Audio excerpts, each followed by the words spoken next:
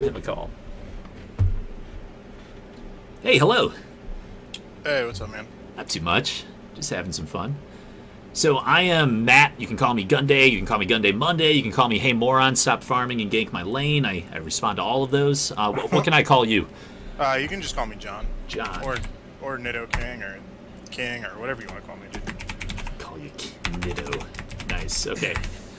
So here, I'm going to screen share with you first of all. If that goes down, let me know, and I'll trade it up. But what do you want to go over? You said you had a video. Do you want to go over anything else? Like what are we doing? So, I mean, well, here, I'll go in and explain like a little bit about like what I've been like experiencing. Like, Also, let me interrupt you too. By the way, I talk way too much, so just tell me to shut up if that's ever a problem. I won't be offended. But no, dude, tell me you're what you've fine. been I'm here experiencing. to talk. Okay, cool. Um, Tell me what you before you like go in. I'm sorry. Tell me what you've been experiencing, but also tell me what you want to get out of this session because I'll be listening for different things. Sure. Yeah. So, like, this is really the first season where I've like started playing like ranked like a lot. Welcome. But before this, I really just played just enough to get out of bronze. Like, so every year I've been like silver 5 or like silver 4, and this is the first year where I've like really like been trying to climb. And at the beginning of this season, like I started out in like bronze 4, bronze 3, and then I got out of bronze after like 2 days. Nice. That's impressive. That's hard for some people. Yeah, and then between myself and a friend of mine, who was also silver at the time, we climbed all the way up to silver 1, and then he kind of like stopped playing for a little bit, and then over the past, I was in my promos to go to gold like 3 or 4 times, and I lost all of them. Oh no. Yeah, and now I've like I just have lost a bunch of games, and like just progressively I've lost more than I've won, so I keep getting demoted and stuff, and it's so like right now I'm in silver 4 in my promos. And I've always played jungle like since like season 3, so I've always liked jungle a lot, but I always felt like I wasn't having like the impact on the game that I really want to. But I always, like, at the same time, I feel like I'm not doing terribly. I feel like I'm having trouble, like, winning games. Whereas, like, even in games where I'm, like, carrying, like, I feel like I'm not playing to my full potential. Yeah, like I'm looking through your match history and I see some games like here's a Graves jungle game where you had a KDA of 14 and a quadra kill. Your kill participation was 80%. Like Yeah. that looks amazing. Then the next game right after you like had the worst gangplank game ever. Well, yeah, every person in that game played like crap. Right. So it's all over the place. So, and here I'm looking down here, and it seems like oh man, you're picking Graves into some not fun matchups for Graves too. Yeah. Although this would be good. So yeah, we Well, can definitely a lot help of the you with time that. I'm first picking Graves, and then I'm like either getting counterpicked in the jungle, or like my team just doesn't pick the right comp for a Graves jungle. Because like I like Graves, my win rate's not great on him. So this season actually, like only maybe like a month and a half ago is when I first started playing Graves, and I really liked him. But I wasn't doing very well with him at 1st, and then so that's why my win rate isn't showing all that well, is because I was playing really badly with him. But I feel like I've gotten better and better with him progressively. Yeah, like I'm looking at this game. It looks like you played great that game. A few games down, like yeah, like could be better, but I don't know. You have games where you like completely snowball and kick ass. You have games where it looks like you get stomped. So if we watch, like we can look to figure out why. But going back to your story, like so what are you trying to do? Are you trying to actually climb? Like what's your goal? Gold? Are you going for challenger, which would take longer than gold? Or like Well, what yeah, are I we mean, doing? obviously I like to climb as high as I can, but I mean, Okay. a first step is I'd like to just get into gold, and then progressively more and more, and win more and more. You know. So let me ask another question then. How do you want to do that? Like, do you just want gold and you don't care how you get there? Because I can show you some cheese and I can show you some stuff that won't necessarily make you a better player, but it'll get you there, and it'll get you there pretty fast. Or Okay, I can show you stuff so- that'll just make you a better player, but it might take a little longer. Yeah. So I don't just want to get to gold. I want to be able to get to gold and then keep progressing further and further into platinum, Cool. and who knows, maybe diamond. But like right now, not recently, but I play a lot of games with a friend of mine who has a Smurf, and he's a Plat 3 80 carry, Hmm. and so he has been playing on a gold 80 carry account, and we play a lot of games together with where like him and a few other Plat people will get on Smurfs. Oh, that's fun. So you're probably playing against better people too that way. Yeah, so like I was also in It's the good games practice. with him. I was in the games with him when he went from gold in his promos to get to plat. So like I've played against those people and done fine. But I feel like when I'm not playing with them, I feel like I have trouble like figuring out like what my team needs to do to finish the game, or sometimes even just rallying my team around me. Like like even if I know how we need to win, I can't do it because my team won't follow me, I guess. And I guess that's something I can't control sometimes, but You can control it. I can show you some tricks. So it sounds like the first thing is, okay, what are win conditions? How do we win the game in different situations? And how do I make my idiot teammates follow up? yeah, that's Sound right? some of them because a lot of what I found is that I'll get like one person on our team is having a bad game, and they'll just tilt off the face of the earth and throw the entire game for us.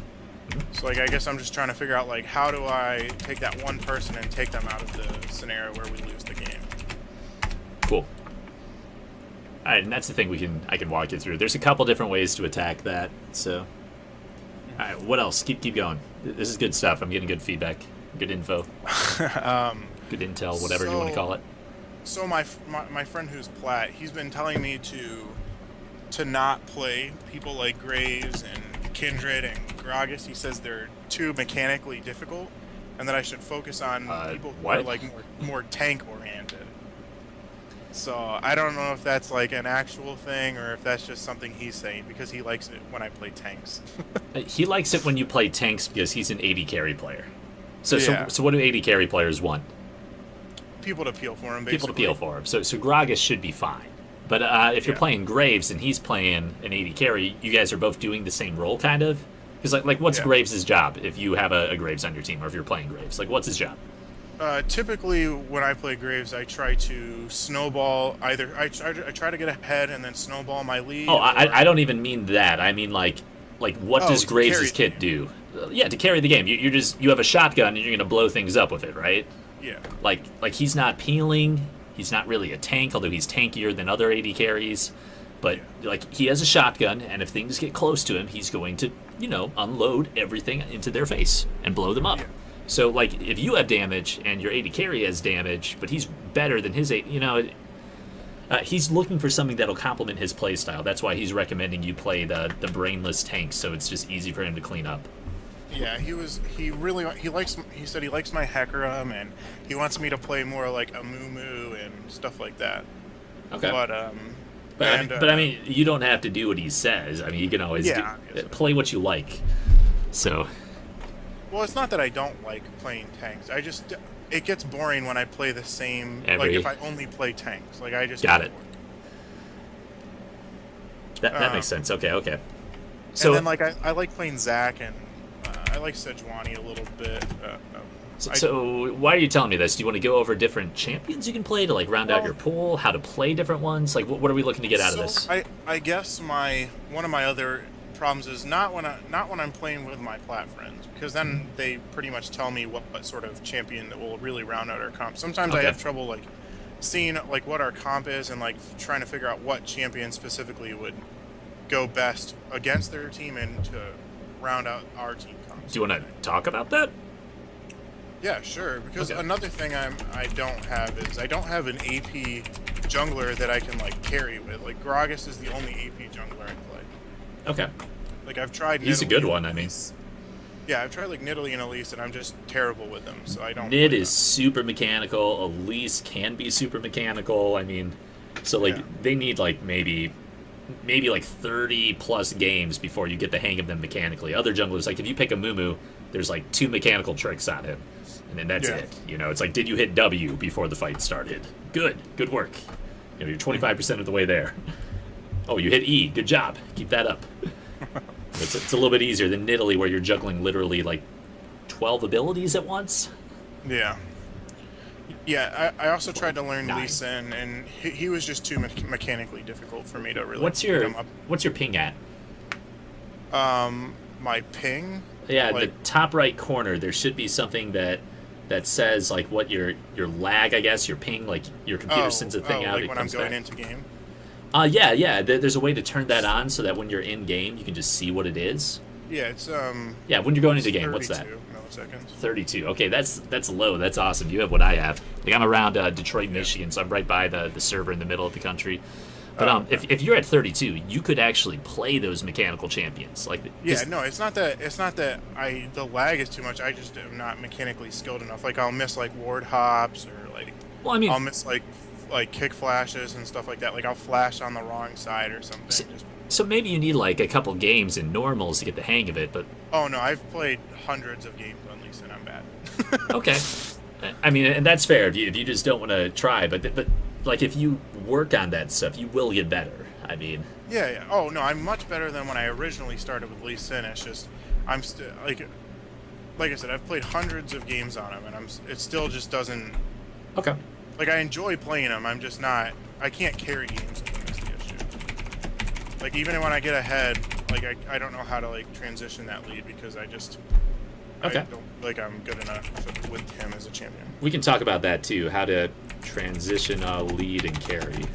Because a lot of players have trouble with that. Like even in Diamond, like I started dynamically queuing with people that are like-minded, and the games are so much easier than when I just have the randoms on my team that have no idea what they're doing. So don't Yeah. feel bad about that. That's not just you. That's like 90% plus of the player base.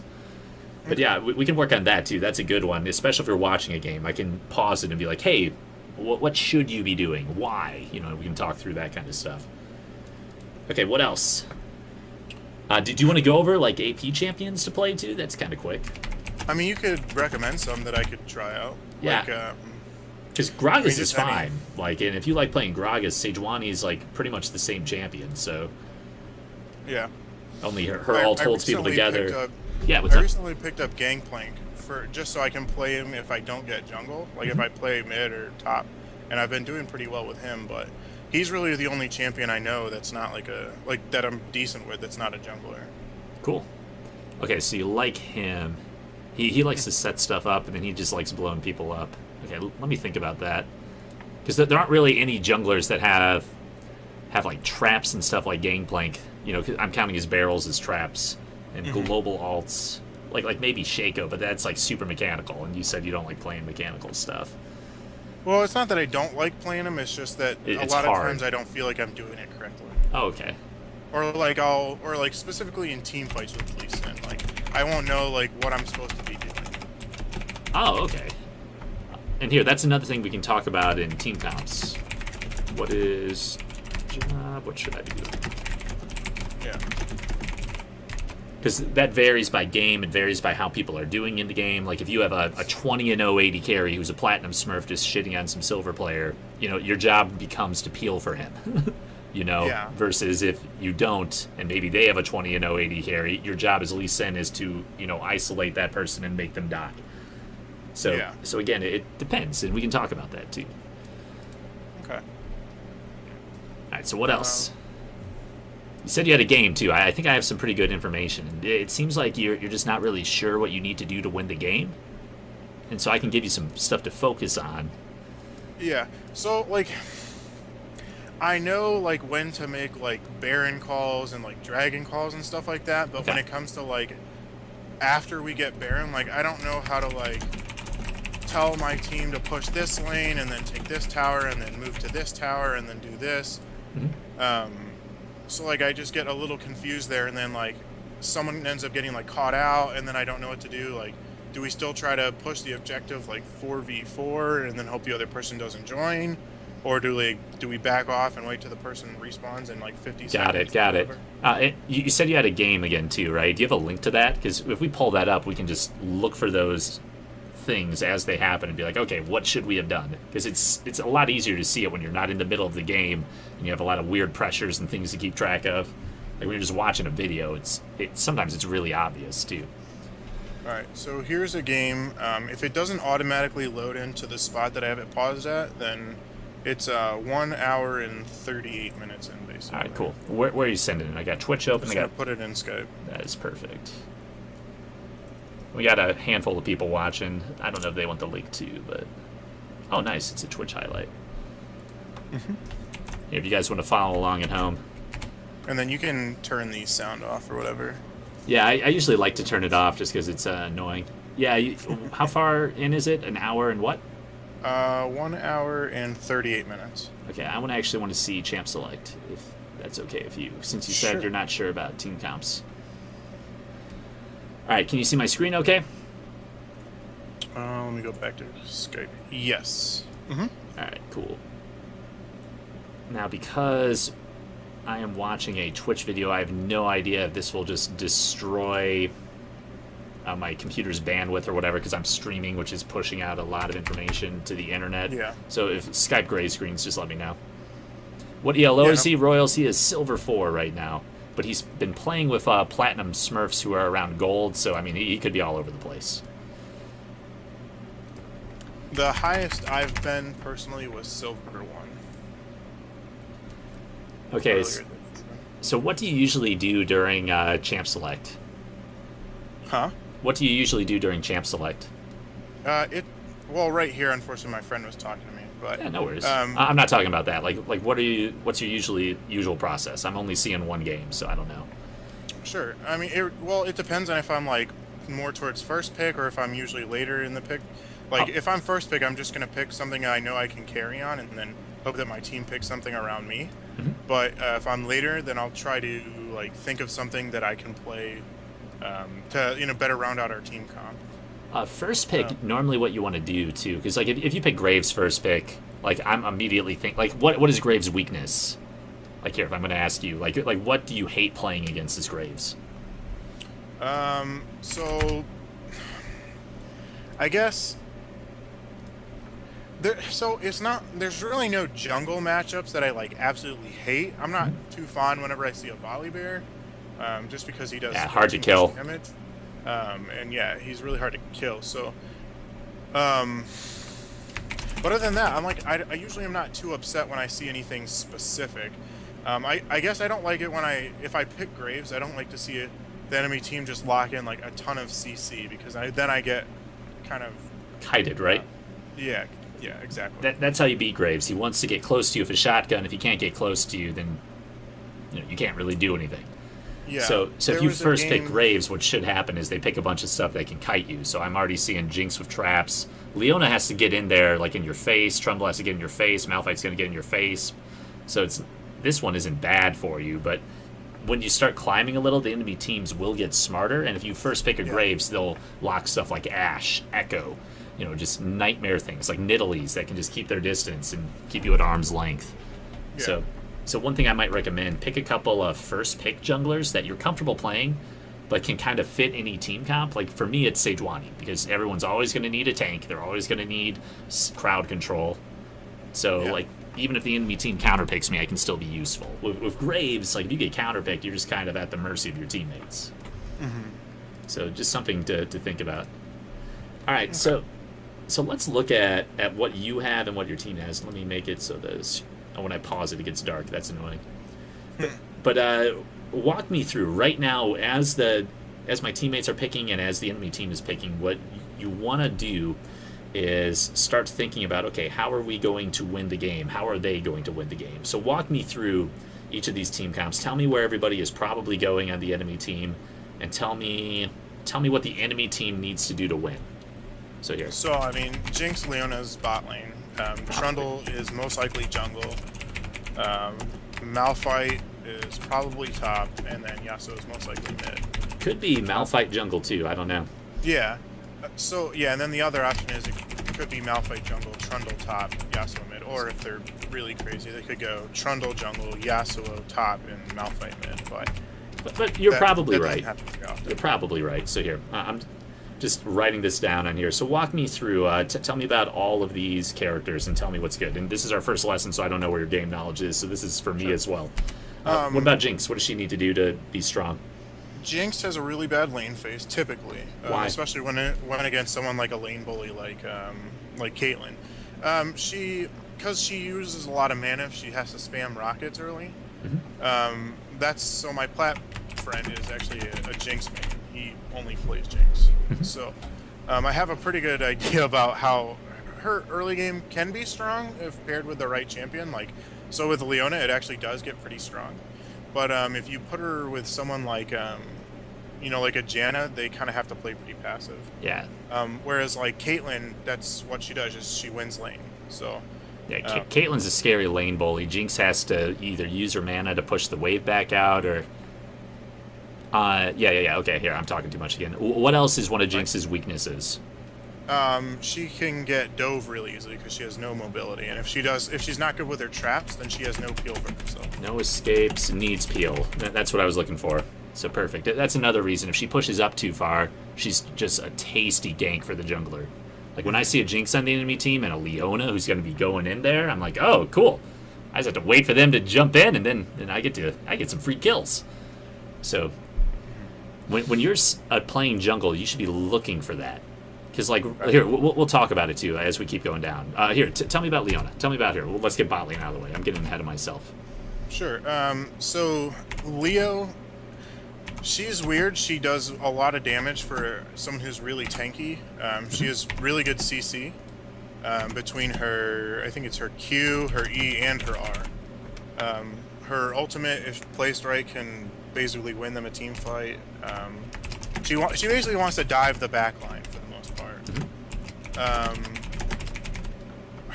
I don't really know what her downfalls are when it comes to like how to beat her like in lane, because I don't play bot lane very much. I feel like... But you have the gist of her. Yeah. Do you know what her passive does? Her weird sunlight passive? If you don't, it's fine. So all of her abilities, they apply this like sunlight buff or debuff to enemies, right? And then if an allied champion damages that enemy, it does extra damage. It like consumes the debuff and does extra damage. Oh, okay. So that's kind of why Leona has like a lot of damage and why she's a good support, because she can like jump in there if she lands a good stun. Your enemy AD carry, I guess in this case the Jinx, if Jinx like lands an auto attack, extra damage. Leona then uses her next ability, stuns, applies the sunlight debuff again. Jinx autos again. You know, you can get a lot of damage if you space out your abilities just right. So it's basically like Lux's passive. Yeah, it's kind of like Lux's passive, exactly. Only instead of Leona using it, someone on their team has to. Yeah. Okay. But anyway, so that's why she has a lot of damage, even just building straight tank. It's because her team is like unlocking it. But yeah, pretty much every last one of her abilities has crowd control. Even her W, it slows when it goes off. So, yeah, she's pretty good. So if you're looking at this bot lane, like, what are you probably waiting for if you're going to gank? I mean, if I'm going to gank that lane, I want to make sure that Jinx's flash is either down or that... Well, I mean, if Flash is up, that's fine. You can blow her Flash. That's still a successful gank, right? You just come back in a minute. You know, it's down for 5. Yeah. Keep going, though. Typically, if I'm going to gank that lane, depending on... I want to make sure that my AD carry or support has their summoners up so that we can win that trade, because I feel like the Jinx-Leona combo does a little bit more damage than Caitlyn-Carrick. Or the other option is that if the Jinx overextends without her Leona, I know that that's always going to be a free gank. Yeah. In fact, I do it in this game. Nice, and we'll watch and see it. Another thing I'll be looking for, usually Leona players get impatient. So if you wait for her to jump in and engage before you gank, you know, she's on cooldown. She's used her E, she's used her Q, she has nothing to peel you. And because you're Graves and you like not being peeled, like, I'm hoping you wait for those things to go off cooldown before you just jump in. Yeah. All right, so tell me, let's assume it's Trundle in the jungle. I don't know. We can find out in a second. And let's assume it's Malphite top. Tell me about Trundle. What is he all about? So, Trundle's thing is he likes to duel people because his Q steals AD. And then his ultimate steals other stats. Like, what kind of stats? Armor. I think he steals armor and magic resist, right? Mm-hmm. What else? Well, I mean, he heals himself. Mm-hmm. How? Does he? Okay, so I mean, I know he heals himself. I assume he just steals the health. Yep. I personally have never had any problems dueling a Trundle as Graves, only because I can kite them really well. Because he's melee.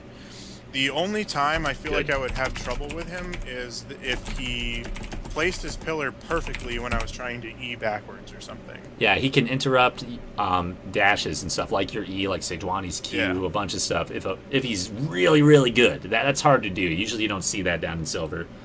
He can also lock you against a wall if you position poorly. Yeah. And then you have to burn flash or whatever. But it's good that he's melee. He steals stats of abilities. His Q, like you said, steals AD, and it slows you a little. His ultimate actually steals health, and it's percent max health, so he is a tank buster. That's the way to think of him.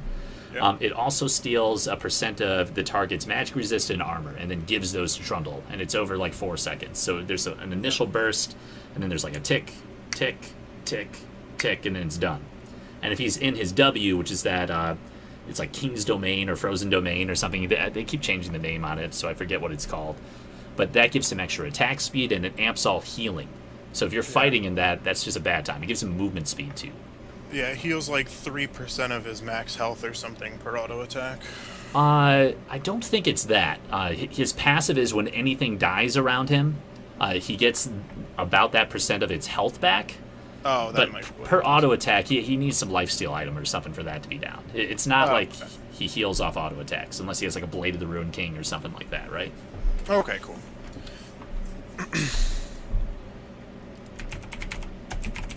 All right, is that all you got on him? Well, I mean, I know that that's for the most part what Trundle does. Typically, whenever I see a Trundle, I mean, I know that I don't know if I build it this game. I might, but typically I'll build the upgraded item that applies grievous wounds for Yes. What's it called? Dude, I don't know. I know it's not Lord Dominant. It's just the other one. Executioner's Calling is all you need. It's 800 gold. You can just sit on that. Well, and then it turns into Mortal Reminder. Yeah, that one. But when you see a Trundle, you see all this healing and stuff. If you ever see a Vlad, if you see a Soraka, if you're playing an AD champion, just buy that 800 gold item because it will win you the game. Why is it so good? Just because it cuts their healing down. That's one of the reasons why Swain is so strong, in my opinion, is because nobody builds that item. Like, AD carriers never build that item. Yeah, because they're dumb. They're so bad.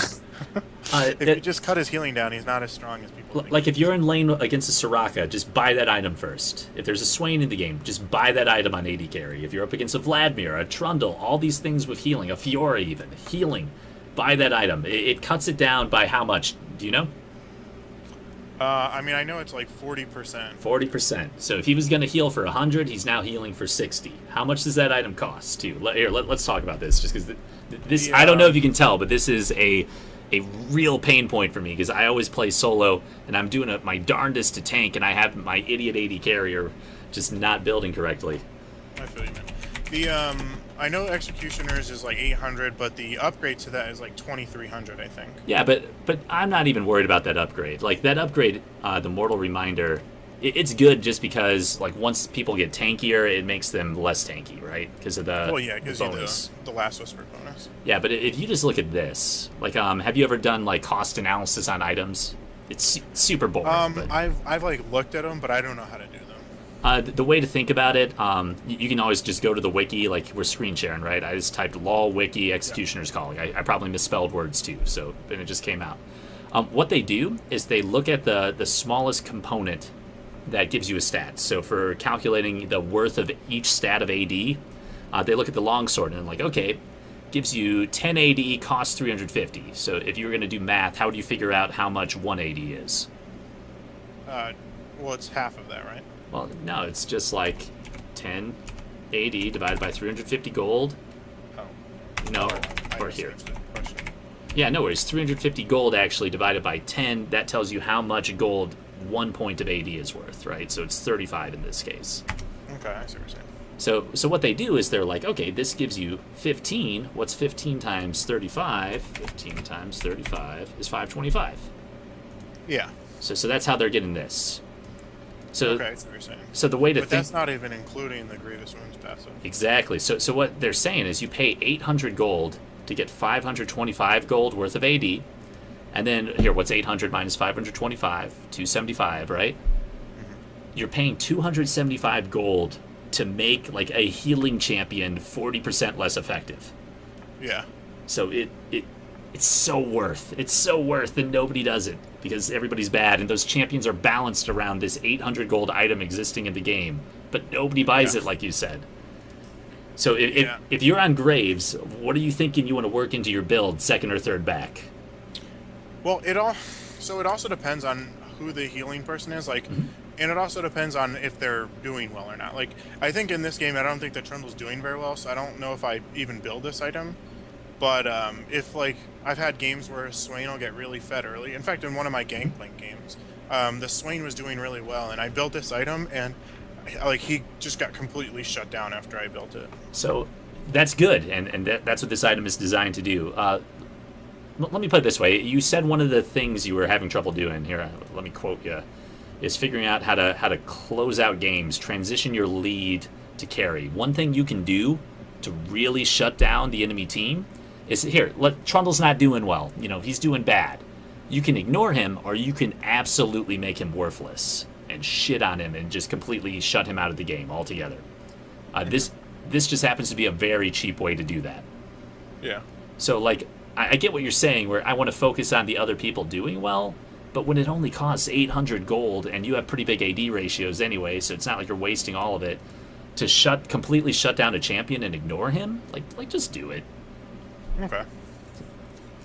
So anyway, going back to this, we were talking about the enemy team comp. We got through Trundle. He's a healing monster. He's a tank killer with his ult and stuff. So if you see him like ult your tank, who in this case might be you or Tarek, depending on like how Mal's builds top, I would rather just auto attack him once and have it heal for 40% less. Yeah. Because Trundle's one of those. He's not very mechanically hard. He's going to get close and he's going to auto attack. He's going to reset his auto attack animation with Q. It's not that hard to click R on somebody. So anything that can shut that down is good. He's one of those champions that even if he's doing badly, he can still be useful. But if you get Executioner's Calling, he's 40% less useful. Okay, I see what you're saying. Yeah. So that's one thing I'm going to look for in this game, is see if there's anything you can do to absolutely like close the door on a comeback. In this case, with a Trundle, like, to shut down a healing monster, so think Vlad, Swain, like you said, just get that item.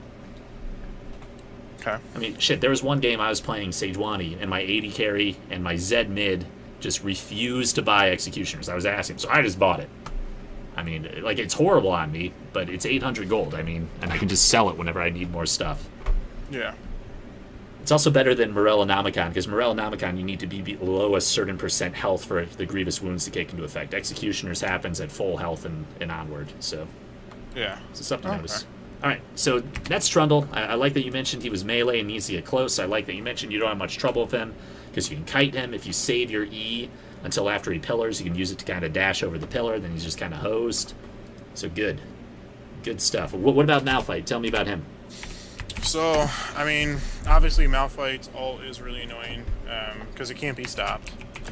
Yeah, it's called Unstoppable Force, right? Yeah. Well, it's supposedly Vi's ultimate is unstoppable too, but there's so many bugs with that it gets stopped all the time. Yeah, my favorite thing is just buy Zonias if you're up against a Vi. It's adorable. Yeah. So his ultimate is pretty obvious. He knocks everyone up in a certain area. Why is that knock-up important?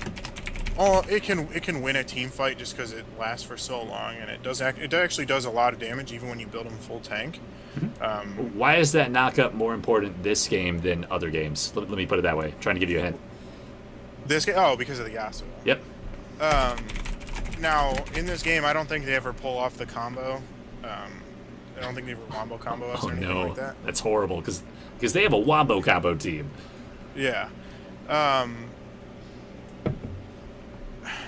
The other thing about him that's really annoying is I know his Q steals movement speed, so it can be hard to run away from him. His W... I don't think it's his Q, it's his E, right? I'm trying to remember. I haven't played Malphite in a while. It's his seismic shard, the thing he throws at you from range. Yeah, that's his Q. It's his Q. All right, apologies then. No, you're fine. And then his W like empowers his auto attacks to deal like AoE, and his E is like a ground slam that slows attack speed. All right, cool. So it seems like you know a lot about him. what I'm looking for is kind of like, what's his role? Like, what's his job going to be? Is he a carry? He's a tank. Thank you. Yeah. So his role is typically to ult the back line, and especially in this game for the Yasuo, after he ults to get a 3 or 4 man knockout. Yeah. So he's looking for 3 high priority targets that he can ult, and then he can set up the Yasuo. He can set up the Leona. The whole time Jinx is throwing her traps down, auto attacking. Hopefully Trundle walks up and gets a few autos in. What kind of champion is Malphite good against? What kind of champion is Malphite bad against? Tell me that. Malphite's really good against AD champions, specifically auto attack, because he just pretty much stacks armor. He gets kind of, from my experience, he gets shut down by AP carries. Like, I know he has a lot of trouble with like, what's his name, Cho'Gath, and other AP people like that who can do AOE AP damage. Yeah, so here's kind of the reason. If you look at his kit, if he's building tank, his brutal strikes, which is his W, I need to remember my abilities, it scales with armor. Yeah. So if he's building armor, this just gets stronger. Everything around him just does extra damage. And then his E, the ground slam, that also scales with armor. So he scales with AP. You'll see some weird LCS players build him AP mid every once in a while. But he mostly scales with armor and then health from his passive, right? So if you build him as a tank, he gets that 10% shield from his health. He takes that 1 mastery that makes it 8% bigger, So he gets that, gets a bunch of armor, and then if there's like a Yasuo on the other team or your AD carry, they're just crying because they can't do anything because he has like 4,000 armor and he's still doing a bunch of damage because his kit scales with it a little. Yeah, and then if you build Iceborne Gauntlet on him, he just does even more damage. Yeah, because the Sheen proc, and you can't get away from him between that, the slow from that, and then his Q, which I just learned is actually his Q, the Seismic Shard. So who's going up against him, probably, if he's top? It's the Malzahar, so in this case, I'm not worried about top lane because Malzahar is already a lane bully in mid lane, and I just don't think there's going to be like anything that Malphite can do against him. No, he should get absolutely shit on.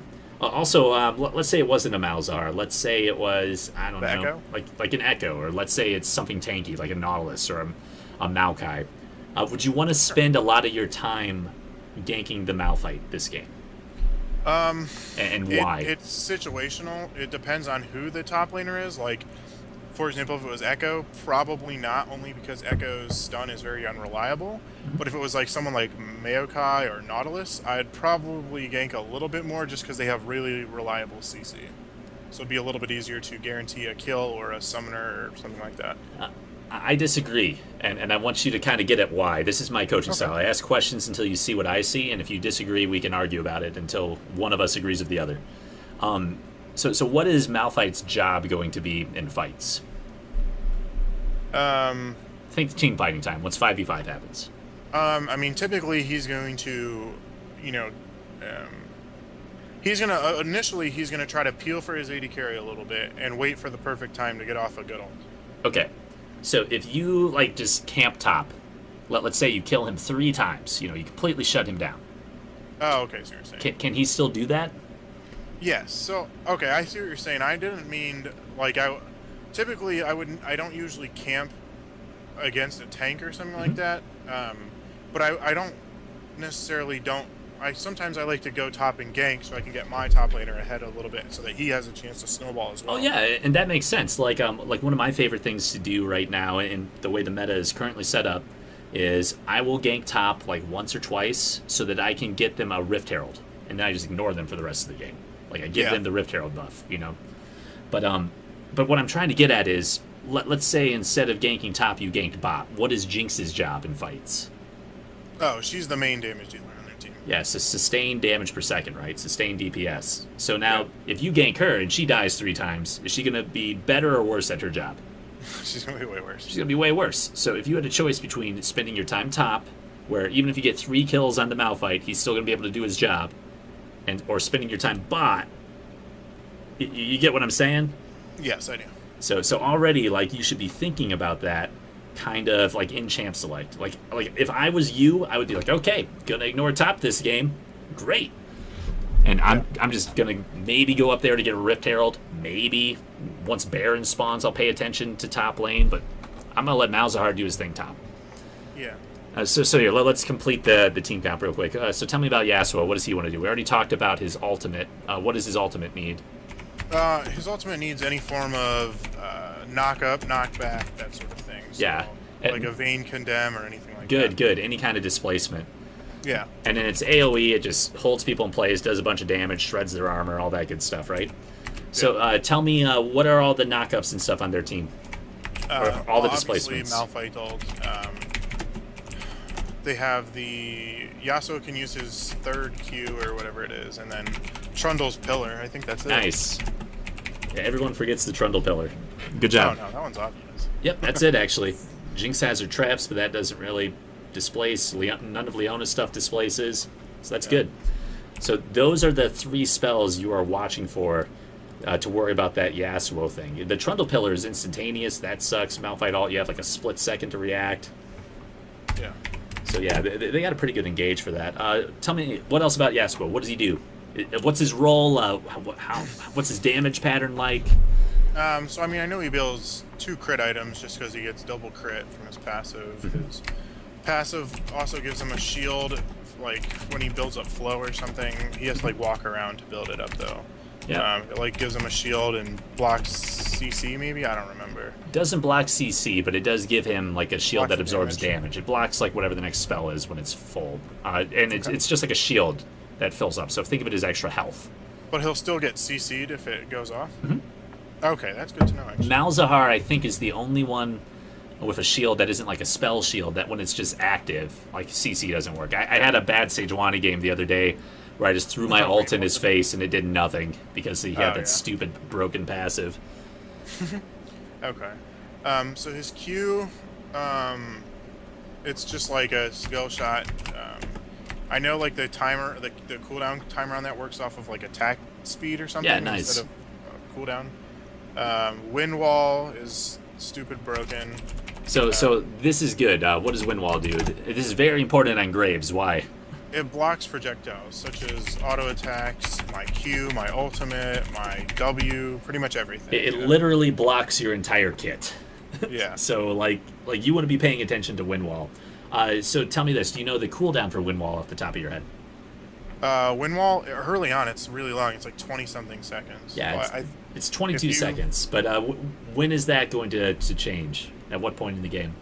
Oh, I don't know how they max. I don't know if they max E first or Q first, or if some of them maybe even max, or start building towards wind wall sooner. I don't know if that's your last item or. I mean, maybe if they're like a next level challenger Yasuo, but here I'm going to a site called champion.gg. Have you ever checked this out? Yeah, I use it from time to time. All right, cool. If you're not sure, just go to this and then just look.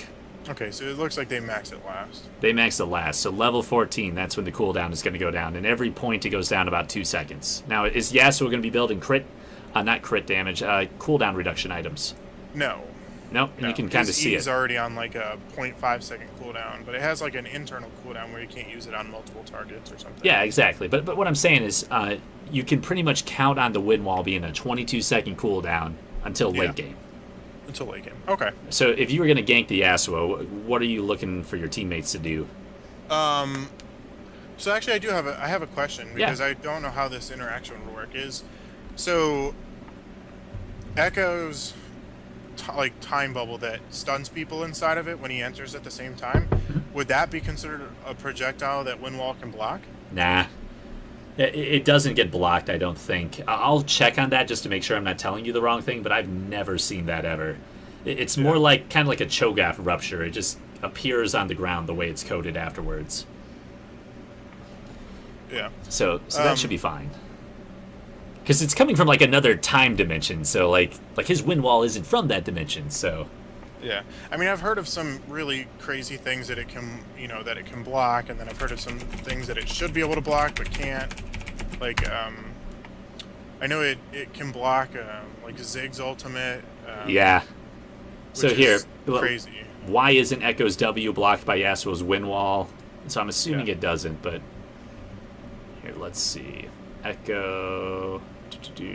This is before Echo came out, so this is worthless.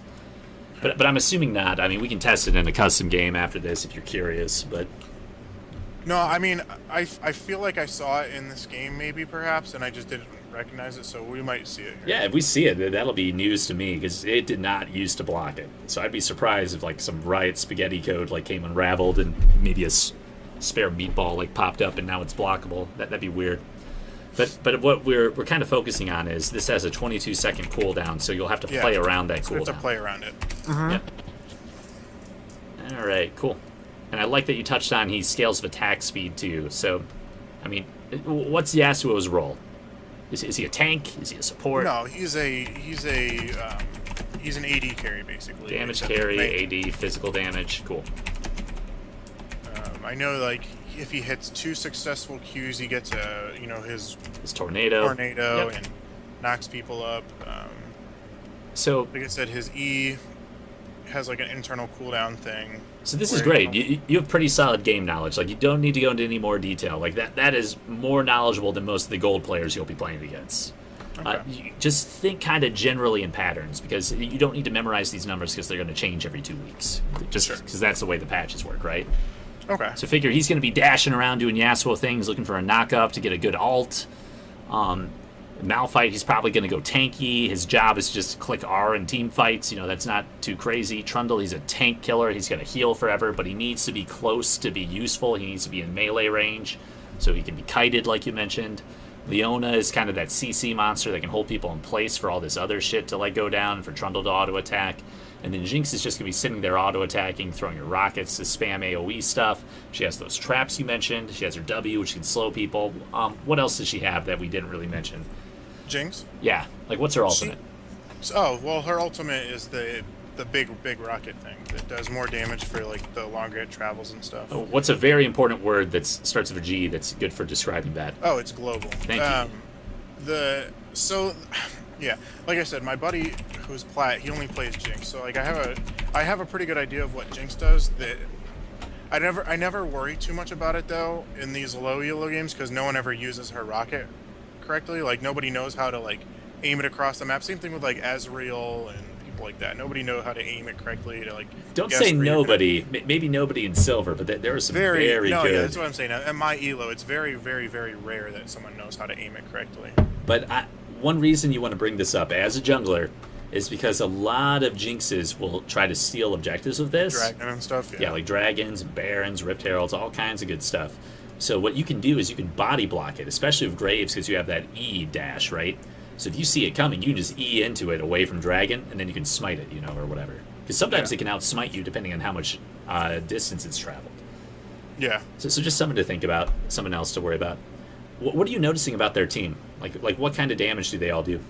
They're mostly AD. The only AP person they have is the Malphite, and he doesn't really build AP. Yeah, if he's building tanky, he won't have a lot of AP. He might have like an Abyssal Scepter or something. Trundle does a little bit of magic damage with his ult, but he's mostly AD. Yeah, they're all AD. So what kind of items are you thinking? So with Graves, I don't typically build any, armor items. Usually I mostly focus on health if I build. Okay. If I build tank items. But I'm saying, like, are you going to build a Maw of Malmortius this game? Or however you say that. No, I wouldn't build Maw. Yeah, Maw is really good on Graves, but not against AD. That's why I mentioned. This team. And I think in this game I build Steric's Gauge. Good. I was going to suggest that. The main reason I don't build armor, and sometimes I don't even really build magic resist unless I'm building Maw. It's just because of your E passive, you stack your armor and magic resist, and you don't even have to have any magic resist or armor items. Yeah, health just amps those up, and it's fine. Okay, just asking. All right, cool. If you're playing a different champion, that matters a lot. Like if you're playing a tank, like a Mumu or Sejuani that you mentioned, you're thinking, okay, I'm going to build a whole bunch of armor items. Yeah, exactly. Ooh. Like my first item would probably be Randuin's. Yeah, like that'd be good. What would be an item that would absolutely destroy the enemy team that you could build on a tank? I'll give you a hint, it's an armor item. Besides Randuin's? It's not Randuin's. Randuin's is a good item because Yasuo has crit damage, Jinx probably has crit damage. Randuin's is the armor item to buy if you want to like negate crit damage. Yeah. But tell me about, like, there are three carries, right? Malphite and Leona are probably the tanks. Trundle will probably be a little tanky, but he could be bruisery, so kind of damage dealer. But you got a Jinx, you got a Trundle, you got a Yasuo. What do they all have in common? What do they really, really like stat-wise? 80. So typically, depending on it depends on what my team is building. Also, like if my team already 80 like, is one of them, but that's not the stat I was looking for actually. Think about Jinx. How is she going to do most of her damage? with crits, Well, what crits specifically? auto attack. Auto attacks. What about Trundle? How is he going to do most of his damage? With auto attacks. With auto and then attacks. Yasuo will mostly crit with auto attacks. Yeah, auto attacks and his Q, which you said scales with Attack speed. attack speed. Okay, so is there an item? Randuin's actually does this, but they have to hit you. Is there an item that a tank can buy that just completely screws over their team? Like either Frozen Heart or Yes. Frozen what's Heart. the other one? Frozen Heart's the one I was thinking of. If there is another one, let me know. Thornmail would be pretty good too. Yeah, Thornmail. That's what I was. Frozen Heart would be better. Why would Frozen Heart be ridiculously good against this team? It has a attack speed slow passive. Yeah, And it also gives you just like 90 armor. 90 armor, 20% CDR, some mana, and then the attack speed slow aura is really, really good. Yeah, I'll build Randuins just so I take less damage from their crits, especially if it's a team that crits a lot like this, and then it also slows their attack speed, but... Yeah, that's great, but they have to be punching you. Like, what if they just ignore you and just kill all your carries because you're Graves and you don't have CC? I guess you can hit the active on the Randuins, but do you get what I'm saying? And if you're a tank... So this game, I would yell at Tarek and be like, hey, Tarek, you're building Frozen Heart, right? Here, I'll come bot and gank and give you some kills so you can build Frozen Heart. Because, here, let me show you why it's so good real quick. Yeah. Remember, I know Frozen Heart's good. I don't build it as much as I used to. I used to build it like almost every game when I played Udyr a lot. But, well, it's good situationally. That's another thing that people need to realize. Like, some items are good all the time. Like, would you build Executioner's Calling if they didn't have any healing? No, you'd build better stuff, right? Same thing with Frozen Heart. So this right here's what it does, and let me know if the screen share goes down. This thing right here, it reduces the attack speed of nearby enemies by 15%. So we were talking about gold efficiency earlier, right? So if we look at this guy, you're spending 2,800 to get, almost 3,000 gold worth of stats, just from the stats. Yeah. Now, this aura, how much is 15% attack speed? 15%. What? That's a zeal, basically. I don't know actually. Let me look at zeal, but I know it's a dagger. Essentially, dagger is 12%. Let me see if you're right about that zeal, because you probably are.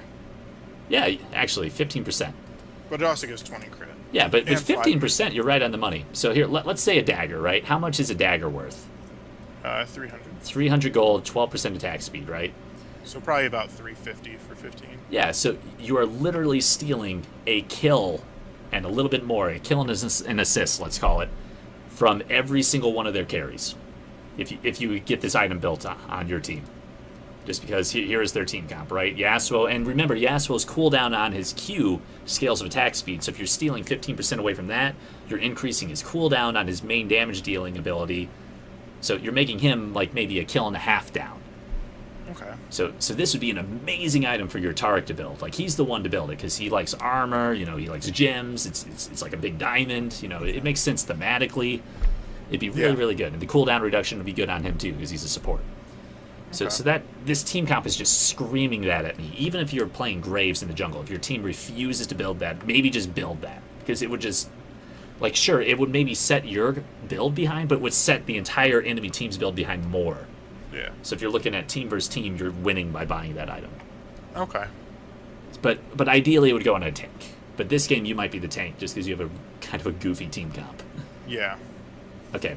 So here, let's talk about your team now. Sorry, that kind of took a minute. No, you're fine, man. That's why I'm here. I want to learn. Okay, so this is a lot easier. I can just run down the thing. You got Kate, and here, tell me about Kate while I'm typing all this out. So I know a pretty decent amount about Kate. I don't know a whole lot about her passive. I know it's like a headshot every so many auto attacks. Mm-hmm.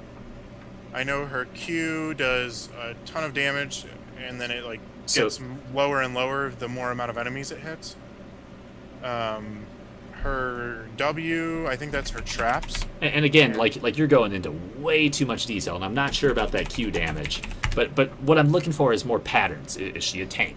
Is she a Oh, carry? no, Is she's she... just a normal carry. Oh. And she does a ton of damage from a really long range. She's Long like range. So she's a long range carry. Start thinking about League and patterns. That's a good way to think about it. So long range, safe, AD carry. Well, what type of damage? Like, what's her usual build? Like, what do you see? She usually builds crit. Yeah, so crit build, probably. She's pretty safe. Why is she pretty safe? She has like one of the longest attack ranges in the game. Yeah. I think level 1 that's true, but there's stuff like Tristana that at level 18 she like outdistances her. Yeah, there's 380 carries that outrange her towards the end of the game. Kog'Maw, Jinx, and Tristana. And then she is really safe because of her E, and she can reposition herself in team fights. Her traps are really good for zoning people. Thank you. Okay, good. And then her ultimate makes it so that she can finish off an enemy even if they make it out. Another thing that it's good for, like if you get really high up in the ranks, good Caitlyn's will use their ultimate to like sight an enemy right before they enter the fog of war. Because it'll let you keep track of them. So even if you don't have enough to finish them off, it'll tell your team which way they're walking or if they're going to flash over a wall or something. Yeah. Also, like if a good Caitlyn, let's say you're sieging and her ult's up, well, mid-fight when the enemy, like Malphite is in her face, she's not going to be able to use her ult, right? So if she has a chance, sometimes she'll just ult to get free damage on a squishy carry. Or bait out, Yasuo's wind wall for you. One of the two. Okay. So stuff to think about. And here, let me do this. Your team. Okay, so tell me about Tarek. So I actually played Tarek before his rework, so I have a pretty good idea what he did before, but the new Tarek is still a little confusing to me. I know he's like weird. He like puts he basically marks one of his own teammates, and then his heal is like an AoE heal now. It's called like Bastion or Bastion, depending on how bad you want to pronounce it. But it goes on a teammate. He kind of chooses who it is, and then all of his abilities actually will go on him and that teammate. Yeah. So that's the way to think about it. I know his heal now. So his heal goes off on both of them. So it goes off on him and the person he has targeted, and it heals everyone in the radius. So it can heal all 5 people, right? Yeah, it can if they're all around. Yeah. Tell me about his E. Tell me about his ult. His E is the stun. It's like a skill shot, but like I said, it goes from both people again. I don't know if it stops at the first person or if it stuns everyone in the radius. It stuns everybody in there. So it's a skill shot, goes in a line. There's also like a 1 or 2 second wind up, right? A delay, yeah. So that's something you have to watch for. And if he uses his W to like apply his stuff to a teammate, they get that same skill shot at the same angle he applies it to himself. Yeah. So you can do some goofy stuff with him. What's his ult?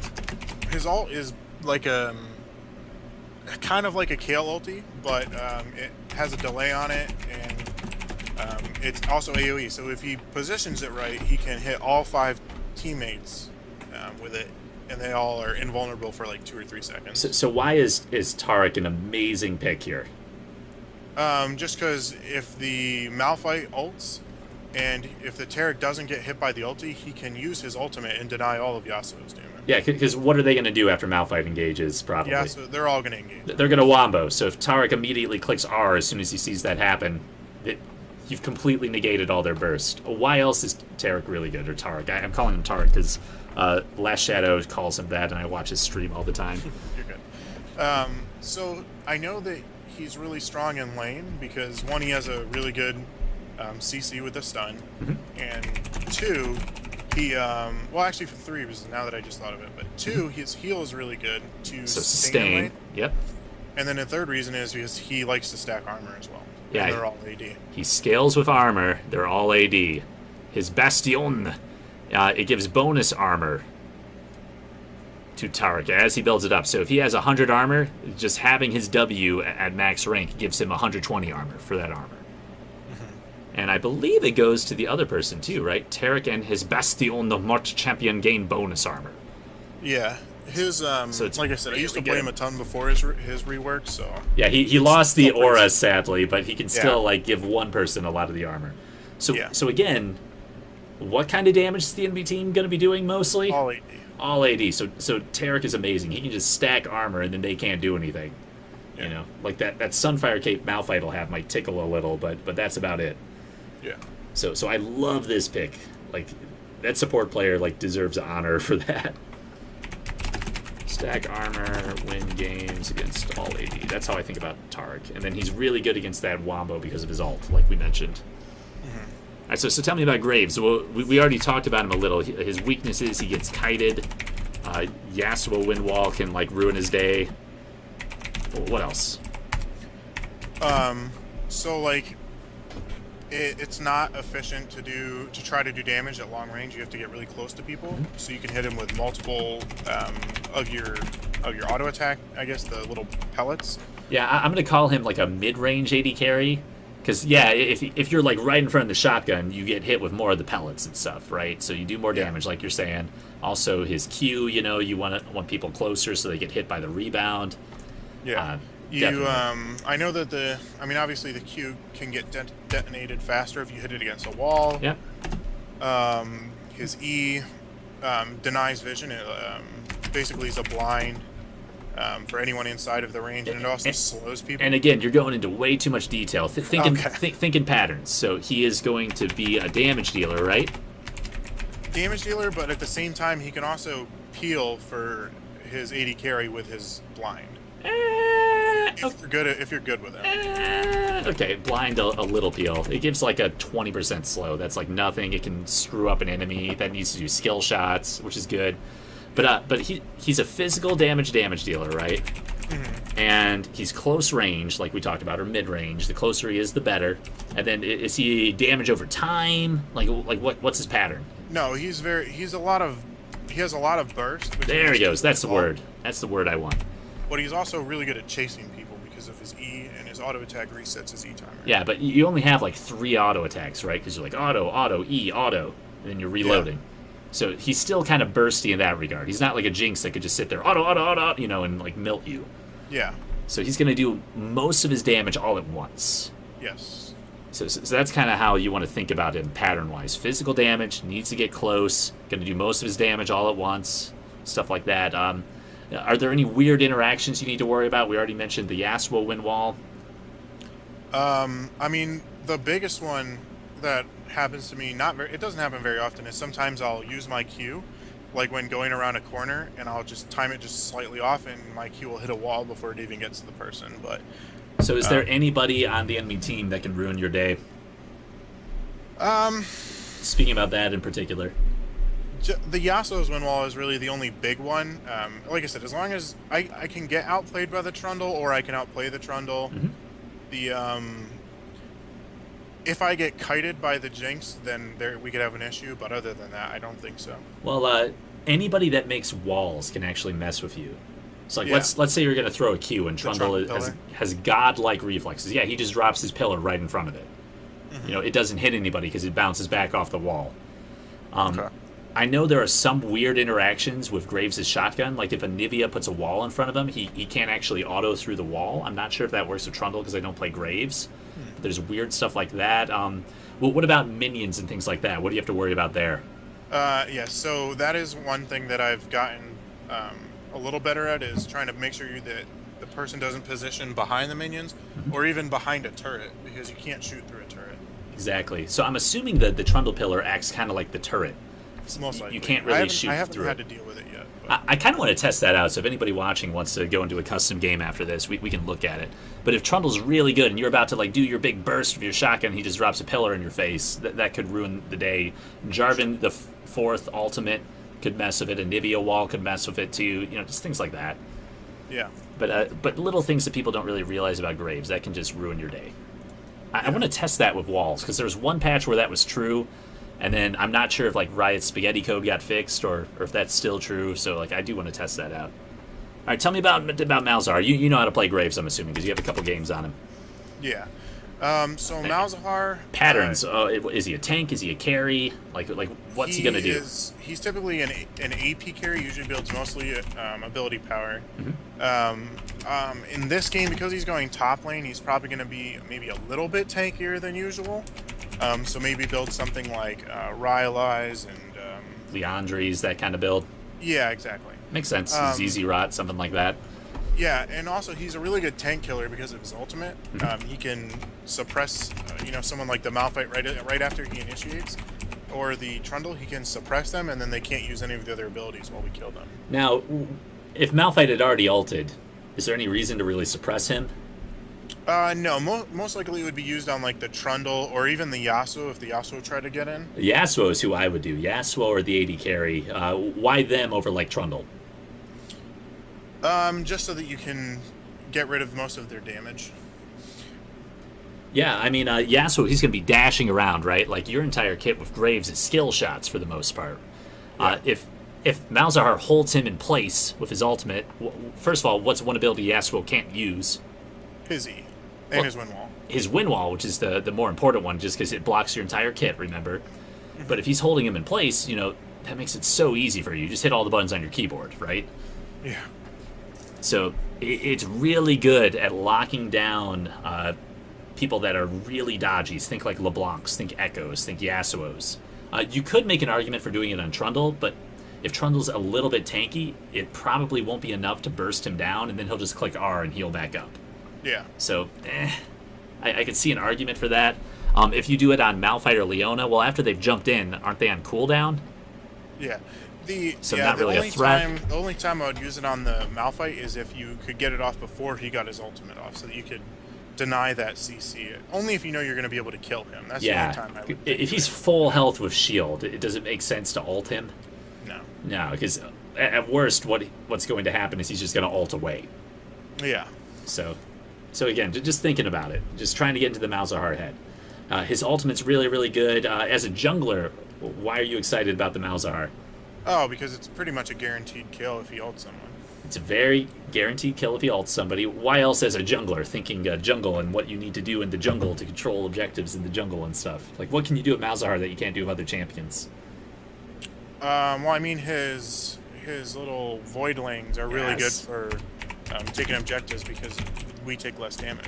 Yeah, they can tank Baron, Herald, Dragons, all this stuff for you. So, like, when Malzahar first came out after the mage rework, he could just solo Baron with, like, 3 items. It was stupid. Now, if he has a friend, you guys can just duo Baron at 20 minutes and take no damage. Mm-hmm. So, I mean, like, I'm thinking about that in the back of my head. I'm like, okay, I'm going to ignore you top, Malzahar, because you're up against, like, a Malphite, and you should just be able to shit on him. But like, when Baron comes up, I'm going to be your best friend. We're going to come hang out, Yeah. Also, if you get him a Rift Herald, it's just going to be great. Although he's ranged, so it's less useful this in game, but I'm pretty sure he gives it to me. Aw, spoilers. Yeah, I think in this case, because he's ranged, it's probably better on you. Because it'll let you just fly through your jungle. And I can talk about it if you want, when it's better to give Rift Herald, when it's not. I have like 4 videos where we go over that, though, so it might be boring for the people watching. Okay. Tell me about Echo. What about Echo? So I know a pretty decent amount about Echo. Yeah, he's a weird champion. Just tell me, like what kind of damage, what's his attack pattern? He's melee. He's almost completely melee. His Q is the only thing that's not melee. He provides a lot of unreliable CC, I guess I'd say. That's a good way to put it. He is a really strong slow, if he can get his 3rd auto attack off.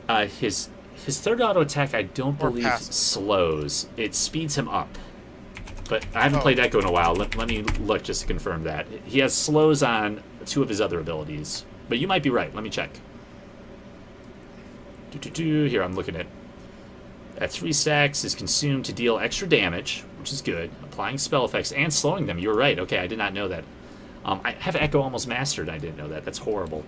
But I know that he gains movement speed. So 3 autos, and he gets a slow for hunting them down, and he gets movement speed. So thank you. You're teaching me stuff.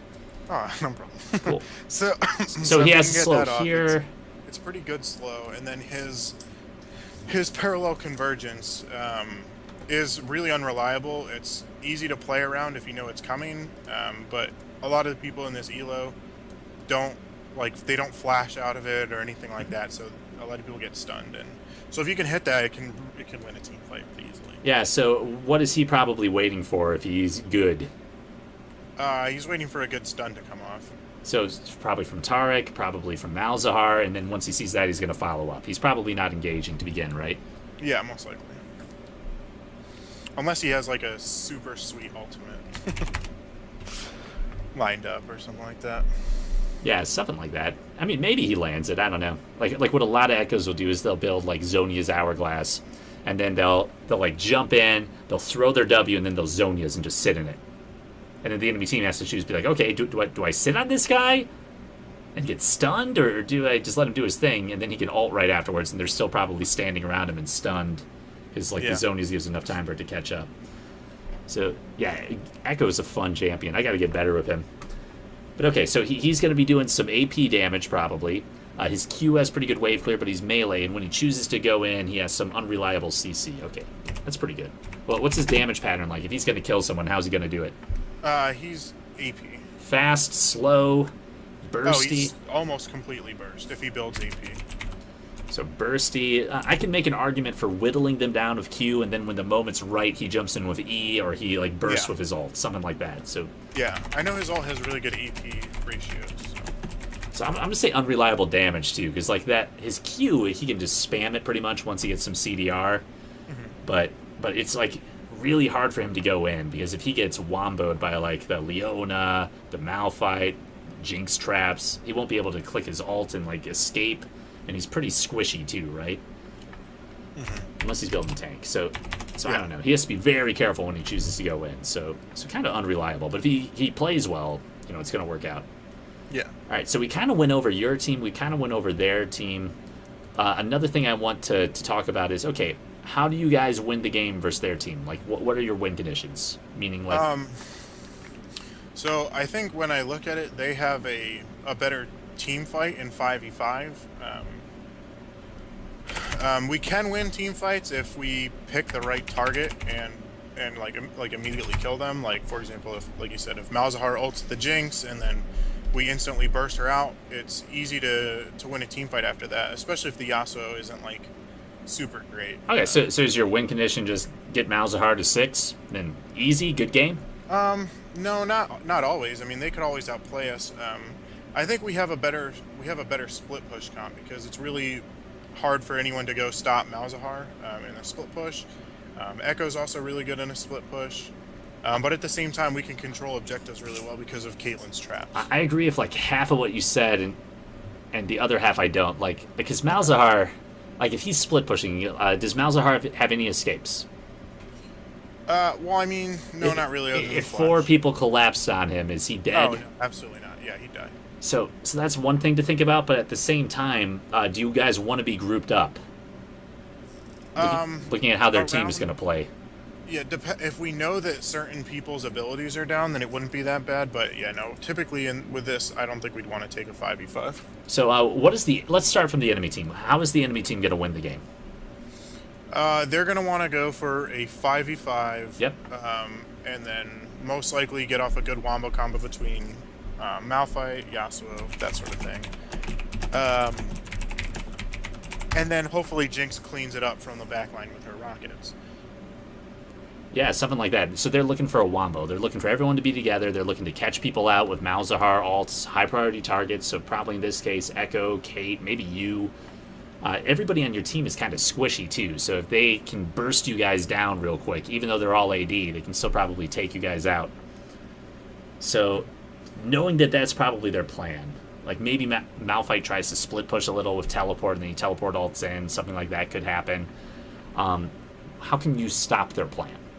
So if they have a wombo combo that needs to do a bunch of damage all at once, how do you stop that? So, I mean, in this scenario, a good way is make it so that they can't engage on us without, taking some early damage. Like Kate traps are really good. Like, so if we're trying to take a dragon, putting Kate traps to zone off one of the entrances to the thing, it makes it so that Malphite maybe can't get in and get off the ult he wants to get off. I really like that. The zoning them out. If they're not together, they can't do that wombo combo. How else can you zone them out? You mentioned one way earlier, although I don't think Malzahar is the correct person to execute that strategy. Oh, so like getting a pick? Is that what you're talking about? Well, getting a pick could work. Malzahar is great for getting a pick. Just hide in a bush, wait for the Jinx to walk by to get red buff or something. Dead. Great. Now you don't have to worry about a wombo combo, because they're missing like the O. It's just a wom combo. Not as powerful. But here, if you're trying to split up an enemy team, what's the best way to split somebody up? Oh, are you talking about by split pushing? Yeah, split pushing. So if somebody has to go stop, let's say Echo split pushes. I mean, he doesn't have teleport this game, but he's got pretty good escape. He's got really good escape. He's one of the slipperiest champions in the game with his ult, with his Q that slows people. I just learned his E speeds him up and slows people. His E is a dash that can jump to a second thing after he dashes. His W stuns and slow. He's really hard to catch. So if Echo is going to split push, who would they probably send to stop him? They'd probably send their person with teleports, so Malphite. So how does their wombo start again? With Malphite. So if Echo just split pushed all game, and then like who's gonna stop him if not Malphite? Most likely Trundle or Yasuo. Okay, well if Yasuo's gone, does their wombo work? No. No. I mean, if Trundle's gone, they can still wombo you guys, but then like you can force dragons and stuff because it's Trundle jungle, and if he's top lane, he's not a dragon, or if he's bot lane, he's not a baron. Yeah. So that's another thing to think about. And if Jinx goes, I think Echo just kills Jinx. So it depends how fed they are, of course, but split pushing is an option. When they have a wombo combo, think of ways you can split them up. Let's say nobody on your team wants to split push. Like what's a way you can get around that just with items? So one of the things that I've tried to do myself is sometimes I'll try to split if I know that, like if I have good vision of them and I know that they can't take an objective, I'll try to push the wave in and then rotate to an objective, or then rotate back with my team. I used to do, like, before, when I originally was playing and I made it all the way to Silver 1, I was pretty much only playing Udyr, and that's like basically how I won almost every game. Is I would be the one splitting, and then they'd send like 4 or 5 people to come try to stop me. I'd make it away, and then as I was making it away, my team would be taking objectives and that sort of thing. But I don't know if it's that my enemies have gotten like understand it more, or if my team just doesn't know what to do. But it's probably that your team doesn't know what to do, so don't feel bad about it. Yeah, like a lot of times I'll like go split. Like that's one of the reasons I don't play Udyr as much anymore, is because I'll go to like split and I'll like. And then your team will pick a 4v5.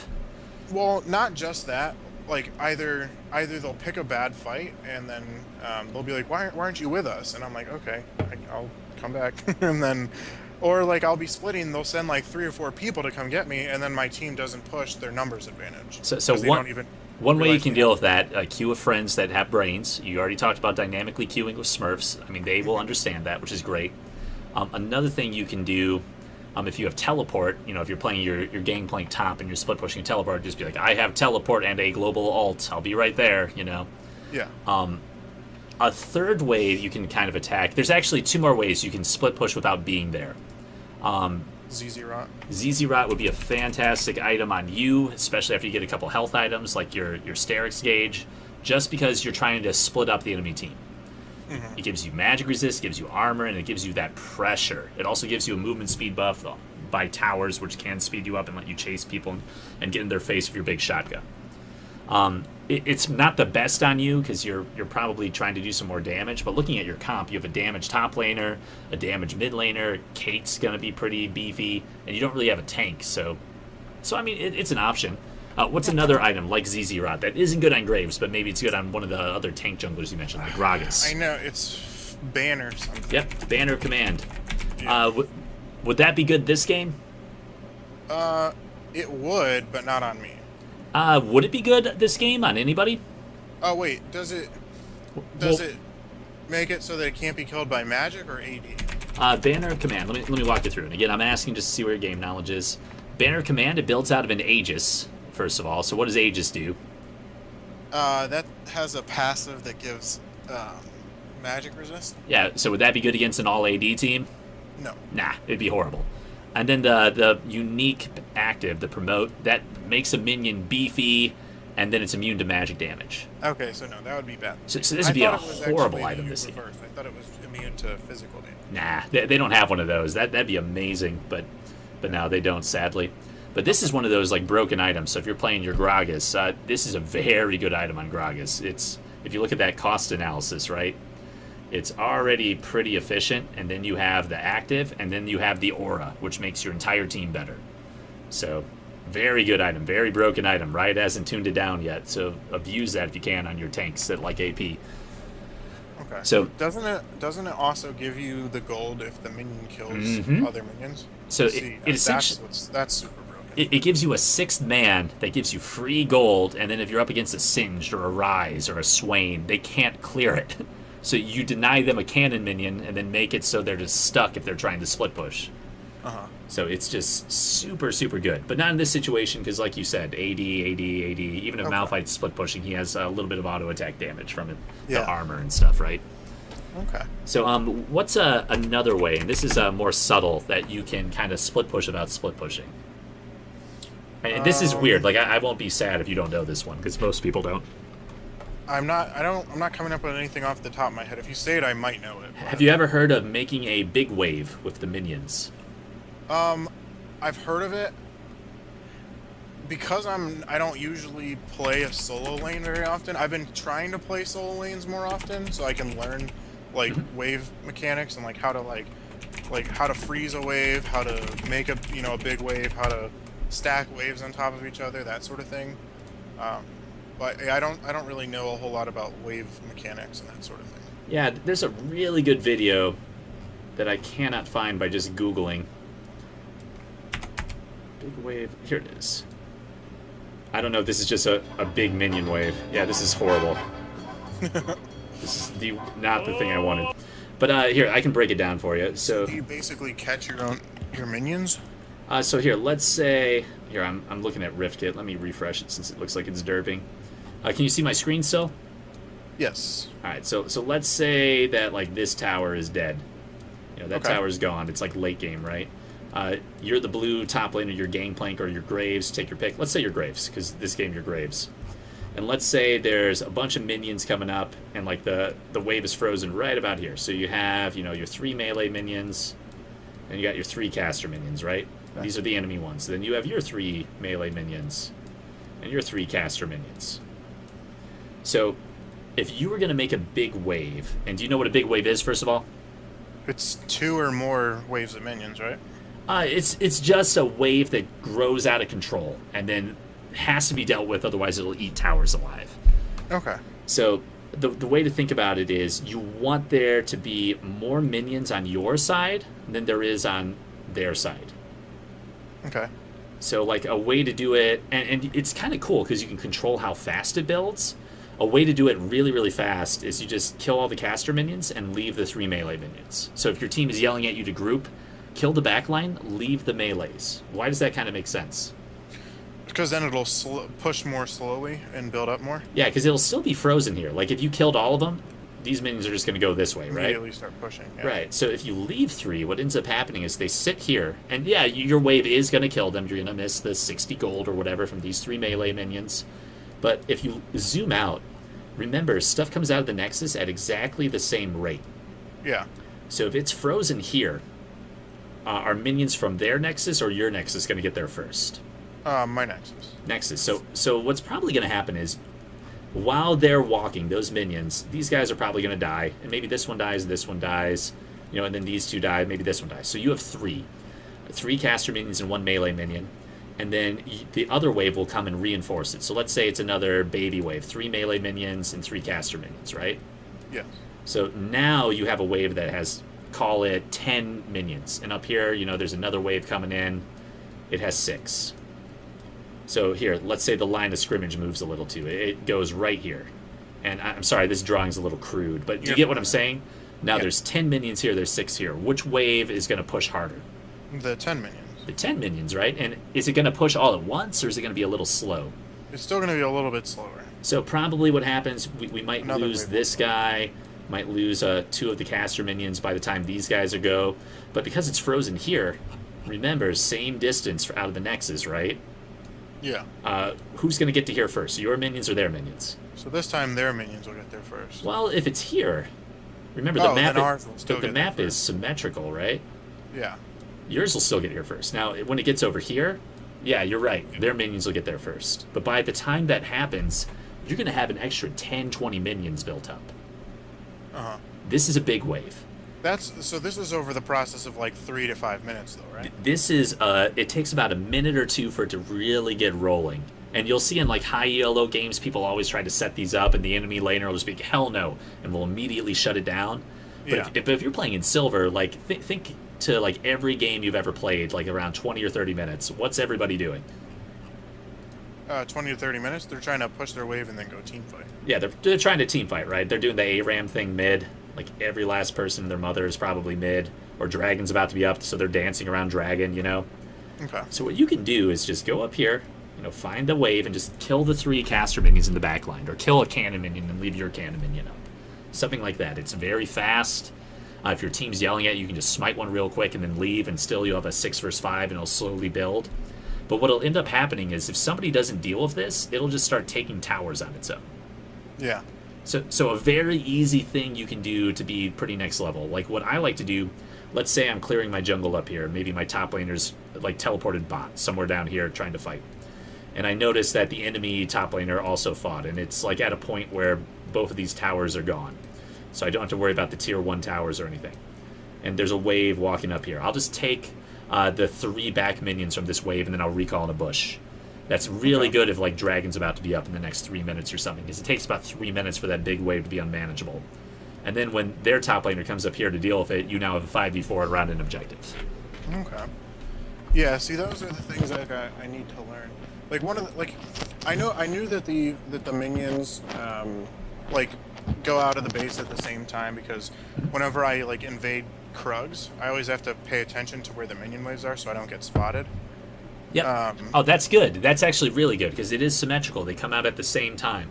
So if you see them on your, like, you can look at your Krugs. Are they passing by your Krugs? If they are, they're passing by the enemy Krugs. Yeah. So that's also a good trick. I always pay attention to that so I don't give away my position. And then, like, I know, like, whenever I gank, and, like, if it's ever a successful gank, whether it be a kill, a summoner, push them out, you know, of their lane, I always help my laner push the wave into the turret so that they are denied gold. So you deny CS, you get more experience in gold. I mean, you instead of 100%, you each get 2/3, so it's not like you're losing out on experience. You're actually net up. So that's really good. I'm just giving you some tools here, because like what I would want to do to beat this team is not let them wombo combo. So how do you not let them wombo combo? You split them up. How do you split them up? You need to make it so Echo or Malzahar, whoever's going to be split pushing, is strong. You need to build a ZZ Rod. You need to make those big waves happen in the side lanes. Taric needs to get a Frozen Heart, so if they wombo combo you, they don't have as much stats to blow you up. What are some other items that will let you survive wombos? I mean, Guardian Angel. Guardian Angel is the best possible one. I'm glad you mentioned that. I think I built it this game, or if not, I built towards it. What else? If they have magic damage, what's a good item to survive, especially on Graves? We talked about it earlier. Oh, the Maw? Yeah, Maw would be really good, or even just Hex Drinker if you want to sit on that would be really good. Yeah. Maw, and then Sterix. Sterix. Those items just give you extra health when you're about to die. So very good for surviving these wombo combos. Because when Malphite ults and like goes on cooldown, what's he gonna do? Anything? I mean, he's gonna use his other abilities, but they're not gonna do as much. They're not gonna do as much. Okay, after Leona ults and is on cooldown after using all her crowd control, is she gonna do anything? No. No. What about Trundle? I mean, after he ults, I mean, he's just an auto-attacking giant troll, right? Yeah, he's just gonna auto-attack and use his Q. Yeah, so for then 3 seconds. So then Jinx is scary, Yasuo's scary, but that's about it. Yeah. So if you can survive that initial burst, 3/5 of their team is a lot more worthless. And you can make arguments like, yeah, Trundle can blow you up, but like you mentioned, if you kite him properly, he can't ever touch you. It also depends on the Trundle build, though. Like, if he goes for somewhat, like, some damage, he can be a problem. Yeah, usually Trundles will build 1 damage item, and that's it. Yeah. So, like, he'll get some kind of cleaver item, Titanic or whatever. The Hydra is what I'm talking about. Or he'll get, like, Blade of the Ruined King if there's a bunch of tanks and he wants to split push. But probably 1 item straight tank. So he'll be annoying, but not too crazy. So yeah, that's kind of what you guys are looking to do, survive that wombo. So GA is amazing. It's another one of those really cost-efficient items, especially on tanks, but very good, because if you die. Another good one would be Zhonya's to think about, but not on you because you're not AP. Yeah, I also build, what's that item called? Crap. It's like, it was just put in this season, and it's the only item that gives you, like, basically it gives you lifesteal on your abilities. Blade of the Ruined King? No. Bloodthirster? No. There are a bunch of items that give you lifesteal on your abilities. A spell vamp, you mean? No, it's like Spellvamp, but for AD. I built it this game. You'll see. Death Stance. Death's Dance. Okay, Death's Dance, it gives you lifesteal just because it builds out of a Vamp Scepter, but what it does is it delays the damage you take Yeah. over time. So that would actually be kind of good too. Yeah, I build that just about every game on Graves. Yeah, it's a pretty good item. It works really well if you have a lot of extra lifesteal built in, because the idea is it spreads out that damage. Then if you have more lifesteal, you're healing faster than the damage can apply. So it's pretty good. Okay, I see what you're saying. It also heals on it heals when you ever use abilities too. So like if you use the Q or your ultimate, you heal on the damage. Oh, that's true. I have a couple of Talon players watching the stream, and they're always telling me to build that. But you're right. I build it from time to time on Gangplank too, because you heal from your barrels and. Oh yeah, that's actually pretty sick. Cool. I bet there's some goofy champions that can use that really well. Yeah, it's a really good item, honestly. All right, cool. So things to notice.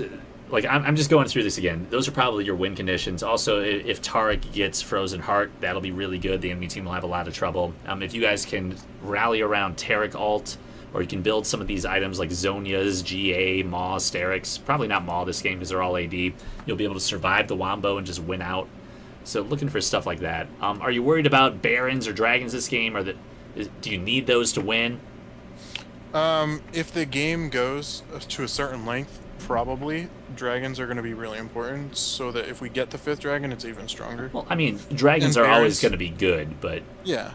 I mean, it's probably, as long as we don't give them all of the dragons. If we can split them up, we don't necessarily have to have every single one, but. Well, there are some champions that, like if you get them an Infernal Dragon, they just take over the game. Like, there was a match earlier, like an LCS match with a Jax in it. What does Jax scale with? Like, what stats does he like? He scales with AP and AD, I think. AP and AD. What do Infernal Dragons give? Both. Both. So if like a Jax gets an Infernal Dragon, that's just a freaking nightmare for the enemy team. And then there are some champions that scale really hard with one stat. So my favorite go-to example is like a Veigar. Veigar, I've seen Veigars get 1,000 AP at 28 minutes. If they have an Infernal Dragon, how much AP is that just from the dragon? What is it? I forget the exact amount. It's 8% 80 and AP. So that's like an extra 80 AP. So that's an extra AP item. Yeah. So there are some champions that is just terrifying. Do they have any of those champions on the enemy team? No.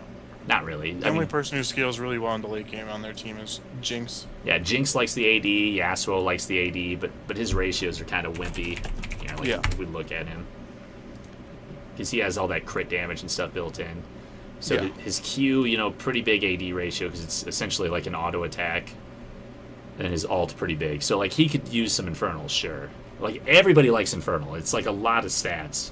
Yeah. But I mean, like, Trundle doesn't really care that much because he's going to be building tank. Malphite's going to be building tank. He doesn't care. Leona's going to be a tanky support. She probably doesn't care. So they don't have, like, that big of a threat. Yasuo, he's going to have that one big burst, and then, that's probably it. So, I don't know. Like, I'm not probably worried about dragons this game. I'm not really worried about barons. Would Rift Herald be really bad on anybody on their team? I mean, it'd definitely be a problem on Trundle if he gets ahead, or Yasuo can use it pretty well. Yeah, actually, Malphite could use it pretty well too. So I'd be worried about Rift Herald. Why would all three of those guys be really good with Rift Herald? Well, it does extra damage on melee people. Yep, they're all melee. Compared to on ranged people. And it makes it so that you can just win a trade that you might not have won before. Yeah, and it has damage reduction when they're alone, right? So is Yasuo going to be alone most of the game? Yeah. Yeah, he's going to be in lane. Trundle is going to be in the jungle, probably looking to 1v1 you if he gets it. Malphite might be split pushing top with his teleport. He'll be really hard to kill if he gets that because of his shield, because of all the stats he'll be stacking. It'll just be tough. And he'll probably stack some armor this game because there's Graves and Kate, right? So he might be trying to mess with you, and it'll be your AP friend's job to take him out. But all right, so just thinking, I'd be worried about a Rift Herald this game. Dragons, it's like, yeah, they're good, but it's not going to be the end of the world if the enemy team gets one. Okay. But Rift Herald, yeah, that scares me looking at this comp, because if you guys can just get some armor, you guys should be fine. because they're all AD, right? So if Tara gets that frozen heart and is good with his ult and stuff like that, Echo gets his Zonias, Mal's probably wants his Zonias too. You guys should be A-okay. But worried about that Rift Herald early. That'd be my number one priority if this was like a diamond game. But I don't know. Here, do you want to watch now? Sure, yeah. I'm kind of curious to see what you do. Here, let's go through. Let's look at the loading screen real quick just to see if we were right or wrong about them. Trundle has Smite. Anything weird you're noticing here? No, seems all pretty normal. What are things you should be looking at here? Summoner spells are the number one thing I look at, and then Keystone Masteries. Keystone's less important, but they can give you little tells, like how people are going to play. So tell me, what summoners are you looking for first, especially as a jungler? The number one summoner I look for is whether the biggest one, or the biggest two, I look for whether or not who has teleport. Yes. So I know if I camp a lane, whether they're going to be able to teleport right back, or that sort of thing, or if they can thwart a gank bot lane. Or if you can get a two-man teleport bot when you're trying to dive a tower, you're just screwed, and then they get dragged, right? So, and then the other one I look for is if the support has ignite or exhaust. Cool. So what does the support have? They have exhaust, which I personally think is much better than ignite. Yeah, but if you see ignite, what are you thinking the support's going to try to do? They're going to try to basically win the early game as hard as they can. They're looking to be aggressive early. Now, Leona, her keystone is Thunderlords, right? Thunderlords, is that better early game or late game? That's super early game. Super early game. So the fact that she's taken Thunderlords and exhaust tells me that she's kind of having an identity crisis. Yeah. Like, she wants to go hard early, but not enough to take ignite, which is weird. So this is telling me she's probably not the best. At the same time, maybe she's taken that exhaust because you're kind of an assassin, Echo's kind of an assassin, Malzahar has that big burst of his ult. So it makes sense, but I don't know. So she's going to be a little wimpier early. What else are you looking for? Probably Smite to see like who's actually jungling. I always check to make sure who's jungling, so I know, do I have to worry about the level 2 invade? So if I see a Lee Sin, unless it's a Lee Sin top, I usually know it's jungle. Yeah, okay. No worries, though. Lee Sin's invade at level 2 and that sort of thing. So what else is important about this mid lane matchup to look at? Again, summoners, right? What did the ignites tell you? It tells you that they're both trying to win lane. Because Yasuo, he can take exhaust. Usually against an assassin, like a mid laner, if they're just trying to survive, they'll take an exhaust against the Yasuo, because if he tries to all in, you just exhaust him, and it's adorable when he's tower diving you and all exhausted. But the fact that they both have ignite tells me as a jungler that this lane is going to be going ham. Bot lane probably a little more chill because they got the Leona with exhaust, the Taric with exhaust, the long range really safe Caitlyn. Top lane, Malphite's probably not going to do much early. He's not really known for his damage early. So as a jungler, already you can kind of see, where would you be paying most attention to? Probably mid and bot, which is what I do. Well, probably just mid. Bot makes sense too, because we talked about earlier, this guy should automatically lose lane, right? Yeah. So that makes sense to focus mid and bot, but I'm talking early levels. When you're just clearing your first 3 camps, where do you think shit's going to go down? Mid. Probably mid, because you have the most hammed champion in the game playing against the craziest, most unpredictably unreliable champion in the game. Both of them are taking ignite. It's silver, so everybody's learning the game. There's going to be just free kills there probably if we watch. Yeah. But anyway, so that's what I'm getting from this, and it's good that you're looking for teleports first, what the support's taking. I want to look at what the laners are taking, because this will give you tells. This will tell you what's going on. The fact that they're both taking ignite and not barrier tells you they're going to be more aggressive. Yeah, one of the things I've noticed is people don't really mix up their summoners in mid lane. Most of them either take ignite or teleport. Most of them don't. Very rarely do people take barrier. Very rarely do people take heal. Very rarely will people take exhaust. It's either ignite or teleport. That'll change as you climb up, because there are let's say you have a whole bunch of crowd control on your team. You don't really this game. You have the Malzahar, you have the Taric stun, Echo's unreliable stuff. I mean, if they step on a Kate trap, that counts. But sometimes you'll see mid laners take cleanse. You see that about 1 in every 1,000 games. Yeah, so you're lucky. I get that every other game, and I play crowd control tanks, and it's annoying. Yeah.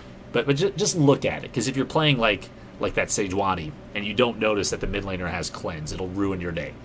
Yeah. one of the things I've noticed that I need to get better at is, and I've been trying to, is looking at people's builds throughout the game. Because a lot of times what'll happen is, like you said, when I'm playing Sejuani, I'll go and I'll ult, and then all of a sudden someone will QSS. And oh, when did they build QSS? Yeah, it's sad. So that's good. It's good that you're paying attention to that. All right, let's actually watch this. Sorry. So we talked a whole bunch. Now let's actually look and see. Sure. I really like it. If we do another session, it's really good to upload these to YouTube because then we can watch at double speed and then we can rewind if something interesting happens. Here we're kind of at the mercy of Twitch. Okay. Unless there is a double speed, but it's fine. It's our first session. I don't think there is, unfortunately. So here, I want to get to where the game starts because I want to see your early game stuff. So things I'm noticing already, you're really slow to buy. Like, that's pretty bad. Let's see, we're at 20 seconds. This is ranked? Yeah. Yeah. I'm pretty sure I was AFK at the beginning of this game.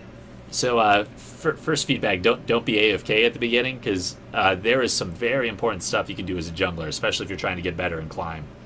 Okay. Right now, like what I am telling all of my students, is that you want to invade level 1. Always, always, always, always, always invade. Well, why would I say that? Or just solo?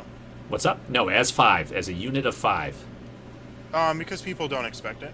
Because people don't expect it. Why else? Well, what do people like to do early game? I'll give you a hint. You're doing it right now.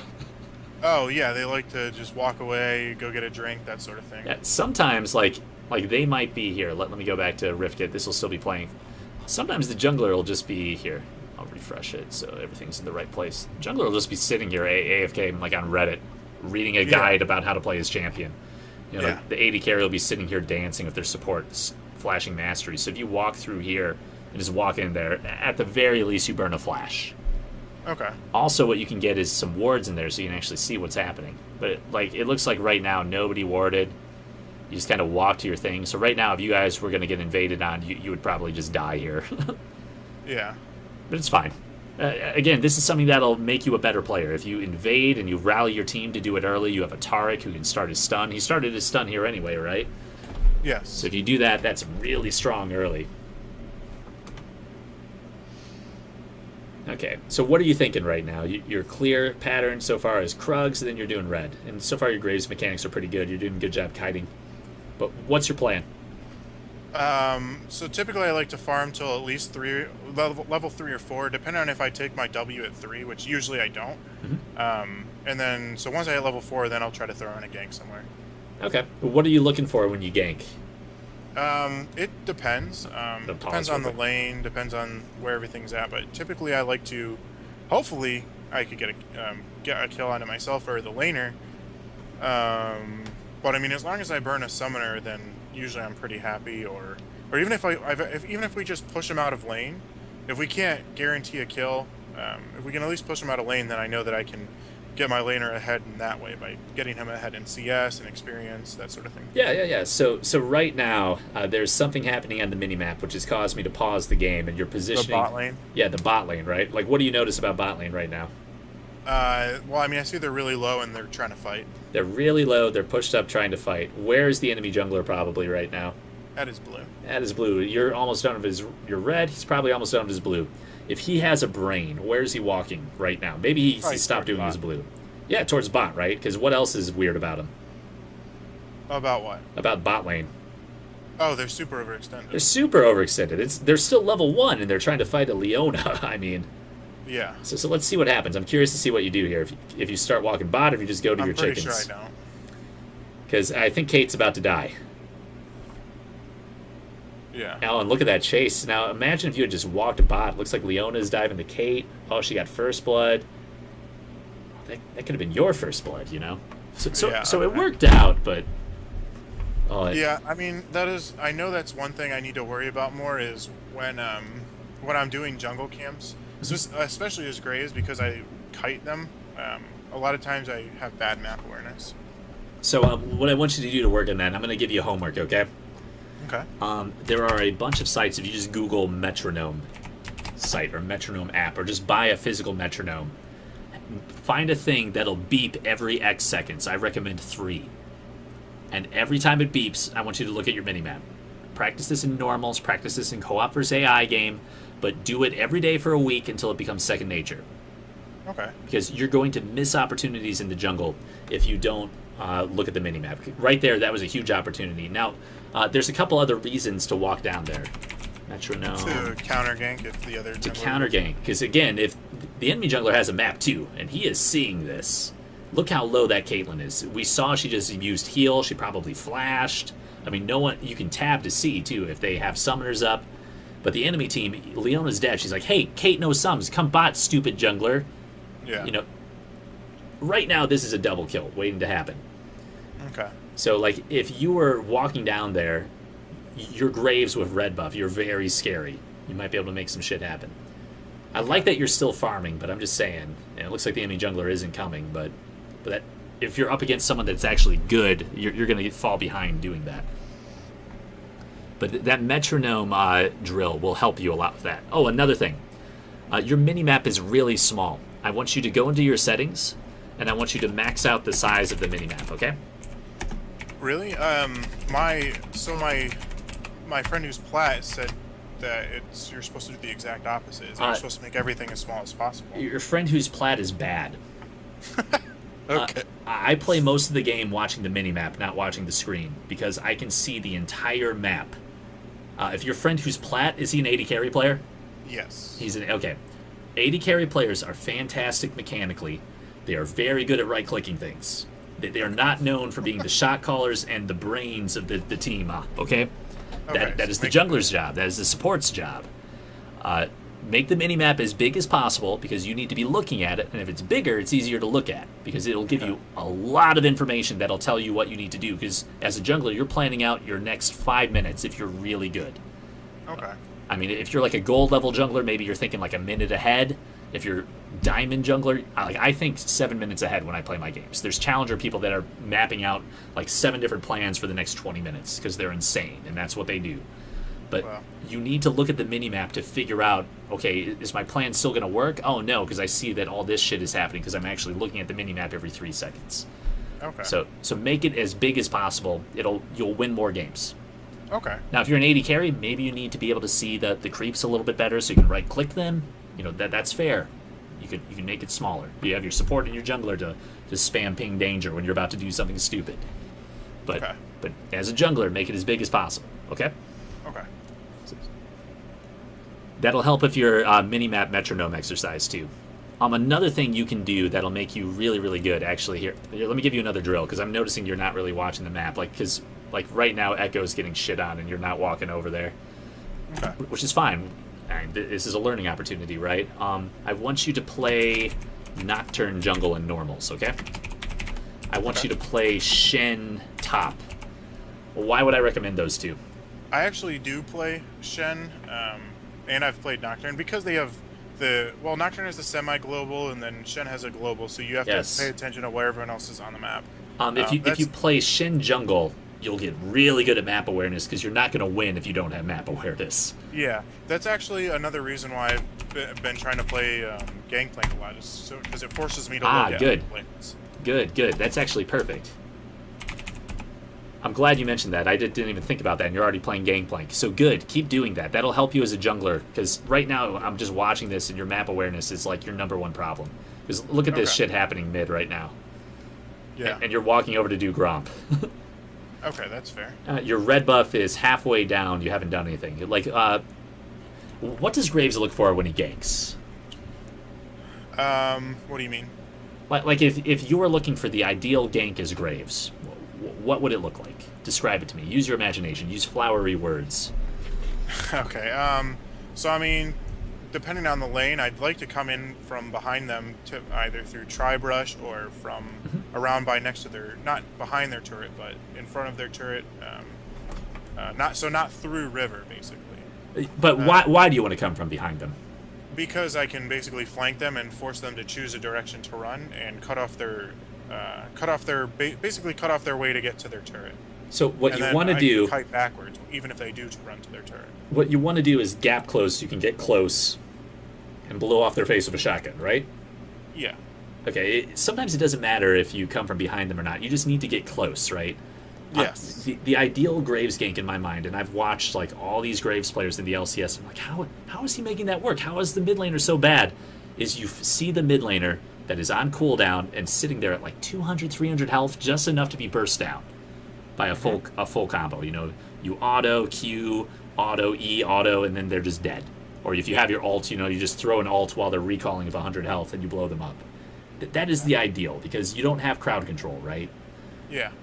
The other ideal is, you know, you have someone to set something up. Think like an Echo of his Q, because even at like level 1, he probably has Q. Yeah. At level 3, he has his W, which will slow them even if he doesn't jump into it after him. So you're looking for someone to set you up by slowing them down so you can gap close and literally unload your entire shotgun worth of kit into their face.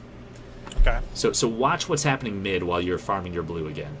And watch why I'm like, why? And this is why I kind of like YouTube, just because it's so much better here. So watch that mini-map, which is really small. It's kind of hard to see, right? Could be about twice as big. Yeah. Watch Echo's health bar. Watch how Yasuo is positioning. Yeah, he positions really aggressively.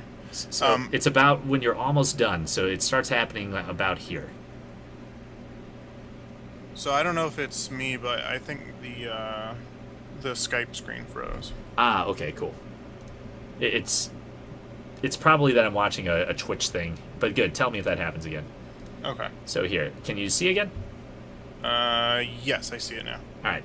Do you see this right here? Let me rewind like a few Yes. seconds just so you can see. Okay. I think it's like right around there. All right, so watch what's happening mid. So what do you notice about Echo, first of all, right now? I mean, I noticed he's about half health with 0 mana. Basically. 0 mana. So is Yasuo just salivating right now? Yeah. So watch what Yasuo does in a few seconds while you're finishing your blue.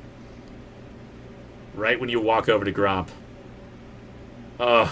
He goes super aggro. He is overextended. He's probably you haven't looked over yet, so I don't know like if you're actually seeing this or not. I'm assuming not. But that is the ideal gank. Like right there. So if you had walked over there instead of doing Gromp, let's see if you actually walk over and abuse it. So this is a little bit short. I'm going to be so sad if you do the scuttle right now. Like again, it's good to do the scuttle, but he's essentially tower diving your poor Echo player with 100 health right now. Oh, okay. So the reason I did is you wanted the your only W. reason. Well, that and because I knew that the Malzahar was really overextended, so I wanted to get the extra vision. Okay, that's fair. But if you had come a little bit earlier, you know, I think that would have been a free kill for you. Because then Echo would have been able to fight back a little bit more with like half of his health. You could have gotten those 3 autos to slow him down.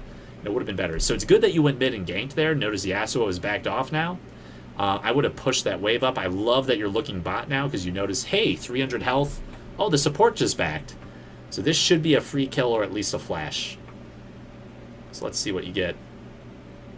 When you use your E at the beginning, so you're not getting the auto attack reset, you flash in, okay. She threw down the traps, and I was going to get hit by him, so I had to avoid him. Oh, no, I guess that makes sense to flash the traps, but you also could have just walked around, too. Okay, so that was good. It's good that you walked down there and got the gank. It could have been executed a little bit better. Let's walk through it again. Tell me how this could have gone a little bit better. Okay. All right, so right about here. So watch yourself. Like, be like, if I could play this again, what would I do differently? So I mean, so what I've been doing recently is I've been using my E first so that I get the additional armor and magic resist. Okay. So that I take less damage during the gank. But I guess I could save it so that I wouldn't have to flash these traps. So tell me this. How many auto attacks do you get? We have some people in the peanut gallery already commenting about it. Okay. How many auto attacks do you get? Probably 5 or 6. Well, no. With Graves right now, how many auto attacks do you have? Two. Okay, if you use your E when you're fully loaded. Oh, 3. Well, so like auto attack, E, or auto attack, E, auto attack. Yeah. If you use your E to start things off, you only get 2.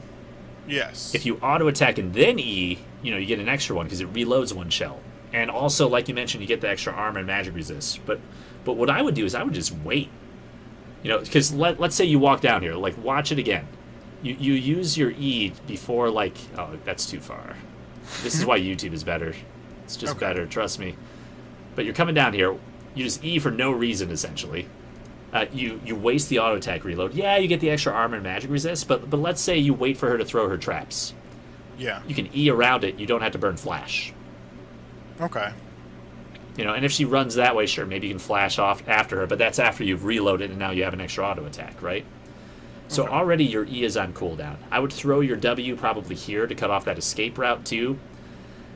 Yeah. And also your Q kind of missed stuff. So like it's sloppy, right? It's sloppy. Walk in there, see what she's going to do. You don't have red buff anymore, sadly, but that could have slowed her if you got that off. Mm-hmm. And save your E to reposition and also to give you an extra auto attack, because you're gimping your damage by doing that. Okay.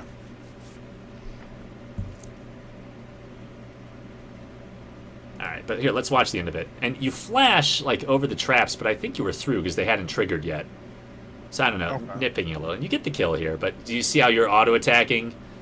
And, like, how you could have had your E up and, like, had one more auto-attack? So maybe, like, Jinx gets a lucky crit. Could have just been cleaner. Yeah, it could have been cleaner. Maybe the enemy jungler shows up out of that tri-brush and then murders you because you only have 100 health, you know. So there's all these little things like that. So one thing that the chat is saying, after you auto-attack, use your E to reset your auto-attack animation. Don't use it to lead because you're gimping your damage. Okay? Okay. I mean, I knew it was an auto-attack reset. I think I had like 1 or 2 games where I basically went in and then used it as a reset, but I got like super bursted before I even got into the gank or whatever or something like that. So I've started using it beforehand just so I would get the additional magic resistant armor. But if you use it after one auto attack, don't you still get that? Yeah, true. I mean, mostly it was like I was getting CC'd before I could get in there, and I was just getting like insta killed by a CC or something. Like if you're using it to reposition so you can land more damage, if you're using it to dodge a skill shot or something, like remember Jinx's traps, they take a second before they engage, I guess is the word I'm looking for, and before they can actually CC you. So if you wait for her to lay the traps down, you can E over them, and that would make perfect sense because then you save flash, which is a 5-minute cooldown, right? Yeah. So that'd be pretty solid. So just think about that. Don't lead with your E. Don't lead with your E. Use it to react to the enemy's skills. Use it to reload your gun and do more damage. It's good that you're using it for the armor and magic resist, but why not do all of them? Okay, that's fair. Yeah, so just something to think about. Now, what you just bought here, I love it. A lot of junglers are still upgrading their jungle item. You don't have to do that anymore, so it's really good that you're doing this. Mm-hmm. I like the Warhammer here. That's fine. What else are you going to buy? Pink ward, pink ward, pink ward, pink ward, pink ward. Come on, pink ward. Yeah! Nice. So good job. Good stuff. Yeah, NA's down. My chat's sad because they can't play. Right now, some hacker group is DDoSing. Yeah, my ideal first buy, if I can get it, would be Caulfield's, a pink ward, and boots. Yeah, boots would be nice. You could also upgrade your Hunter's Potion if you're running low on mana, but right now I'm watching your clear, and your clear is fine. Oh, so you're seeing the really low Malzahar, Malphite top. Now, does Malzahar have mana? No. Yeah, plus Good. The Malphite was chugging potions, I think. Good. I love that you're seeing this shit mid. You probably just watched your reward, but the fact that they're so low in fighting is good. Hopefully Yasuo... Oh, there's Trundle. You get a ward deep, you start doing his chickens instead of go to help your team. Yeah. Good, you notice. I noticed it halfway through. And then you keep finishing your thing. I'm pretty sure I pinged them off or something. You need to just go there. They're tower diving. Look how low he is. Like, you're probably going to get the kill here. Oh, okay. Wind wall. Oh, and remember, you started with your E, so you didn't have that extra bullet. Yeah. Remember, if you save your E, you can E through the wind wall. You get that extra bullet back. Yasuo is dead. So, again, don't lead with your E, okay? Okay. And he's gone. He's gone. Yeah, There's no I just way. wanted to check, because I got my ultimate and everything. Yeah, that's good. But that saddens me. So, like, a couple things. Okay. If you do that earlier, look at how much time you had. Let's go back. Let's go back to when you started doing the chickens. Watch the minimap. Again, you're not looking at the minimap. Trundle's there. Immediately if Trundle's there, just run. Just run straight there, okay? You can do his chickens after you kill him. They're both low. They're diving your teammate. So you have pretty much a 3v2 because the tower counts as a thing. Echo is somehow a god and gets a kill, or maybe the Trundle's really bad. Yeah, I guess I thought the Echo was just gonna die really fast, so I like didn't. Well, I just thought it was gonna be pointless for me to go. Nope. Never. Think of it this way. If the Echo dies really fast, it's early in the game, right? They're, what, Trundle's maybe level 5, maybe level 6, I don't know. He has a slower clear than you. Yasuo maybe about the same level as the Echo, so maybe he level 6. But you see that they're low. They're probably all on cooldown from chasing the Echo and tower diving. They're probably low health. Yeah. It doesn't matter. You're a carry jungler. You want those kills. So if you see that kind of fight, that is what you want as Graves. You should be hungry for that. That's the dinner bell being rung, okay? Those chickens, those raptors, do them later. That's fair. Go kill Trundle. He's not going to stop you if he's dead. You know? So do that. Kill them. If they kill Echoes, that's sad. They'll be worth a little bit more gold from the killing spree stuff building up. I guess my one fear is if I go and then Echo's already dead and then I die too, it makes it that much worse. So let's look at what happened. Let's play the hindsight game here. You're right. Maybe if he dies and then you go and die too, it'll be bad. But like you mentioned, Graves is pretty hard to kill. So we're watching. Already I'd be thinking, go there and fight, even without... Like, I don't understand the decision to get the chickens.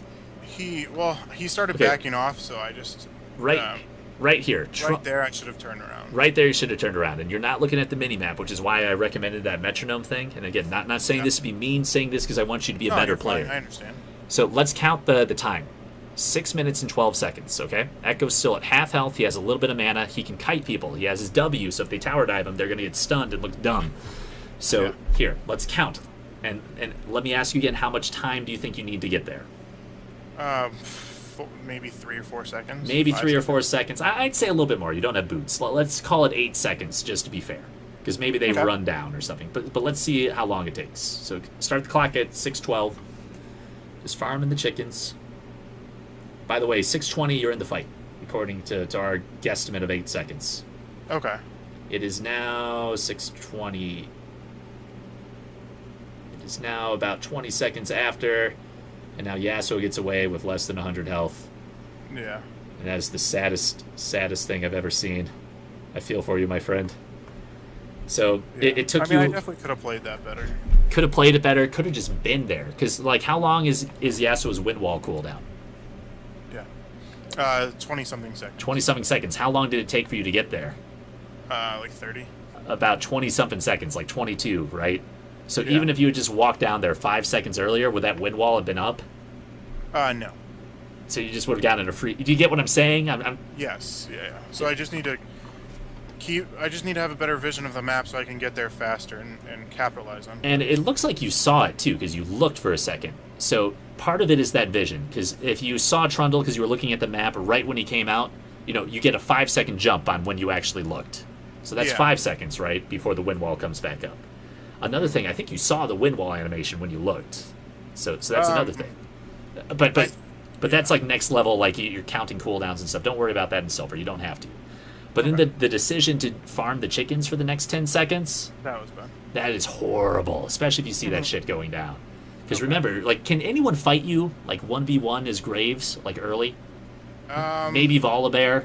He has too much health. Volibear is one of them. There are, like, a few people who can, but no, it's typically pretty hard. So if you're a full health Graves who just bought, who just had an early kill on their bot lane, who's probably ahead against the Trundle who's been farming. If you click Trundle, you can see his items. Maybe he hasn't even gone back yet. I don't know. Yeah.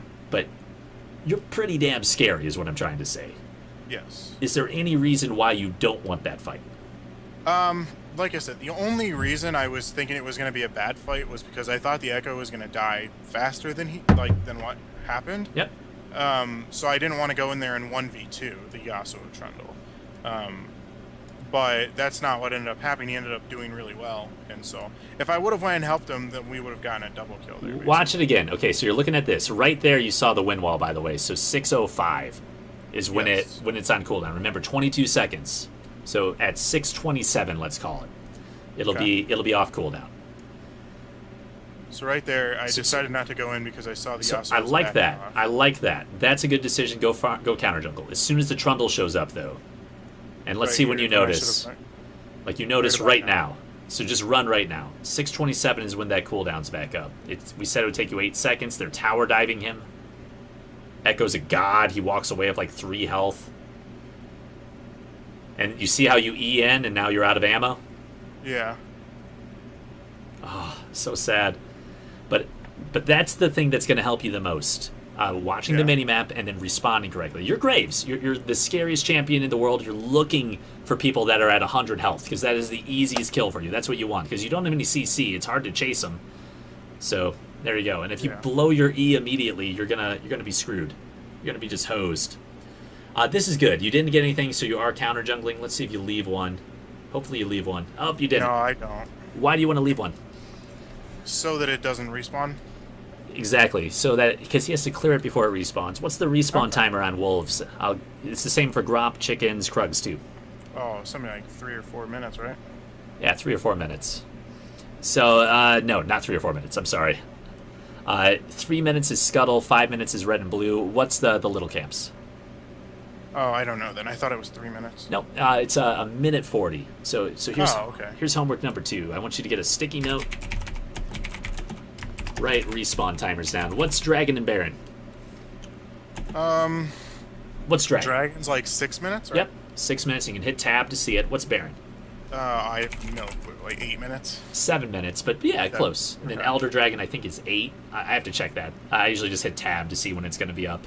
Yeah.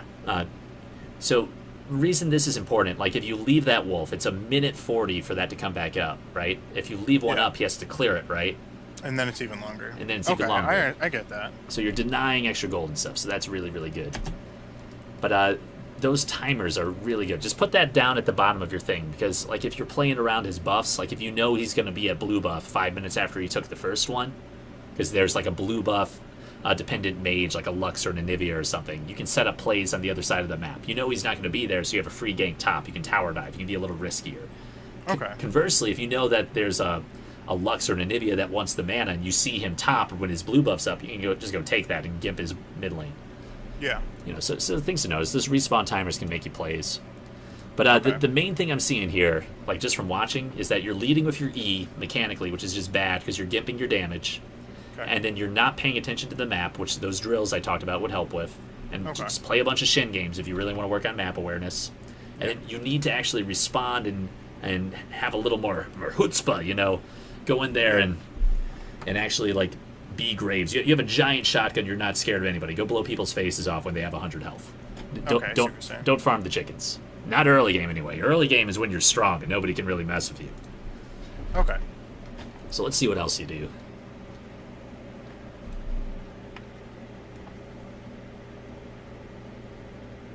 I was just hoping to let you know I wasn't coming.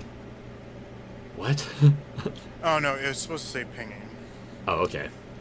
Because, like I said, when I first saw he was fighting, I thought he was going to die. So I wasn't trying to go in there on 1v2, but that ended up being a bad decision. So here's another thing, too. Let's say you just completely screwed up. If you type that, it tells your team that this guy probably doesn't really know what he's doing. Better just to be silent. Because like, what does this do to help Echo out? True. Like nothing, right? If anything, he might just start raging at you right now. So just be silent. Just only type things like GJ, good job, you know, my bad, stuff like that, right? Okay. But if you type at them, if anything, you're putting extra crap that they have to think about, so maybe it makes them bad. Maybe Malzahar starts typing at you and then Malphite ults him and 3 people come out of the fog of war. I don't know. Just don't say anything unless it's important to the game. And also, that I would rage at you if I was that Echo, just because I'm like, why didn't you come kill them both? I mean, he got a kill, so he probably feels like a god. But if it didn't, if he had died, yeah, he was mad at me because I pinged to be careful while he was fighting. While he knows he's like, no shit, Sherlock, right? Yeah. I wasn't trying to like tell him, hey, be careful, be careful. I was trying to be like, hey, I'm not. Got it. Fight. I'm probably not going to come. But again, what we talked about, if you just come and kill them both. Yeah, that's fair. Then it's a non-issue. So, okay, whatever. I see what you're saying. Trying to ease the tension if he was like being mad at you. Yeah. Okay, so it's good that you were trying to minimize, I guess, defuse the situation before he blows up into a big bomb of rage. But Yeah, that's something I've noticed is a lot in my elo is people will just tilt off the face of the earth if one thing doesn't go their way. Yeah, but one thing you wanted us to go over at the beginning was how do I get people to like follow my calls, how to deal with crybabies. Talking to them is not the best. If there's somebody raging, if you talk to them, like generally it's not going to work. Okay. So, like what you can do to get people out of rage mode is you ask open-ended questions. So don't be like, hey, you need to do this. Like that's dumb. They're just gonna be like, oh, fuck you, right? What you need to be is like, okay, how can we win the game? What do we need to do? Because then that gets them out of defensive mode and gets them thinking. Be like, Echo, I'm sorry, man. I should have been there. What can I do to help you out? Okay. And he might be like, uninstall, noob, and then you mute him. But but at least you tried, right? Yeah. And also, when you're talking, don't ever like say use and stuff. I haven't seen it yet, but instead of I, which you did use right here, and you, just use the royal we. You know, and when you're doing direction, we need to play safer. You know, might be a good thing to say here. Sorry, I was counter jungling. I should have been there. We play safer when I'm doing that. We need to play safer, something like that. Because if you say you know, even though it's like I was just letting you know. It's almost like I'm pointing him out specifically. You know, you're putting him on the defensive, then he's more likely to turn full rage monkey. So just little things like that. League of Legends has helped me deal with so many types of people just because I've had to learn how to deal with stuff. I like that you're looking mid, because again, we saw the ignites, probably summoners are down. Oh, now you're beating the horse to death. But here, let's see. Let's see what he does, too. I'm kind of curious.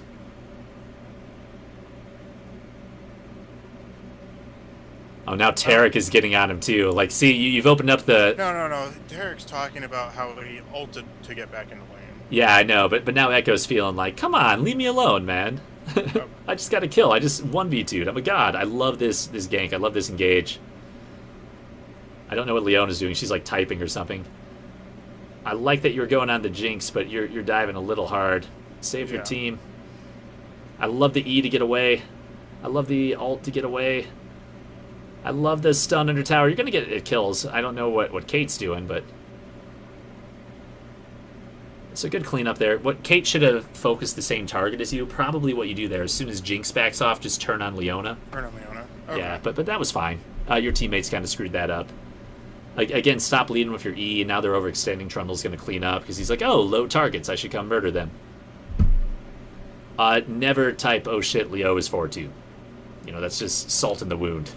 No, what I meant by it was I wasn't expecting her to do as much damage as she was doing.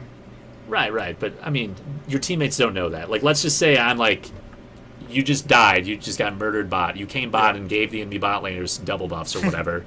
Yeah. Oh, shit, Leo is 4-2. Well, she's 4-2 because she just got a kill on you. She was 3-2 or something. So if you just see that, I know you're saying it to be nice, but what does everyone assume on the internet?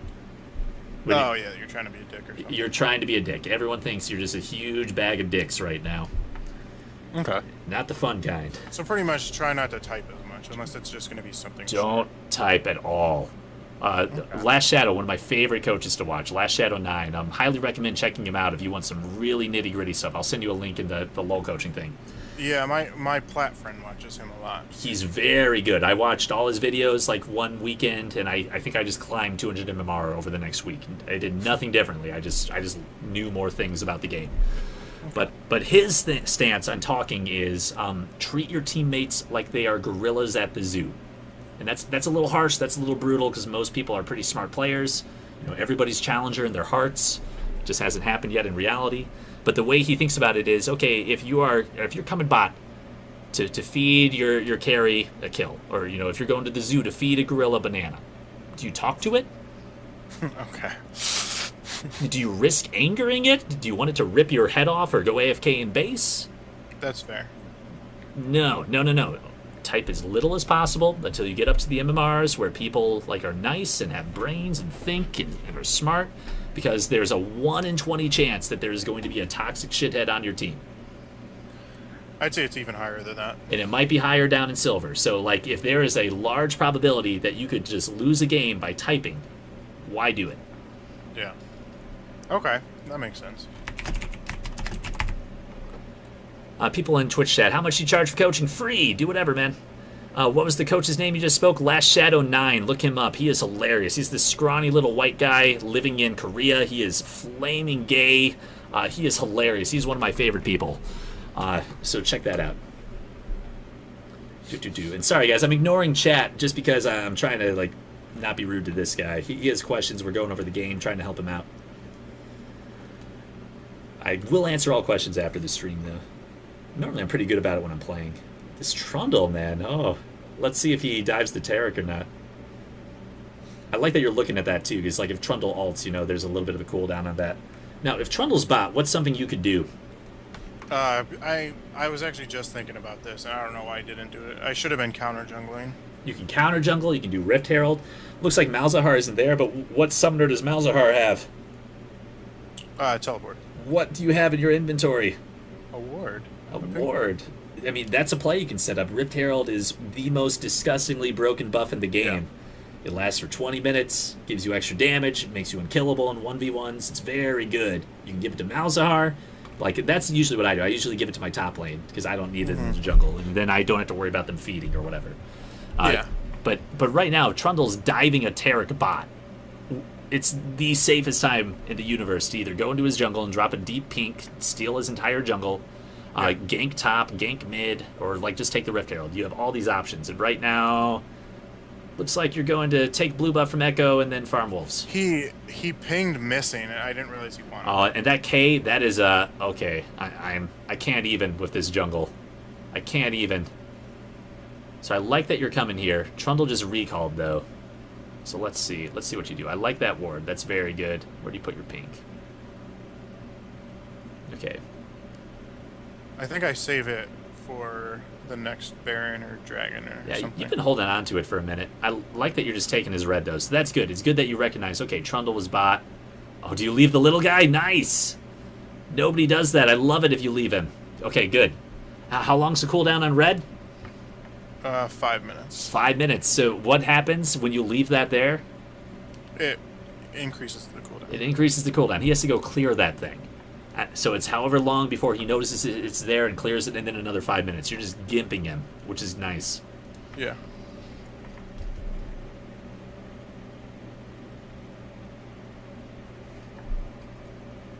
First night here, and how's a girl supposed to feel? I'm sorry, Janice Grace. Here, I'll read through that. Chat, be nice. Oh no, the wind wall. Nice cleanup of the ult. I'm glad you saved that. I'm glad you held on to it. What else do you notice that just happened? What do you mean? Here, we can rewatch it too. I'm like lagging really bad. Oh, no worries, no worries. It's probably because I'm streaming something while screen sharing while watching an embedded Twitch video. YouTube is way better for this kind of stuff, which is why I recommend it.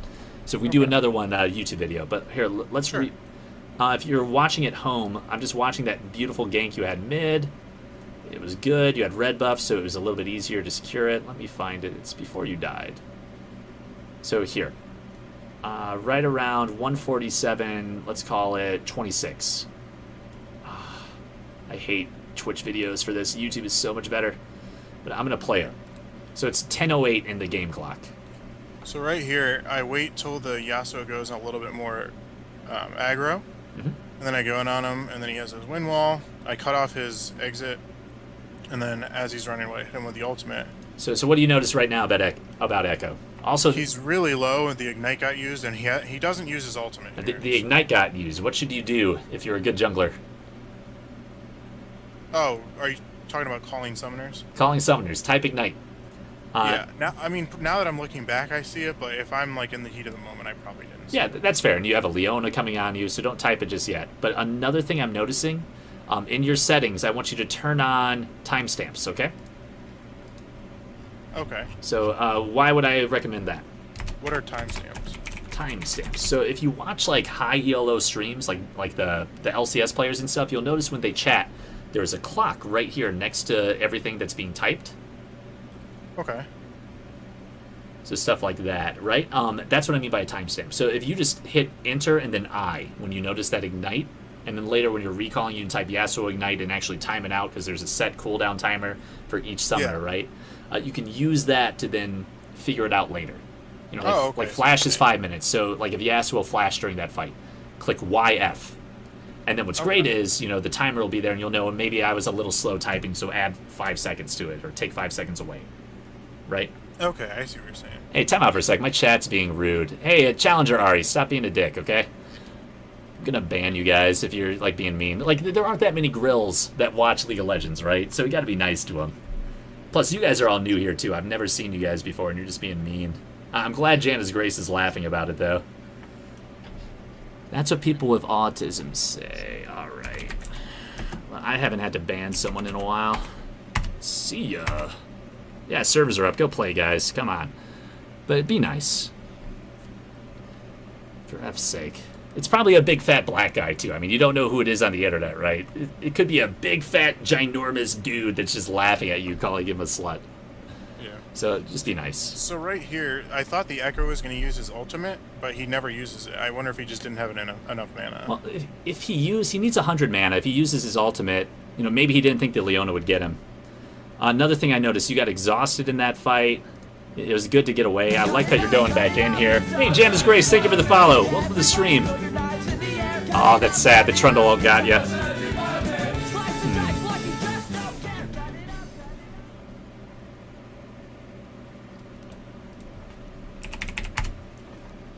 All right, yeah, thank you for the follow. Guys, don't be dicks. I don't have many rules here, but, that's just rude. I'm trying to coach this guy, too, and you're distracting the chat. That's nothing constructive.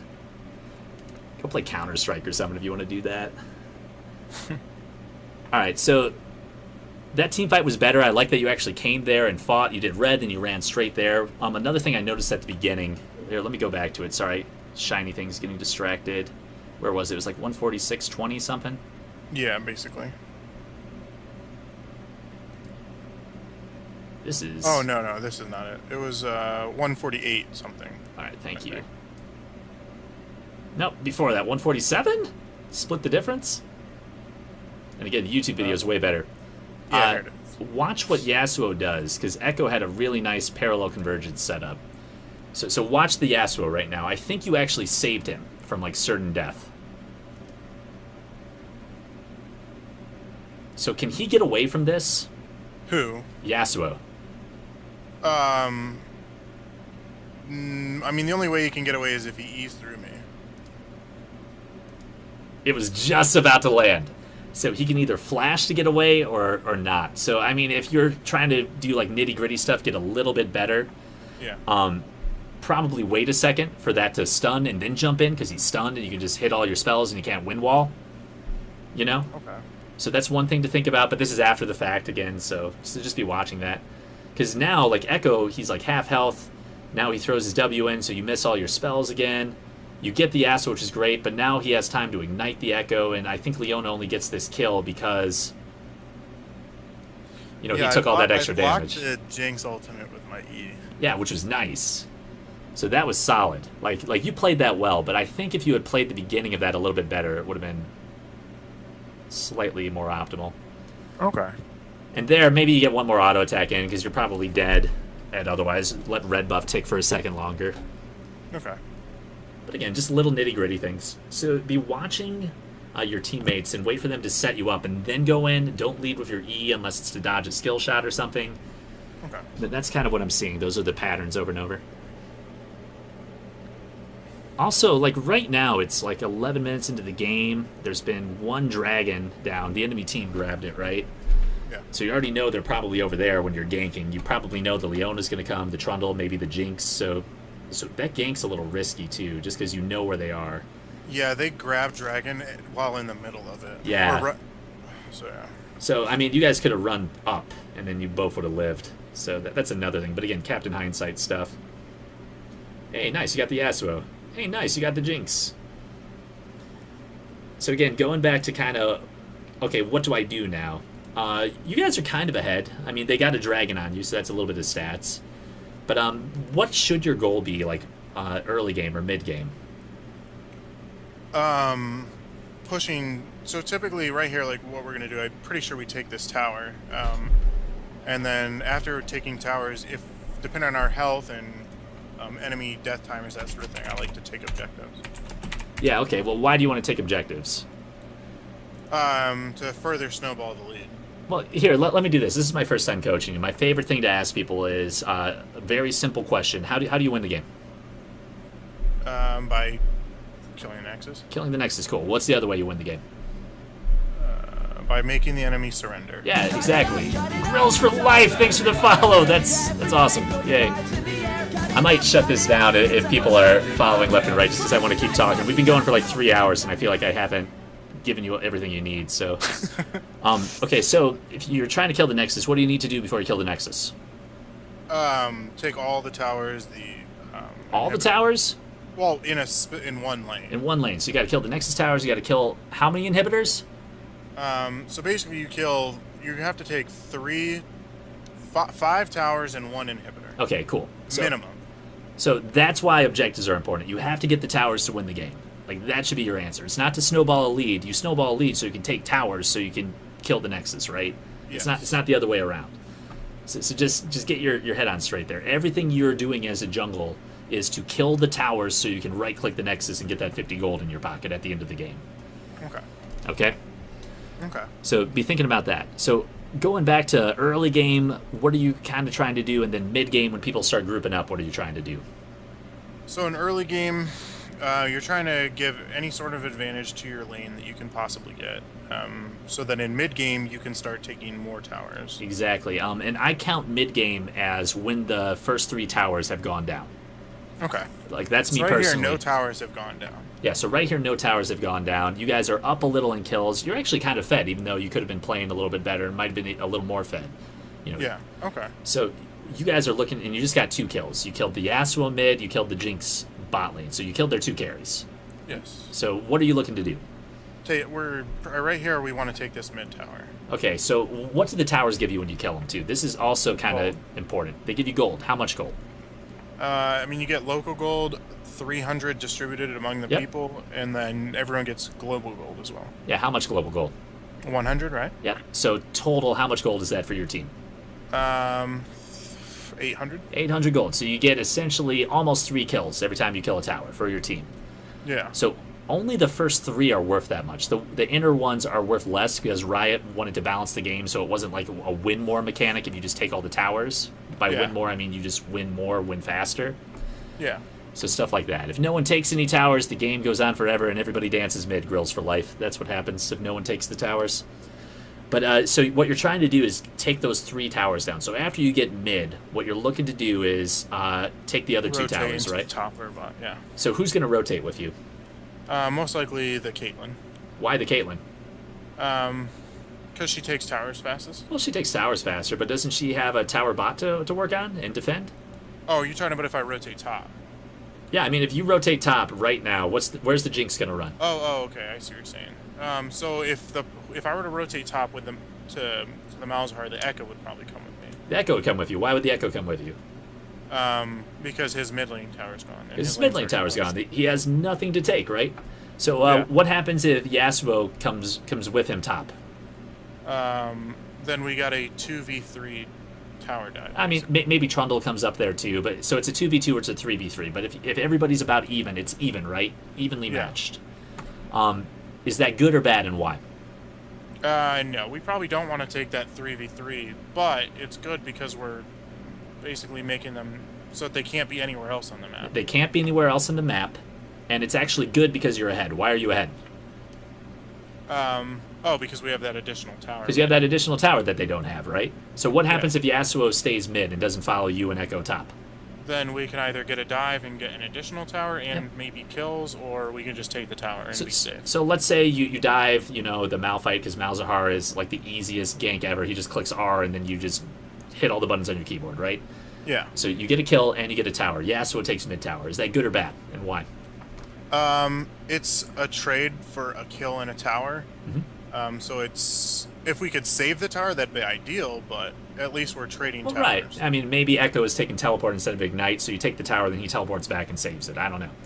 But no, it's typically it's fine to trade objectives like that, and especially if we get a kill, and then if we can get any objectives additional over the tower, that makes it even better. Well, yeah, it's always good to get more than less, but when is it good to trade? When is it good not to trade? Because it's not always good to trade. I don't actually know.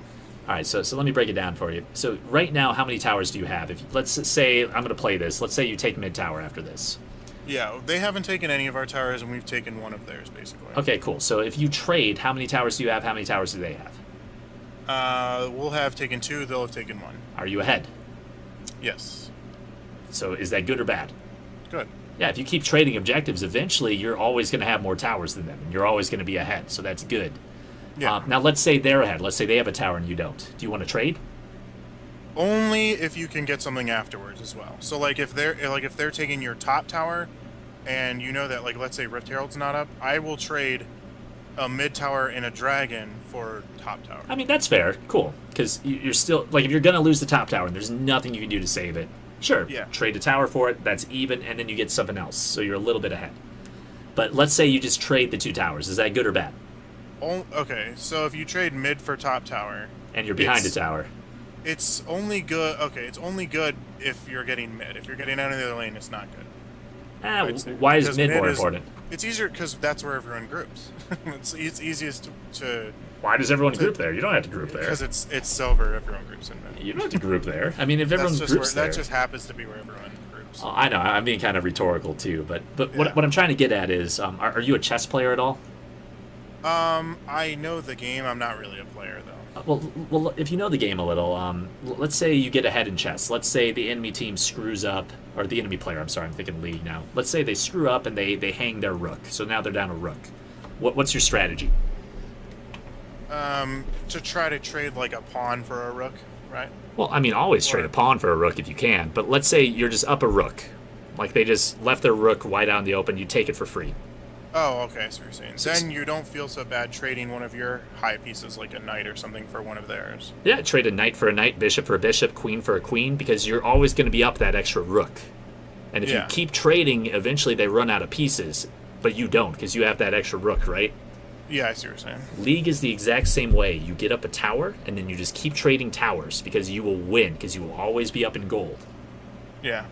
And now it depends is always the correct answer. Maybe there are a bunch of snowball champions on the enemy team, and they need gold, and you're super tanky and playing super safe, so they can't get gold from kills. So trading towers, maybe they get the power spike they need to take over from that. Maybe it's bad then. Yeah. But this game, and you're up against silver people who don't even have that good of mechanics or decision making yet, so don't worry about that. What you want to do is you want to take this mid tower, and then with Echo, because he doesn't have a tower to take, roam to one of the other lanes, kill people, take their tower. Yeah, we definitely take this tower. I already started pinging it. Cool. But- So let's see. The scary Leon is under it, but there's 4 of you.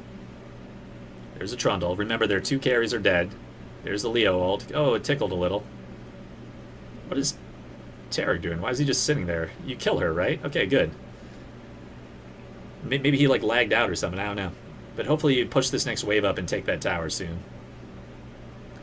Why don't people just take towers super early? Nice play by Echo there. Like, why don't at, like, minute 5, why doesn't 5 people group up and just take the tower like you see in the LCS? I've done it before, but the main reason is because you don't want to, because someone can freeze their wave and force you to be overextended or force you to miss out on CS. Well, you miss out on resources in the other lanes, so the enemy team is getting stronger, but also there's just something built into the game mechanically. Do you know what it is? Perhaps. Something about towers that happens until 7 minutes. Oh, they're really strong. They have extra armor until 7 minutes. Yeah. So they're just freaking impossible to take down until then. So after 7 minutes, that's when the map starts opening up because towers become a lot weaker. Yeah. So that's the main reason. So you Okay. lose out in experience. Also, it's just freaking impossible to take towers early. After Yeah. 7 minutes, it gets a lot easier. So there you go. So what's your battle plan now? What should it be? Besides recalling in plain sight like your idiot teammates. So right now it's to snowball and take more towers. Okay, yeah, exactly. And one way you snowball is you always stay ahead. So if they're trying to take mid tower, cool. Roam with Echo, take another tower. You'll always be a little bit ahead then. So what are you doing right now? What are your teammates doing too? I'm watching this mini-map stuff. I'm glad you're looking at that too, because maybe they burn a flash or something. But Tarek just overextending. So right now, I was trying to basically just get a little bit more gold before I backed. I think I ran the number and I like needed like 1100 or something so that I could get Zeal. Yeah, that's good. And I like that you're walking here to help just defend this, which is good. I like that Caitlyn ran this way too. This is fine. You just got to defend the tower. I want to make sure they didn't get the tower. Yeah, so that's good. And then I think I back. I'm not sure. Yeah, let's see. Could grab one more camp. What are you thinking the Zeal's going to turn into? Why are you thinking that'd be a good item? Phantom Dancer. I build that in a lot of games. Because it helps you with the reload. Because your attack speed reload, goes off of attack speed. Plus, it gives you the additional move speed, and it gives you the reduced damage for the people that you hit. Yeah, the 1v1s, right? Whoever's done the last bit of damage to you, I think you take reduced damage. I'm trying to remember what that item does. I usually don't build it on my tanks. Another reason to be good, that reduced damage is solid because does your team really have a tank? No. Nah, Tarek support. I build that in just about like probably 80% of games on Graves. Usually you want to build it for a reason, which is why I'm asking, but those were all good reasons, so that's fine. Well, the main reason I build it is because I want something that gives attack speed. Oh, you want it so badly. Keep your potion, though. Like, I would undo. Okay, good. Yeah, I knew that once I wasn't going to be able to get it, I undid it. If you find yourself running low on mana, too, upgrade your potion into a Hunter's Potion. It's really good for never running out of mana, ever. Okay. I like that you're calling to set up the dragon, so that's good. You should have bought some wards, but I guess you didn't have space, which is fine. Yeah, that's the other reason why I wanted to sell the potion, so I'd have an extra spot.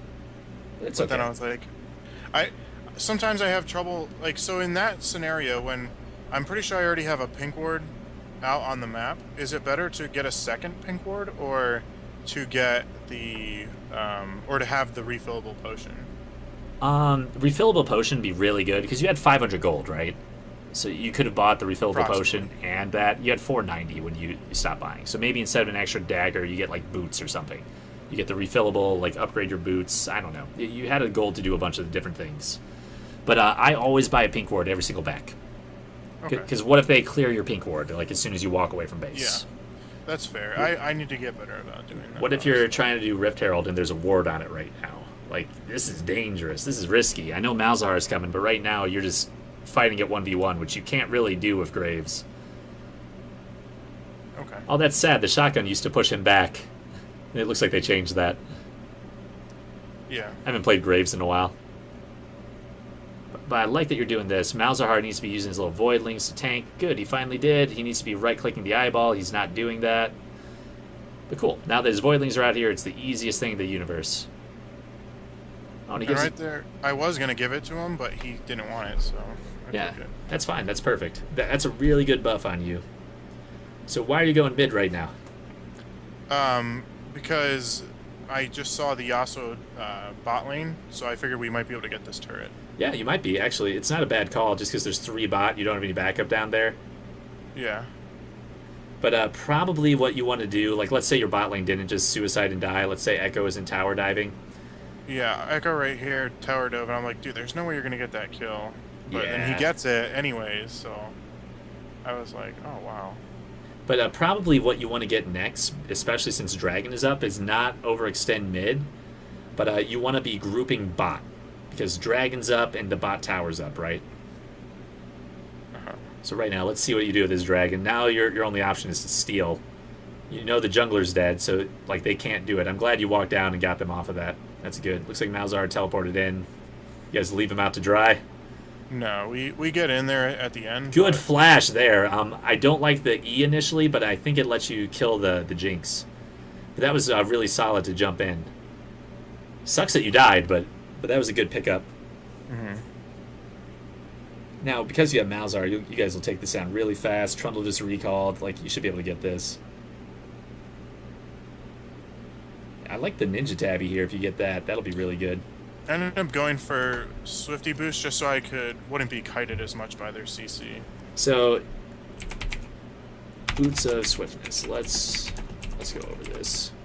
This is a bad buy. This is also before the nerfs. Oh, before the nerfs? Oh, so this is an older game? Yeah, this is like when they were still giving 65. All right. Well, I wanna tell you why this is bad now. Yeah, mostly now I build either Ninja Tabby or the other one. Cooldown reduction would be good. Merc treads would be good. Merc Treads. You got options. But right now, I also don't like it for another reason. Look at their team. Here is their team, remember? And I'm talking about the screenshot. Does Yasuo have any slows? Not unless he has red buff. Does Leona have any slows? Yeah, one. Her W maybe for a second. Does Jinx have any slows? Yeah. Her W, okay, but you can dodge that if you're E. So I guess Trundle has E. I could see it. Malphite has his Q. What I was thinking is 4 out of 5 of them have slows, and then it'll help me so that I can stay on their back line. Okay. That's really the main reason I bought it. It was either going to be that or the Merc Treads. I thought about Ninja Tabby for a second, but then I was like, that really only helps me if I'm not on their back line. I'm just thinking about like how quickly you got deleted in that last fight. You traded yourself for the Jinx. Yeah. Which is okay, but I wouldn't think that's your role as Graves, because if I'm looking at their team, are you going to be able to get to their back line with these 3 people in your way? If I flank, yes, but if I'm not, well, no. if you flank, yeah. But I mean, if you're just trying to walk through a straight 5v5 and they're using proper lines of defense, probably what's going to happen, right? Where's Rift Kit? Like here, let's say orange team is them, right? They have Trundle up front. They have Yasuo like waiting for a Malphite ult. Jinx in the back. Leona's kind of in the middle. Malphite's up front. It's probably looking like this, right? They got a big, beefy front line. Yeah, it's going to be difficult to get to the back line. It's going to be impossible. Now, Boots of Swiftness, if you're saying because, they have a whole bunch of slows, Leona W, Trundle Pillar, Malphite's Q, all those things can slow me down. Maybe Jinx lands a lucky W. That makes sense. But if your reason is I want to be able to walk through these guys to get to the back line... No. Nah. I wanted it just so I can stick to the 80 carry if I do get to the back line, or the Yasuo, or anything. So once I get there, I can stay there and stick to him and not get kited. Was the main reason. Yeah, I mean, I guess that makes sense. But here, let's look at the boots in comparison, right? Yeah, I don't buy boots of swiftness anymore. They're really bad. They're good sometimes. Let's talk about when they're good, when they're bad, because they're bad a lot more than they're good. They're not broken like they used to be. So they only give 55 movement speed. Every other upgraded boot now gives 45. Yeah. So you're only getting 10 flat movement speed more. This one, because they have 3 auto-attacking champions, would have been really good to buy this game, but Okay. And remember, all AD comp, and you're not buying a lot of armor items, so that's why I'm thinking Ninja Tabby will be good. But let's look at Merc Treads, because Merc Treads is kind of interesting. There's a difference, and actually someone on the stream brought this up, and I learned something. But 45 flat movement speed, so again, the only difference is 10 there. And then you have Tenacity, which reduces the effects of crowd control by 30%. Yeah. So slows Are are... slows considered... Yeah. Now, the way it works, it reduces the duration. So if there's like a 3-second slow, it's now only about 2 seconds. With swiftness, it just reduces the effectiveness of slows. So if it's a 3-second slow for 100% of your movement speed, you're just standing there, it's only down to 75%. Yeah. So let's think about this. When would Boots of Swiftness be good? When would Merc Treads be good? Merc Treads would be good if you're worried about the amount of time you're going to be slowed for, rather than the amount that you're going to be slowed for. Yeah, exactly. So, way to think about it, Boots of Swiftness is really good in perma-slow situations. So think they have a Swain who bought a Rylai's, and he's just keeping his ult on. Or a Sejuani. Or a Sejuani, who's going to be Sella23, thank you for the follow! Stuff like that. So, anything that's going to keep you slowed forever. Like, if you're up against a Sejuani, she has 40% cooldown reduction. She's going to be hitting E every 4 seconds. You're just going to have a bad time if you don't buy these. Okay. If it's something like every slow you mentioned, like, let's look at their team again. Here, I'm sorry, I had Twitch up. You're fine. Here, I don't have a good picture. But the Jinx, is her slow, like, pretty big duration, or is it, like, all at once? It's mostly all at once. I think it lasts for like a second. It's like a second and a half, right? And you can dodge it, So Merc Treads would be better here because it would lower that duration. And it would lower the duration on the chompers. Yeah. Looking back, I probably should have bought the Merc Treads or the Ninja Tabby. Ninja Tabby would let you live longer. Merc Treads would let you move faster. So, like, let's look at these fights and see which would have been better. Depends how you play. Depends how the enemy team is playing too. Okay. But I'm thinking, like, if I had to pick, just knowing nothing about these players, I would pick the Ninja Tabby because it helps against Yasuo, Trundle, Jinx, a little bit Leo too, even though like her auto attacks are just going to tickle a little. But because Jinx is mostly auto attack damage, because Trundle is all auto attack damage, because Yasuo is going to be auto attacking and queuing, and because you get extra armor. Okay. I think Ninja Tabby might have been better. But again, this is before Boots of Swiftness were nerfed, and yeah, they do have a lot of slows, so I could see it too. Okay. But just for your future games. Swiftness for perma-slow situations, like when the enemy team has a Rylai's and something that can spam spells, or a Sejuani, just something, or maybe the enemy team is actually stacking their slows really well. Like maybe it's a Trundle Pillar into a W from Leona, into a frickin' Jinx W, and they're just chaining them together. Then yeah, this would be good. But I haven't seen that yet. All right, so what did we just talk about? What should your goal be? To transition into taking more towers. So what's down so far? Let's take stock. And remember, your mini-map's nice and low. Mid and top. So where should you be? Where's the next objective? Most likely bot side, or trying to push a tier 2 turret. You want all three of the first tier turrets first. Okay. Why first? Why am I saying that? We kind of talked about it a little. Just because, because obviously they're worth more gold, and two, that they open up the map more. So let's say right now the enemy team has taken one tower. You have two. How much gold do you have? How much gold do they have just in tower gold? We're double them. Yeah, so you're 1,600 gold, they're 800 gold. Yeah. If you take the third primary tower, you're at 2,400 gold. You're up an item as a team. Okay. It's just free gold. And then, like you said, it opens up the map, so now you can extend your wards, you can make more plays. But what you should be thinking is, you need to work your way down here. So I'm sad that you started Wolves and went Gromp. If you're going to do this, like maybe you need to farm and you need to get gold. That's fine. Start Gromp and do Wolves and then work your way towards bot. Okay, I see what you're saying. Or just run straight bot. Because in Silver, people don't know what to do, so they're just going to run around with their heads cut off looking for people to kill. Yeah, I guess I don't think about that when I'm... That's fair. Okay. Kind of makes sense? Yeah, no, absolutely. And now you're kind of running top. Well, you already got Rift Herald, so there's nothing really up there. You already have the tower. Now you're running mid because you see a fight breaking out. But I think you guys should be focusing bot. I like this Echo. He's actually pretty smart. He's taking down that tower. So you probably don't want to flank because it's going to be like a... Well, I don't know. Maybe it's a 3v3. Tarek's on the Leona. Nice. They got greedy. That's very nice. Cool. It worked out. I guess since they were so low, it just makes smart decision to go there. Makes smart decision. God, words are so hard right now. I'm sorry, we've been talking for almost 3 hours. Yeah, you're good, man. But yeah, like that's solid, and that's the kind of stuff you're looking for is Graves, right? Like low health enemies that are on cooldown. So 10 out of 10 there. Now look at what Malphite's doing. He's trying to get that one tower while you guys are knocking on the inhib. Yeah. So what's your thought, like running through the jungle that way? Either to steal buffs and then just like move backwards to try to stop them, or to keep pushing. It's season 6. Do buffs matter? Well, and plus I wanted to get vision behind us in case we got flanked. So I could understand if you're trying to set up for a Baron, because like right around there it's 19 minutes. I rewound a little in case you're wondering. It's like 18:36 in the game time. So if you're trying to set up for a Baron, that makes sense. You can see Malphite. You know you're not going to get flanked. 3 of them are dead. Yeah. What might be a better thing? Because remember, how do you win the game? You take towers, right? Uh-huh. To keep pushing? You could either keep pushing, or what else could you have done? Or rotate to take another objective. Yeah, so what other objective is like pretty much free right now? That is in the opposite direction of where you're running. I'll give you a hint.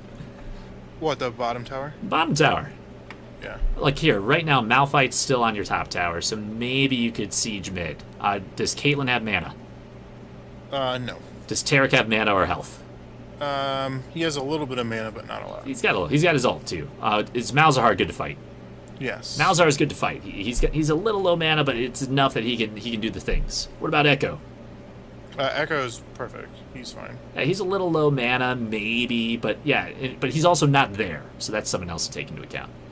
But the Malphite's not there either, so you have options. But Yeah. I'm thinking just because Caitlyn's out of mana, Tarek's a little bit low, you probably don't want to be knocking on this mid-tier tower. I'm wondering if you guys get punished if you do end up doing it. Also, because you started rotating top, your damage is going to be a little slower. Yeah. If you rotated bot, you took this tower, went bot, that's a free tower. Now you got 2 towers instead of just 1, and then all getting aced at this mid tower like I think is about to happen. Let's watch. And also, what's a buff that's going to be coming up probably in the next 3 minutes? Baron or Dragon. Baron or Dragon, so you can set up for one of those. You got pretty good wards around the Dragon, but they might be about to expire. So see Caitlyn's out of mana. You guys have to wait a little for minions to push up. Echo's grouping. He got that bottom tower, which is nice. I like that you're spam pinging them away because now the entire enemy team's up. Yeah, I feel like they die. Yeah, they probably die because they overextend a little. You're overextending too. Like I like that you're taking the blue. I love that you leave the little guy. People don't do that, and I think they should. Right here, I contemplate going back in, and I'm pretty sure I do. I think if you do go back in, you might be able to get some kills, but like it needed to be a little earlier. Yeah, I was like... Because you had your ult, you had your Q, you could have thrown a smoke screen to maybe peel for your team a little. I guess that's one of my other problems is sometimes I'm indecisive and I don't know exactly what I'm supposed to be doing. Yeah, so that's something else you can work on. It's tough. You're just going to have to play more games to really work through it. But with Graves, you're looking for people that are fighting on cooldown, so you can just go in there and use your attacks. Now, like with your ult, do you really need to commit that much to throw an ult into the mix? Into that last fight? Yeah, into that last fight. If you just like walked up behind blue and threw an ult or threw a smoke screen, like are you putting yourself in danger? No. If you're throwing a Q even, are you putting yourself in danger? If a Q, maybe, but not with a smoke screen or an ult. Nah, so like if anything, maybe you scare the enemy team away. Or maybe you just somebody randomly flashes into all of it trying to secure that kill on your tank or whatever, and then you just blow them up. I don't know. Like it's like an 80% of the time it works out, 20% of the time maybe you get punished, but that's still like good enough odds to go in. Okay. It's smart that you backed up early, but like when your team gets caught, try to take something, try to salvage it if you can. I don't know. Some of the other times you've been a little too passive going in too. So here, more homework. I want you to work on this. I want you to play a game where every, let's say, 2 camps you gank. And I want you to do this with Graves. And it's going to be horrible, and you're probably going to lose, so don't do it in ranked. So what if I am really low on mana? If you're really low on mana, you should have done your blue buff before you ganked. Okay. Now, this is not teaching you to win games. This is teaching you aggression.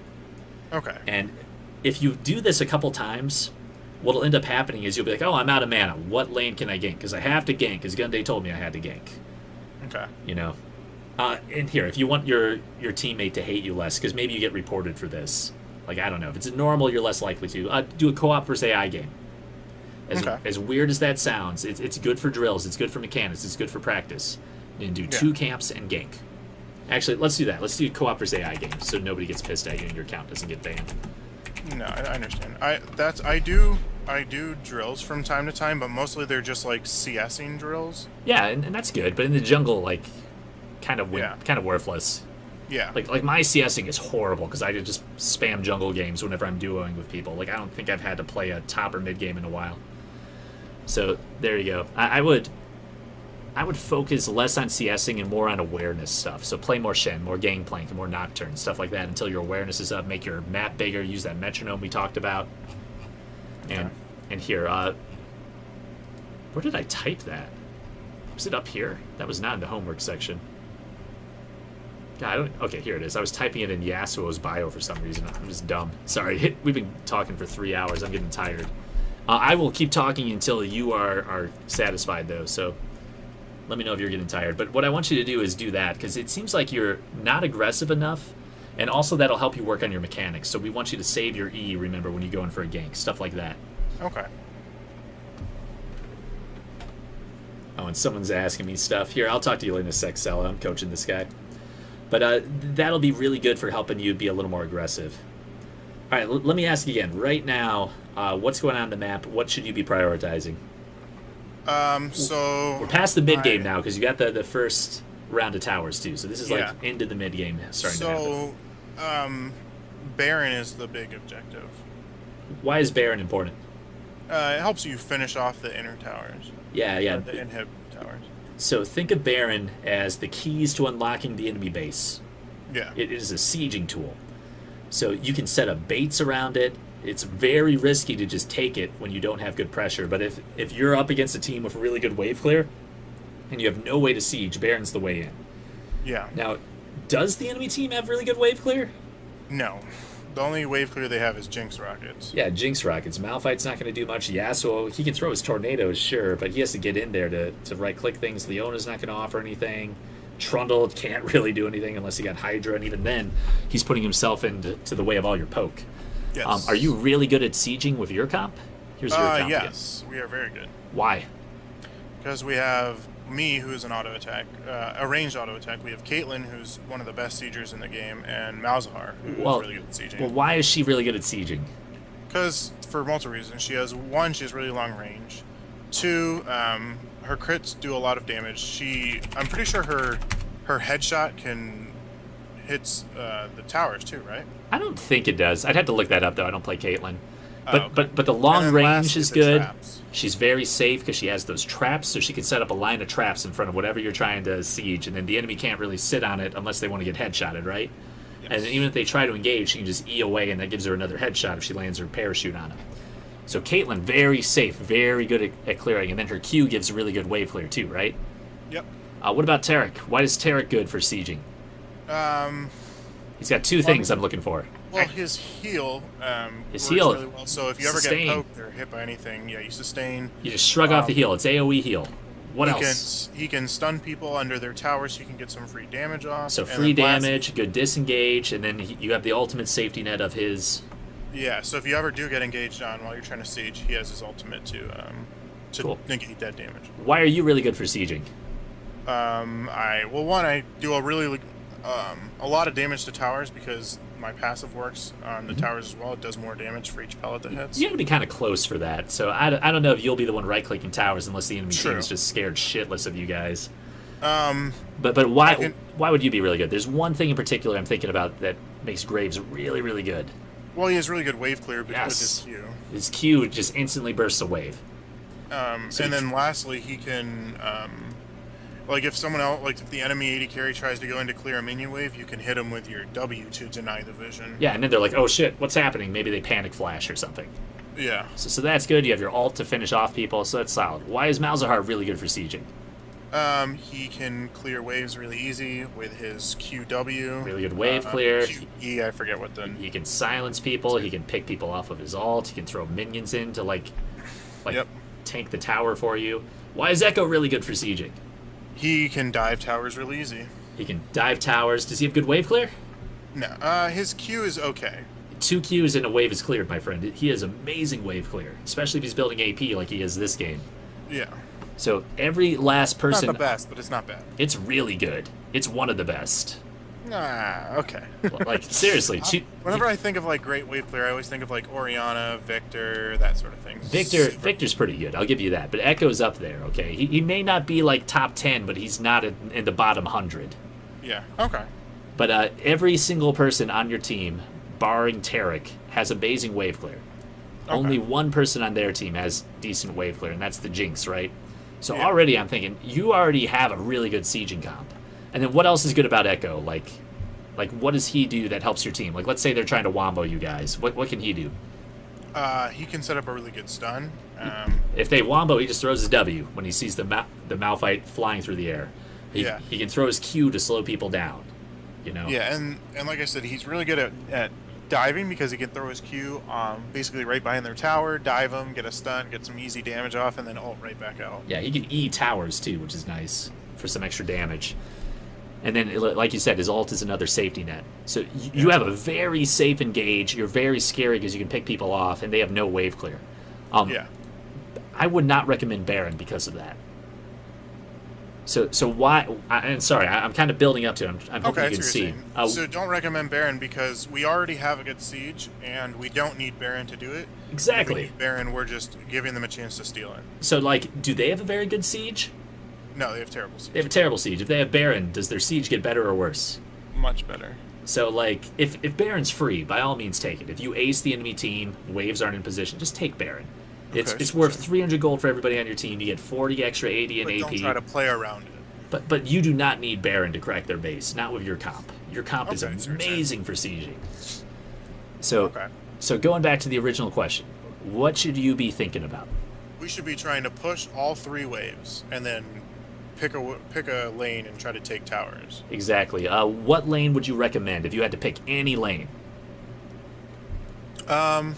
Most likely in this game, probably start bot. Just because it makes it so that you can take objectives on the other side of the map easier. Okay, so but do you need Baron this game?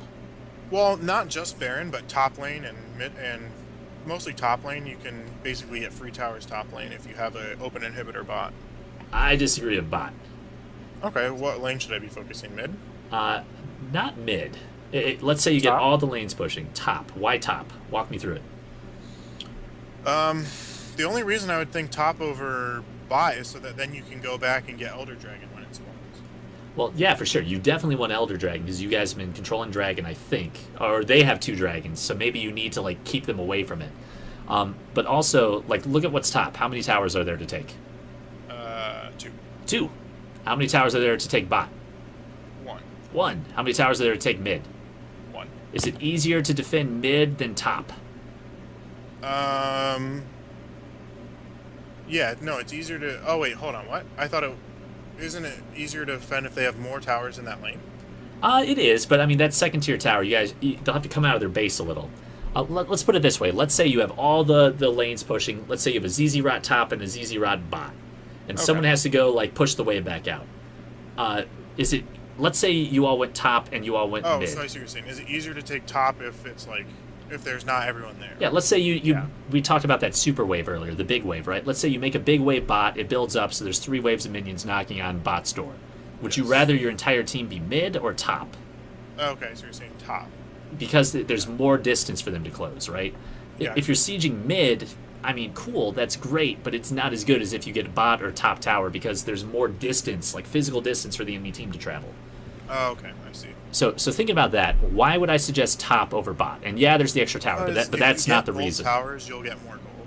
Well, you'll get more gold. The extra tower just makes it sweeter. That is not the reason, though. If there was no tower there, I would still suggest top over bot. Why? I'm not sure. What's on the top side of the map? Baron. Baron. Now, does the enemy team have a good siege or a bad siege? Bad. Are they ever going to break your base if you're just sitting under tower, wave clearing? No. Probably not. So what do they need to break your base? Baron. So if you go bot, what is free? Oh, the Baron. Yeah. Okay, I see what you're saying. So now if you're top sieging, like, and they do Baron, you guys can just collapse on them and kill them, right? Oh, okay. Okay. Okay, I see what you're So saying. do you kind of see the thought process? Yes, now I do. All right. Another thing, like you said, if dragons are going to be popping, you probably want to get one because I think you're 2 dragons behind this game. If you have super minions pushing in top, what's going to open up on the other side of the map? Dragon and bottom are going to be free. Dragon and bottom will be free-er. Nothing's free in League of Legends, Well, yeah. but So that was actually the reason why I was thinking we would group bot, is to force them to come stop our push, and if we get the tower inhibitor, they could never make a play for Baron. okay, that actually makes sense. I could do that, but let's talk about our But trading now, thing if again. they outthink us and then they do Baron while we're pushing the wave, so basically they'd be forfeiting a inhibitor for Baron. Yeah, Is that trade worth it? I don't know. I don't think it is for them, but it's close because it makes them a lot stronger, and then it lets them siege. Because what does Baron let you do? Like, what's the whole point of getting Baron? We just talked about it. Push, pretty much. It lets you push and get towers. So if they sent one person bot with Baron buff, which will make it so the supers can't push as hard, so probably Malphite with his teleport, Yeah. and then they went to another lane and they ended up getting an inhibitor just because they have Baron. Yeah, I mean, they'd have to push through inner turret and inhibitor turret. Yeah, so maybe in this situation you're right. You could like go bot and just take that, and that'd be fine. But I see what you're saying. Why top would be better though. Yeah, but Because if then you they go have top, no way to take tower. yeah, they Or just take Baron. they can't even take Baron. You don't have to trade anything. You just take top and hib. Okay. And then what do That they makes do? a lot of sense. Because they don't have a dragon to take, and it's a wimpy. It'll probably be a wind dragon, just the way it works out, Yeah. right? So Yeah. if you go top, they get nothing. If you go bot, sure, you trade an inhibitor for Baron, but they get something. Yeah, okay, I see what you're saying. And So it's 1,500 gold worth of just gold, and then 40 AP and 80. That's a lot. Yeah. I see what you're saying. That makes a lot of sense now that you put it like that. So what you should be thinking again? Do we need Baron? Do we need any other tools to siege? With your comp this game, no. But if you were on their team, like if you were playing Graves instead of the Trundle, and Trundle was on their team, Okay, I see what you're saying. you would So if I prioritize was the Baron. playing it and I was their team, my goal would be to win one team fight and then take Baron. Yeah, because Baron is then going to let you, like, you guys go buy, you'll buy nice things, and then you'll pick a lane to fight. And since you already have the Baron, probably bot lane, because Dragon will be spawning soon. Yeah. Because then it's the same thing, right? Baron's down, so there's nothing really to take top. We could go top, but then they'll get Dragon for free. And if it's an Elder Dragon, because it's like past 35 minutes, that's really bad. Yeah, that's not right. Yeah, Elder Dragon is very, very scary. Never give somebody Elder Dragon. It's always a bad idea. Yeah. So that's kind of what you're Unless thinking. gonna end Yeah, unless you're just going to end the game. If you're right-clicking the Nexus and they're doing Dragon, God bless, you know. the game. Yeah. All right, so I see what you're saying. Why top is better in this scenario? Okay. Just because Baron's up, I mean, maybe it's like a scary dragon. You don't want them to get another Infernal Dragon. You don't think they have enough damage to do Baron. You have it nice and warded. Like, you can make arguments either way, but generally I think the call should be go top, use your siege. Right now everybody's scaling up. You're ahead in kills. You're nice and fed. You're 4, 3, and 10. But do that and start taking some towers. Like, they're just trying to do the ARAM thing mid. Here it comes, by the way. Here's the ARAM mid. Yeah, that's what every game is. Yeah, and you guys are ahead, so it's working out, but what about the games where you're behind? You know, what about the games where it's more even? This is a crapshoot.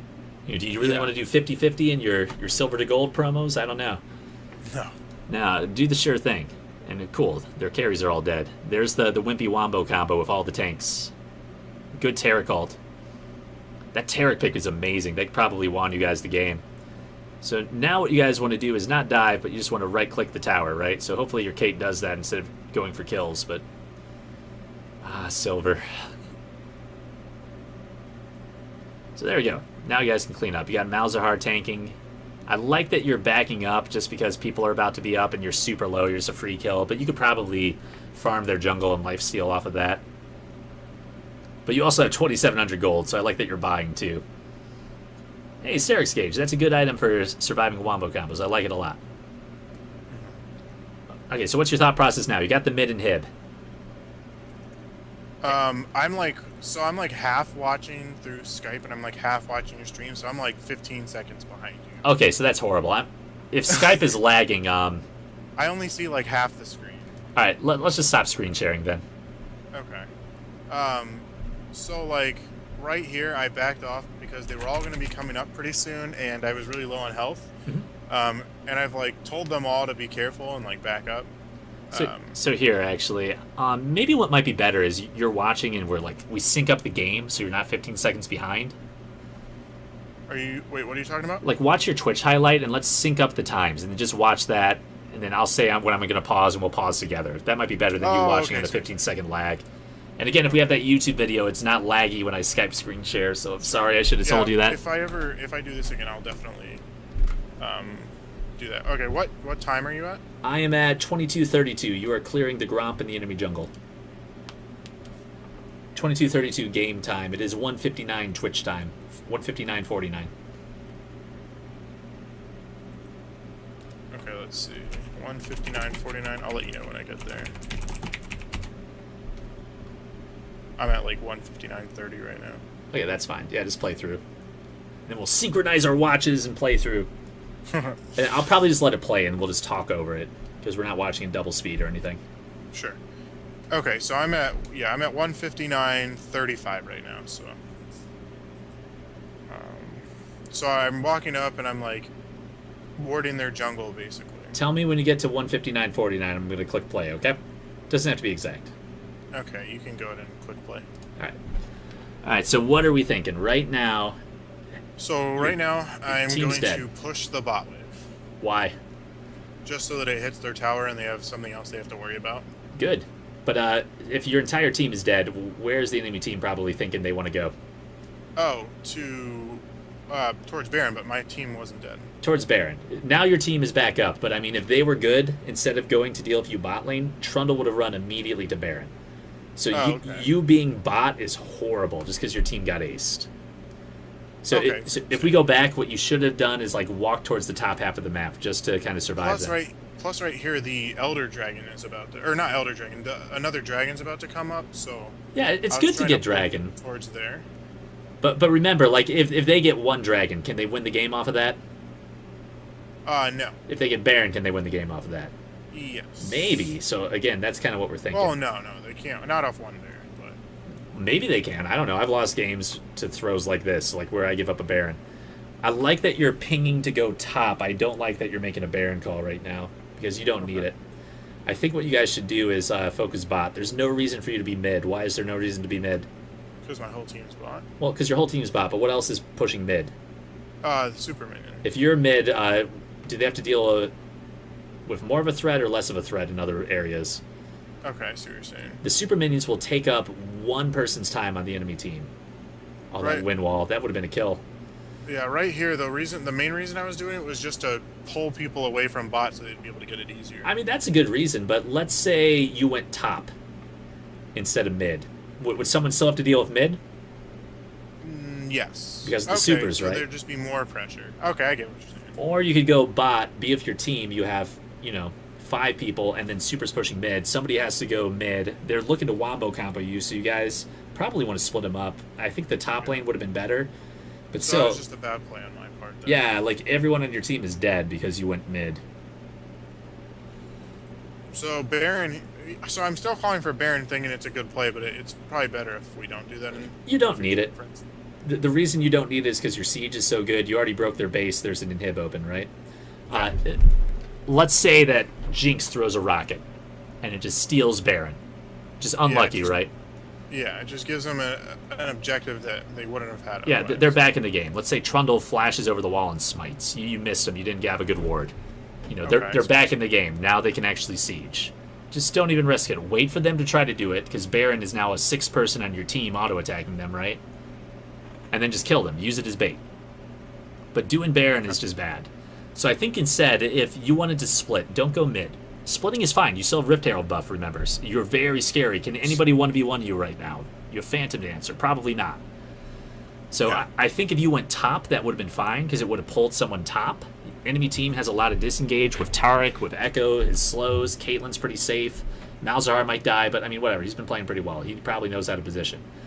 So if you go top instead of mid, the supers are still pushing mid. Somebody has to deal with those. Somebody has to deal with you top. Someone has to deal with you bot. You're overloading their defenses, right? Yeah. By you going mid, you're not doing that. That's why your team is dead.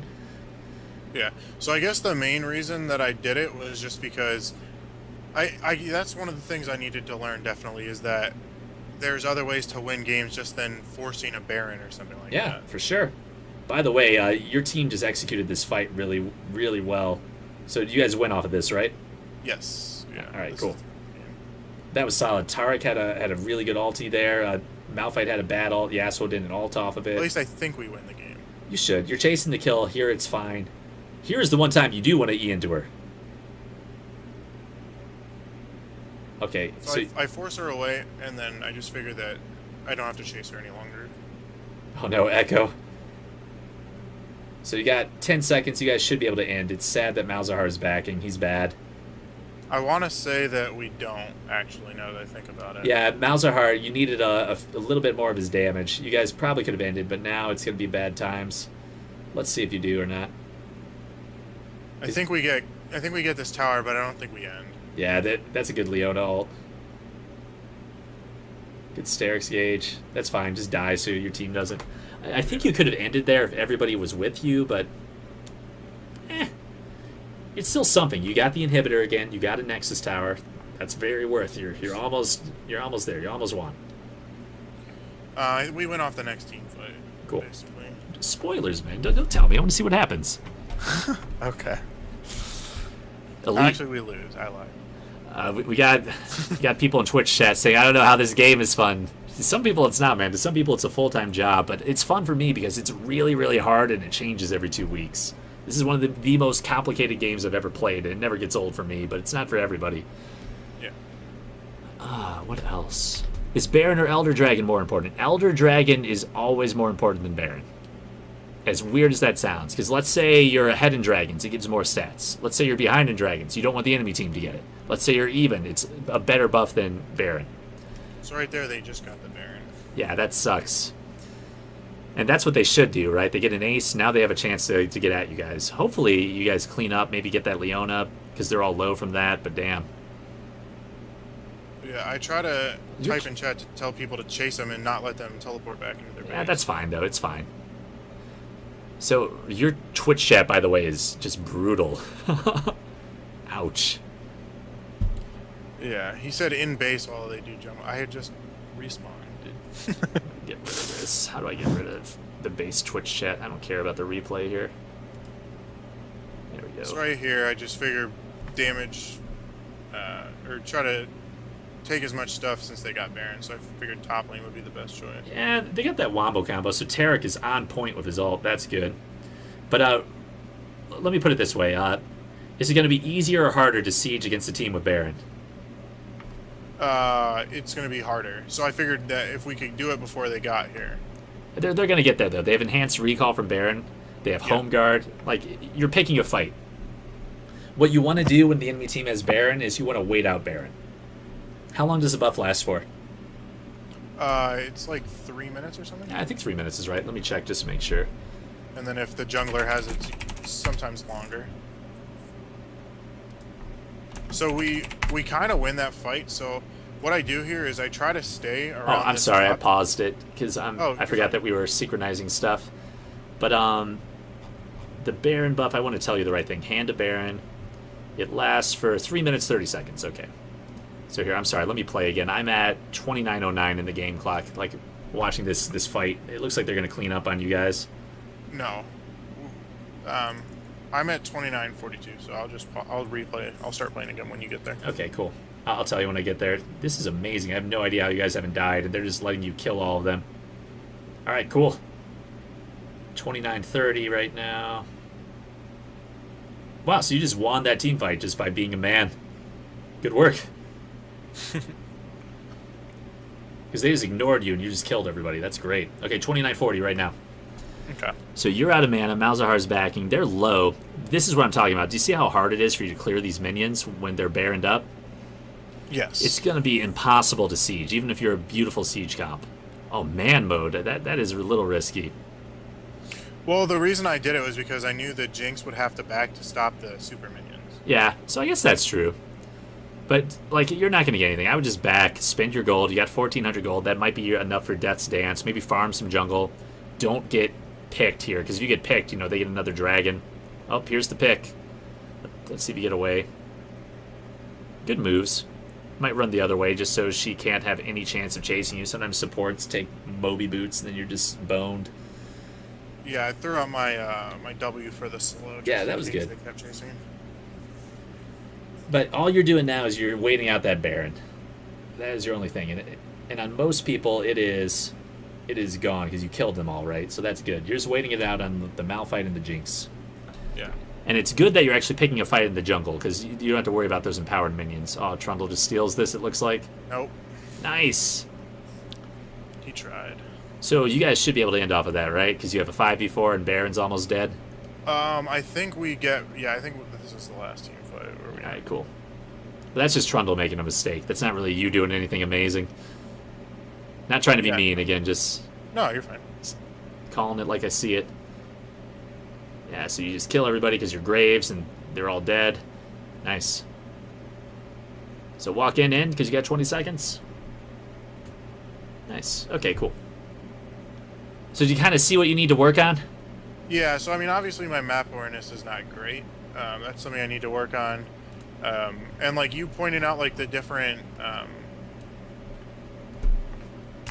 ways like to end the game. Like, so like I've always like I have this really bad habit of thinking the only way I can end a game is by getting Baron. It's a good way to end the game. It's just not always necessary. Yeah, sometimes it could actually put you in a position where you could throw the game because you lose the Baron. Like my favorite example, there's an enemy Lee Sin jungler. He's a challenger smurf. Everyone else on the enemy team is dead. You guys are doing Baron. Do you still want to do it? It's a close game. It's even. It's dead even. If everyone on their team is dead and we're all up, Lee Sin is up. And you don't have any wards. it depends on where the lanes are at. Like if the lanes aren't pushed, and I don't think we're going to be able to get a tower, I still would probably try to do the Baron. Okay, so let's say the entire enemy team is up. You see 3 of them bot. Do you still do the Baron? It's dead even. You have no wards. No pink ward. No pink ward. Well, even if you have a pink ward, halfway have through pink ward on it- doing the Baron, they drop a ward. Somebody sees that you're doing it. There's 3 people bot. Yeah, I'd still probably do It's the AD carry, the mid laner, and the support. They're all bot. it. Yeah. You're still doing it? Yeah, probably. I'd take my chances in a 50-50 like that. Okay. I wouldn't, because like if you lose it, you've given the team 1,500 gold, 40 AD, 40 AP. It's not worth. I guess I would hope that my top laner or another player would go around the back of the Baron and try to keep him from queuing in. Okay. So if somebody zones him, that's good. That's Yeah. solid. The play there, if you're going to do it correctly and everybody's on the same page, is at 3,000 health, you just wait. You clear his ward so he can't see, and you wait for him to jump in, because it's not low enough that he can smite steal. Yeah. And then you kill him, like you all focus him, and then you take the Baron. Now the jungler's dead. That's the kind of the correct play. But if it's just, him versus you smiting 50-50, that's He's going to win because of his Q damage. well, maybe. Like you said, it's 50-50. Sometimes. Half the Yeah. time he wins, half the time he loses. But half the time Basically, you he gave can it. smite faster. But half the time you give everybody on the enemy team a free kill and 40 AP, 40 AD. To be honest, though, like in those scenarios, I think I've only been outsmited like once or twice. Okay, and maybe you're just really good at pretty smiting. good with my smites. But as the game goes on, everybody else will That's get not really happening. good at smites too. So just realize. If it's 50-50, why not just kill him first and then make it up 100 to 0? Yeah. Yeah, exactly. That's all I'm saying. Like look for those opportunities. And that last game was a great example because you didn't need Baron to win because your siege was so good, right? Mm-hmm. So yeah, it's good that you're opening up to that. Okay. Well, yeah, it's because I'm glad that you brought that sort of thing up, because up until you brought it up, I never really thought about, like, I knew that I could win by applying pressure on areas of the map with, like, even without Baron, but I've always had this, I guess it's a bad habit that I need to like think about in comps and stuff, where I've always thought one of the really the only ways in a lot of games that I can win is by forcing a Baron. Yeah. And I guess I don't need to do that in every scenario. Nah, there's a lot of ways to win. Yeah. A lot of ways to win. Okay, cool. So what I'm seeing, I want you to work on your Graves mechanics. I'm wrapping up the lesson too, so if you have more questions, we can do it. But we've been talking for 3 hours and 20 minutes, which is fine. Right. I've actually learned a lot this session. But I want you to change the settings to make sure that you max out your minimap size. Don't listen to your AD carry friend. He's bad. He's probably really good at some stuff, but jungling is not one of them if he has a tiny minimap, I can tell you that. Or he has freaking jet fighter vision, 410 or something. I don't know. I don't even know if that's a proper measurement. I want you to turn on your timestamps. Okay. I want you to get a metronome app, and I literally mean just go into Google, metronome online, or just buy a metronome. Here's one right here. Let's slow it down. That's too fast. That's probably about right. Just glance at the minimap every time it clicks. Something like that. And maybe get one that's a little bit slower. I like having 3 seconds in between every time I look at the minimap, but it'll help. But oh look, here's a free online metronome, So you can just do whatever you want. It looks like 40 is the lowest speed on this. But something like that just reminds you to look at the minimap until it's second nature. Okay? Okay. The map awareness stuff, you've already been playing Gangplank to work on that, but try a couple Nocturne jungle games. I've played Nocturne before. He's not very strong right now. He's very good in specific situations when you just need to delete one person. He's a very good Soraka counter. But if you just play him in normals or even play him in co-op versus AI games, which I recommend for working on mechanics and things like, map awareness, you'll get really good at looking at the map because you have to play well with Nocturne. Pantheon's another good one to learn map awareness with. Shen's amazing. Because like we said, if you play Shen jungle, you're not going to win if you don't have map awareness, stuff like that.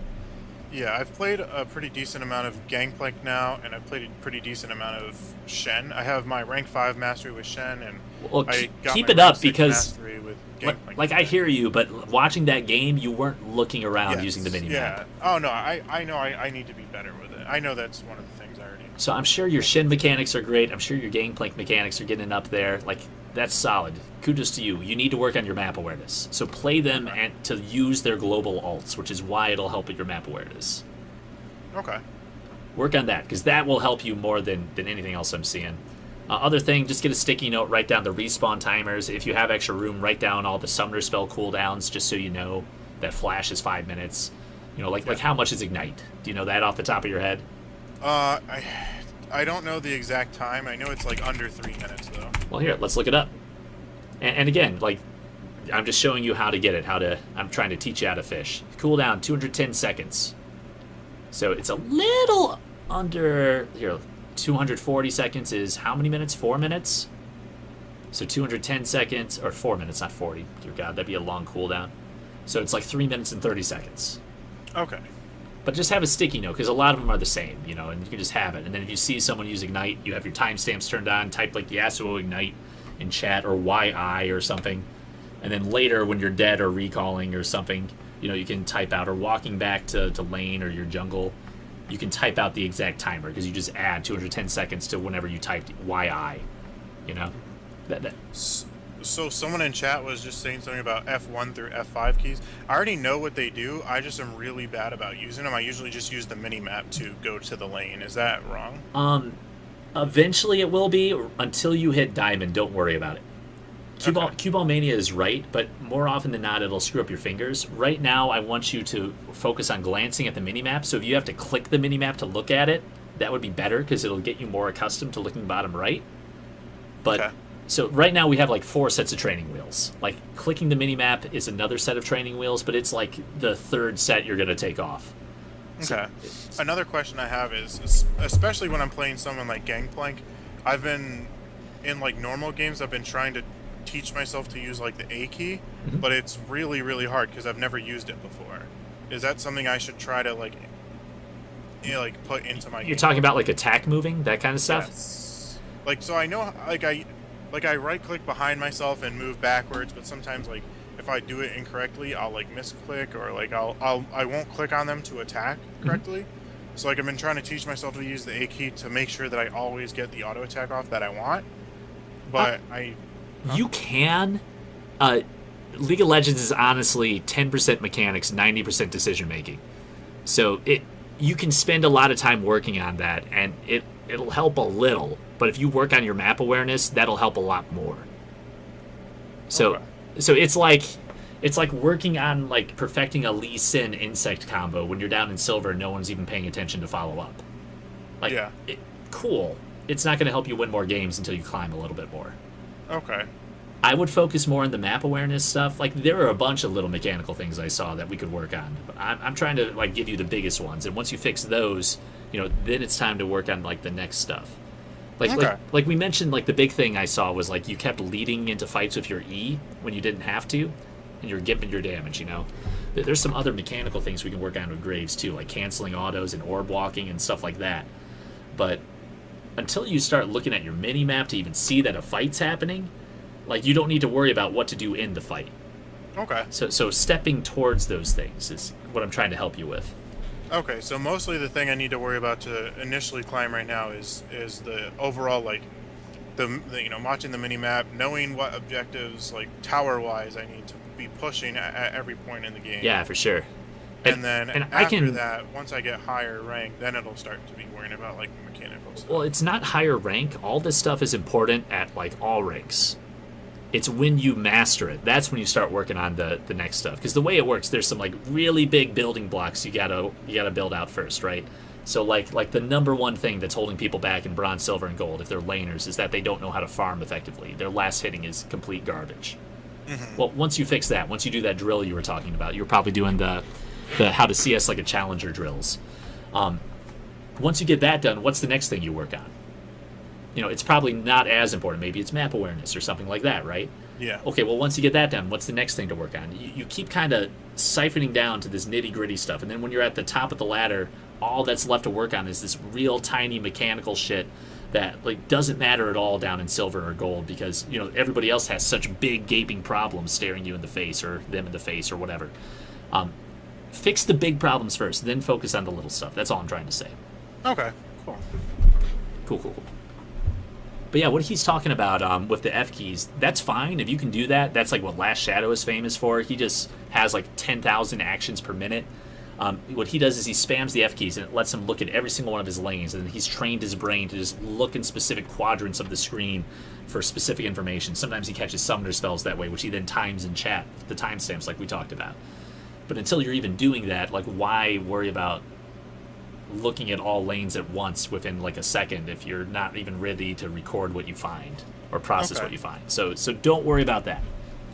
Yeah, typically when I look at other lanes, it's mostly just to see like where the champions are, like health and mana wise, and where, like, if the lane's pushing and if they're going to be overextended with exactly. The 30 seconds. And if you're glancing down at the mini map every 3 seconds, which that metronome thing will help with, you'll be able to see if they're overextended, and then that'll be like, okay, do I need to click them? You click them, you notice, oh, they're all low health. I'm Graves. I'm just going to come and click R, and then I get 2 kills. Yay!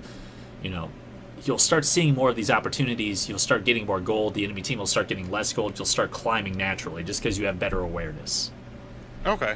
So trust me, this will help more than anything else. And then the decision making, like what do you do with that information, that'll help too. So I have a couple videos I can pass your way, or we can just do another session. We can talk through like what should you be doing. I'm happy to do another session on that. Maybe not watching a game so we can focus and it doesn't go for 3 hours, but yeah. Because this is long for a lesson. I'm fine though. I'm having fun talking with you. Okay, cool. But trust me, the awareness will help. It'll help a lot, because that's the main thing I'm seeing. Then the mechanical stuff, like don't lead with your E in fights. That's another thing. Yeah. Saw a lot of good stuff too. I mean, like your clear was great. Like a lot of people have troubles with like clear mechanics. Like that was not a problem with you. You had a good fast clear, so your runes and masteries are probably A-okay. Your build seemed to be fine. Like it made sense. You were building a little situationally. It was just like, okay, what do you do with that? Because there were a few times, like when you went to farm the chickens when there were 2 people diving your mid laner. Yeah. It's like, why? Okay. So it's just making better decisions some of the times, and all the times, recognizing when there's a play to be made and capitalizing on it. Yeah, because there are a few times like you didn't look until like 10 seconds later, and then when you did look, the play was still there and you chose not to take it. Okay. So awareness to see the plays, and then also recognizing that you're one of the scariest early game champions in the game. You just need to go and blow people's faces off. Mm-hmm. So that's another. That is actually a question that I have for you. Typically with Graves, I usually don't gank or try to fight until I'm level 3 or 4. Whenever I get my W, because then I get to a point where I'm pretty strong. Because I get a slow and I can deny vision. And well, if you have a red buff, you have a slow too. Remember, the slows don't stack. It's whatever one is bigger. So if you're going to gank and somebody's at 300 health, like, and you're level 2, and you just did red buff and your Krugs, just go gank. Okay. Because your W isn't going to make or break the gank. Okay, I see what you're saying. That's just something that I need to also work on is doing early games. Yeah, for sure. Or at least noticing when it can be ganked, even if I don't have to. Here, one sec. Somebody just followed. Leo Pyra, thank you for the follow. Welcome to the stream. Can you repeat that? I missed the last part. Yeah, working on when to gank early would be really good. Also, yeah, knowing whether it's gonna like be an optimal gank, so I know what I'm trying to say. I just don't know how to say it. Oh, gotcha. Like, if I see someone's low, but I don't, like, I have this bad habit of like saying, well, I don't have my, my level 3, or I don't have my, like, on certain champions, like if I need a stun or a knock-up, like I'll just say, oh, well, I don't have it, so there's no way I'm gonna be able to get this, a kill or a summoner or anything like that. So, a lot of times I won't go for it. Yeah, I don't know. Like, For sure, if you can't get the kill, it makes no sense to waste your time. You'd rather be farming because it's a sure thing. You get gold, you get resources, like experience. It's better. But I guess it's more recognizing when you can get the gank off and when you can't. Another thing I recommended we do, this is the other piece of homework, right? The two camps, then gank, co-op versus AI game. Okay. What I want you to do is play that and play maybe 5 of them. It'll be boring, but you'll farm some IP for whatever the new champion's going to be. Just do it. Okay. It'll train you to look for these gank opportunities because you'll do 2 camps and you'll look and be like, okay, do I want to do mid or bot? I got a gank. That's the drill. Which one do I do? Okay. So it'll teach you to look at the map. It'll teach you to just be overly aggressive with your kit, which will teach you your limits. Because then maybe you'll be like, wow, normally I wouldn't even go for that. But it was easy. I killed him super quick because I'm Graves and I have way too much damage in my kit. You know? Another thing to look at, too, I'm not screen sharing with you anymore, but if you go to the champion.gg of Graves in the jungle, I'm going to message you in Skype. Just click that real quick and then scroll down to the skill order on the left, okay? Yeah. What do you notice? So the most frequent one is what people usually build, whereas the highest win percent is what the, obviously highest people with the highest win rate of that champion per game are playing, right? Yeah, but what do you notice about the first 4 levels? So it's pretty self-explanatory. Typically, you either take Q or E as your first, and then you always upgrade your Q to at level 3, and upgrade your W at level 4. Yeah, so what have you been doing at level 3? Oh, usually I upgrade my Q, unless I plan on ganking, then I upgrade W. See, I guess what I'm saying is I think these guys are still ganking. They just have the extra Q in there, and it just... Because Graves, if he has red buff, which he will, level 3. Damage. Yeah, you don't... Is the W going to do more damage than an upgraded Q? No. No. Usually I just use it for the slow and the... If you have red buff, do you need the slow? No. No. Unless I started blue. Unless you started blue, yeah. But if you're ganking at level 3, you probably did camp, buff, right? No, typically my jungle clear, and you can tell me if this is incorrect, is I do, if I start bot side, let's say I'm on the red side, so I'll do Krugs, red, chickens, and then depending on who the enemy jungler is, if I think I can beat him in a 1v1 fight, even at level 3, I'll go do the rift thing.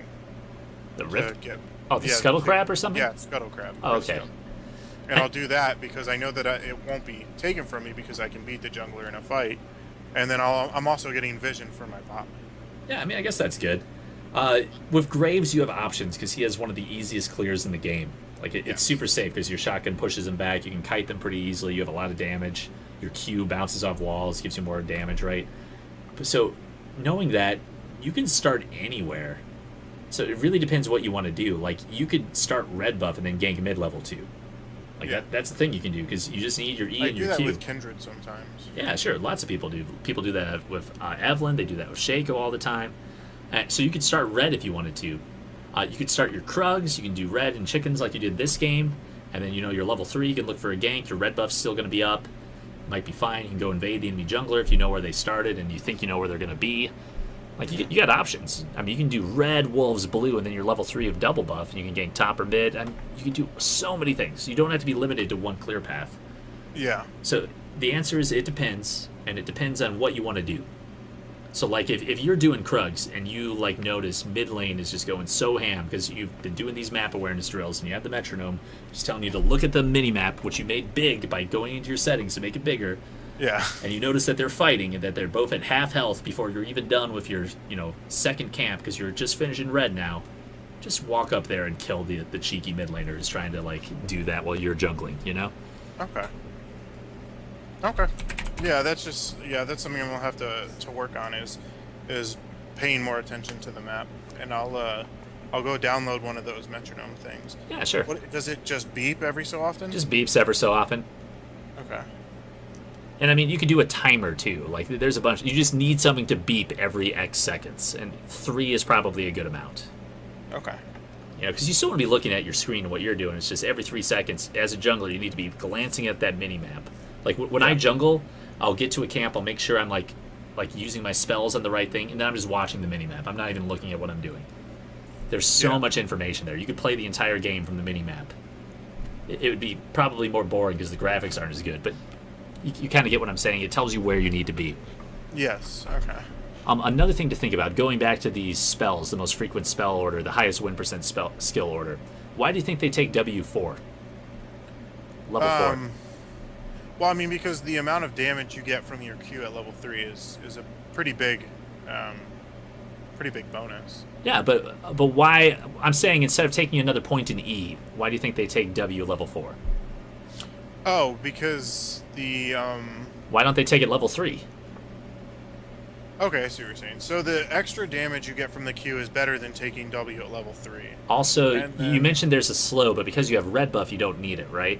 Yeah, so typically red buff wears out around level 4 or 5. Yes, so that's why you get the W at level 4. Because when red buff is gone, you don't have a slow, you don't have any CC to like secure the gank. Okay. So the W is to make up for red buff expiring. Okay. Think of it that way. Okay. Also, you just want the extra point of utility. It does like what a little tiny bit of damage too, so maybe it finishes Yeah, somebody there's off a of one tiny health. amount of damage. The blind can be used for outplays. There's a bunch of things. Yeah. But Typically, that, I like to use the blind to try to save a lot of times what'll happen is I'll go to gank a lane and then for example mid lane and my mid lane will get caught and he'll die, but I feel like sometimes if I would have W'd it in the correct place, I could have saved him, sort of thing. yeah, I mean, if it's a champion of skill shots, for sure, it helps them dodge when they, when the enemy team can't see what they're aiming at. Yeah. So yeah, you're not wrong. But yeah, that would be the only reason that for up until now that I thought of taking W at level 3 is so that I could help someone survive, basically, sort of thing. If you wanted to be really, really good, really good, and I noticed you were clicking your spells. I always tell people to use Control and then hit the actual spell because it's like the keyboard shortcut, and then your mouse is free. But you can wait to level up your spell until you need it. Yeah, I've tried doing that, and it ends up I'll end up pressing the wrong button and using an ability or something, and then. But So, again, that's something I need to work on. Though, yeah, too. that's a bad excuse because you can just practice and then fix that, Yeah. right? You do that in a Yeah, co-op versus it's- AI game or whatever. Yeah, it's something I need to work on. But I'm just saying, that's another option. So if you're not sure, maybe I want my W at level 3 to save my mid laner. Well, if you're not going mid, I don't know, don't level it until you get to your next camp. Like if you're crossing from red jungle to blue jungle, maybe you're going to do your wolves. Don't level your third ability until you get there. And then when you get there, level Q. Because it has a faster clear, apparently. Yeah. So just, Yeah, that's something I'll have to work on is using the control to level my abilities, because that is one thing I've tried to do before, and I just haven't put enough time in to really getting it down. So another thing, it depends on your keyboard too. I'm moving my mic real quick. Let me show you. I have. Are you watching? I have a mechanical. Yeah, are you watching my stream right now?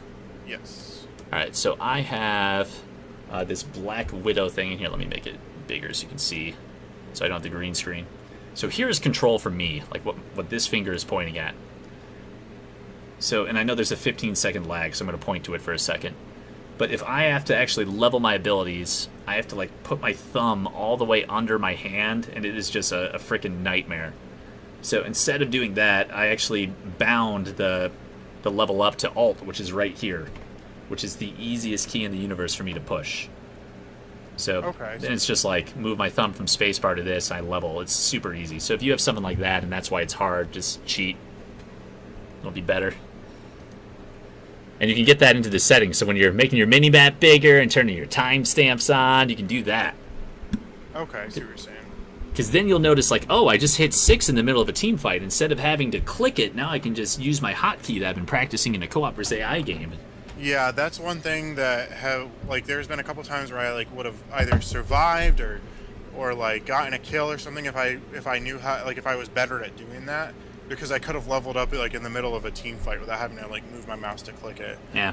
So there's something else to practice. Especially with Kindred. there's been a few times where I leveled up and got level 6 in the middle and would have survived if I could have leveled it up. Oh, got it.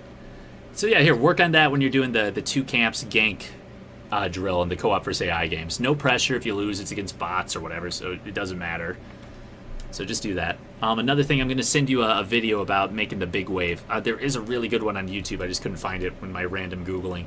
But that'll give you some more split pushing pressure, especially if you're playing carry champions that can't build ZZ Rod or Banner Command efficiently. Okay. All right. And if you have any other questions too, because we've been going for almost 4 hours. I got to call it. I got to work in the morning. I did. I got work at 8 a.m. So. Oh God. Okay, let's end this then. But shoot me a LOL coaching message. Shoot me a message in game. We can be friends or whatever. Shoot me a message on Twitch. Happy to answer whatever. Sign up for another session if you enjoyed this.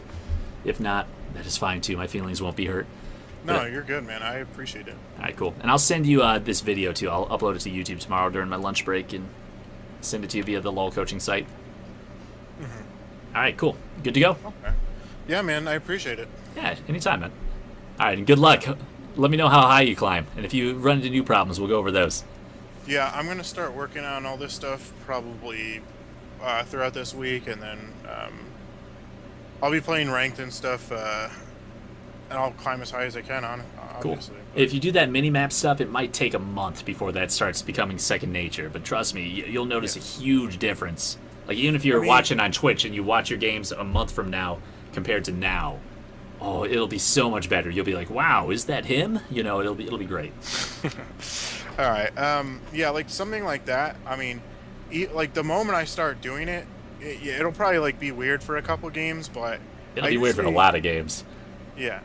Well, I tend to catch on pretty quick when it comes to like doing stuff like that, because it's not like hard to like look at a mini map, but I find it hard like when I'm trying to like transition like where my fingers go, because my hands are always like very stuck in like one position, so it's hard for me to like bring new things in. Okay, but yeah, that's why you got to practice. You break all that scar tissue or whatever. All right, man, I got to go to sleep. I got work in the morning too. I don't have to be up as early as you, but I still got to be up. Yeah. All right. Well, I appreciate all the help, and I'll get back to you probably later this weekend or something. All right, sounds good, man. Good luck. Weekend. All right. Bye. Bye. So there we go. That was a long coaching session. I think we got him up to speed, though. Worked on a bunch of stuff. Got to review a game, too. But kind of went over win conditions. What does the enemy team want to do? What does your team want to do? How do you make those happen? All right, what time is it? It's 2 a.m. Let's see if League is back up. It was getting DDoSed earlier. Some hackers, man. They hacked the mainframe. They made it so we couldn't get to the games. We just finished coaching. Let's see if I can actually get in. Authentication successful. Thanks for the help. Hey, thanks for asking for help, man. Hey, thank you for the follow, the King of Nido. Good luck as you climb, man. So this is telling me that probably not going to happen any more games tonight. All right, let's see what I missed. I saw people being dicks earlier, so I had to ban a few people. Let's go from the top down. Oh, and I missed some of my stuff earlier. I'm New Year. Hi, how's a girl supposed to feel? Yeah, sorry, when I'm coaching, guys, I got to pay attention to the person getting coached. Otherwise, it's rude. This guy was calling people autistic. See you later. Don't want you in my stream. You guys were being mean to each other. But hey, it's still kind of funny. Asking if people are a slut. I think you asked if she wanted to duo later, too, which is funny. I missed that one. Jeez, Janice Grace, though. Way to handle that. Servers are up. Cool, everybody left. Banned that guy from the room for being a dick. Thanks for the follow. Did I actually get in? Alright, cool, we got him. Maybe we play a game. League isn't toxic, people are toxic. I agree, Demetrius. Good to see you, my friend. The stream's better than the big ones. You actually get noticed, it's informative, and you can actually learn things here. I'm glad you like it, Stoka. 666. Death's Dance might be better, Cuball Mania. Like, I was like wondering, I was like, why are you building Phantom Dance? He's like, so I can move faster, so I can reload faster. But I think Death's Dance might be better because it gives him lifesteal, gives him cooldown reduction. Or Graves is more of like a caster AD carry. And it would have let him survive a little bit longer too. Like if that Trundle's ulting, he'd be like right-clicking minions to like heal from that item. And kind of like survive the Trundle ult. But I don't know. We were working on different things, like the map awareness I think is more important than build paths right now, because build was fine. Sure, it might be a little bit better, but situationally, Phantom Dancer could be better than Death's Dance. And I'm not sure about that specific team versus that specific team. I haven't run the numbers. Ouch. Ouch. Can I follow this channel? You can do whatever, man. The guy that plays jungler's top? play a lot of things top. Yeah, Sneaky Taco, I saw that earlier. Thank you for streaming. You have helped me become a better jungler. Thanks, man. I think I just followed your stream, too. I want to check that out. I also went back to maining Sejuani. KDA is 4.21. Nice. That's higher than mine, man. Good stuff. I play here on support and top and mid, though, so I don't know. In the jungle, I've been having some pretty good luck lately. Like, here, we'll have to play some more ranked. I got a squad now, but we've been having some pretty damn good games. With Sejuani in the jungle. Even top lane, we've had a few good games. Okay, what else did I miss? Is Baron or Elder Dragon more important? Elder Dragon is generally always more important than Baron, just because it gives more stats. Now, that last game, the enemy team had no way to break their base without Baron. So can make kind of an argument for maybe just making it so they can't get Baron, makes Baron more important, but like 90% of the time, Elder Dragon, it gives you more stats and is a stronger buff. So I'd prioritize that. Assuming everything is even, Elder Dragon is definitely more important, because that means you have 2 dragons, they have 2 dragons, even, right? You want that extra true damage, because Elder Dragon plus the 2 dragons, 45 times 3, 9 to 40, 135 true damage on every auto attack ability, all that good stuff, right? It's just good. It's like too good. It's too strong of a buff. It's true damage, too. And then it amps up your other dragons. So if you have 2 other dragons, they're 50% more effective. It's really good. This is the guy calling her a slut, and he's like, "Add me." I don't know. Maybe they'll make friends and get married after this. And they met at the Gun Day Monday. Oh god, I can't even keep the sarcasm up. What headset is that? This is the Siberia S3. What is it? It's the Logitech one, the S3 Logitech one. I like it because it glows for no reason. That's that blue light. That's decent. Talking about how you can deny like a Lee Sin, how Baron's a coin flip and you gotta be careful here. Sneaky Taco coming in. Kalissa, she's good and she's bad. She's actually a lot stronger than she used to be. It's just you can't 1v1 people, you have to play with your team. But she's pretty damn good when things like dragons are so strong. I'm actually surprised she's not played more. I feel like with coordination, she'd be a lot stronger. I don't know, there's not a lot of point-and-click CC anymore. There's like Malzahar ult, Nautilus ult. So she's still pretty damn hard to kite around, but she does need to be near her support to get those extra stats. Yeah, and ELO doesn't matter. You can carry if anything, so that's good.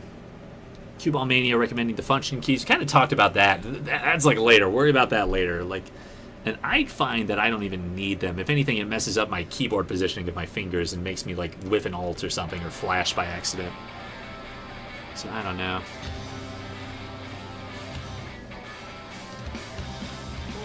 You're joking, right? No, I'm not. Try it. All your F keys do that. Spacebar or F1 brings it back to you. F2, 3, 4, 5. It goes down the order that's above the minimap. So you can just jump to people. You don't have to click like I do. Generally what I'll do, though, is I'll just be watching the minimap, and I already kind of know what's happening, because I can see if someone like moves real quickly. They either flashed or dashed, right? So I'm just gotten to a point where my brain just kind of automatically guesses at what's happening. But I don't know, maybe it's a better habit. Maybe I need to work on F keys, too. A key is best for range champions. Cuball Mania is talking about attack clicking. If you A click, like you hold A and click, you'll attack things on the ground. It's good and it's bad in different situations. The champions I play, generally, it's not that great. One situation where it will always be good, let's say the enemy walks into a bush. You want to attack click, so hold A and click the bush, because if they walk out right when you walk into the bush, like they're trying to bush juke you, you'll automatically move towards them and auto-attack them. So, I mean, there's situations like that that's always good.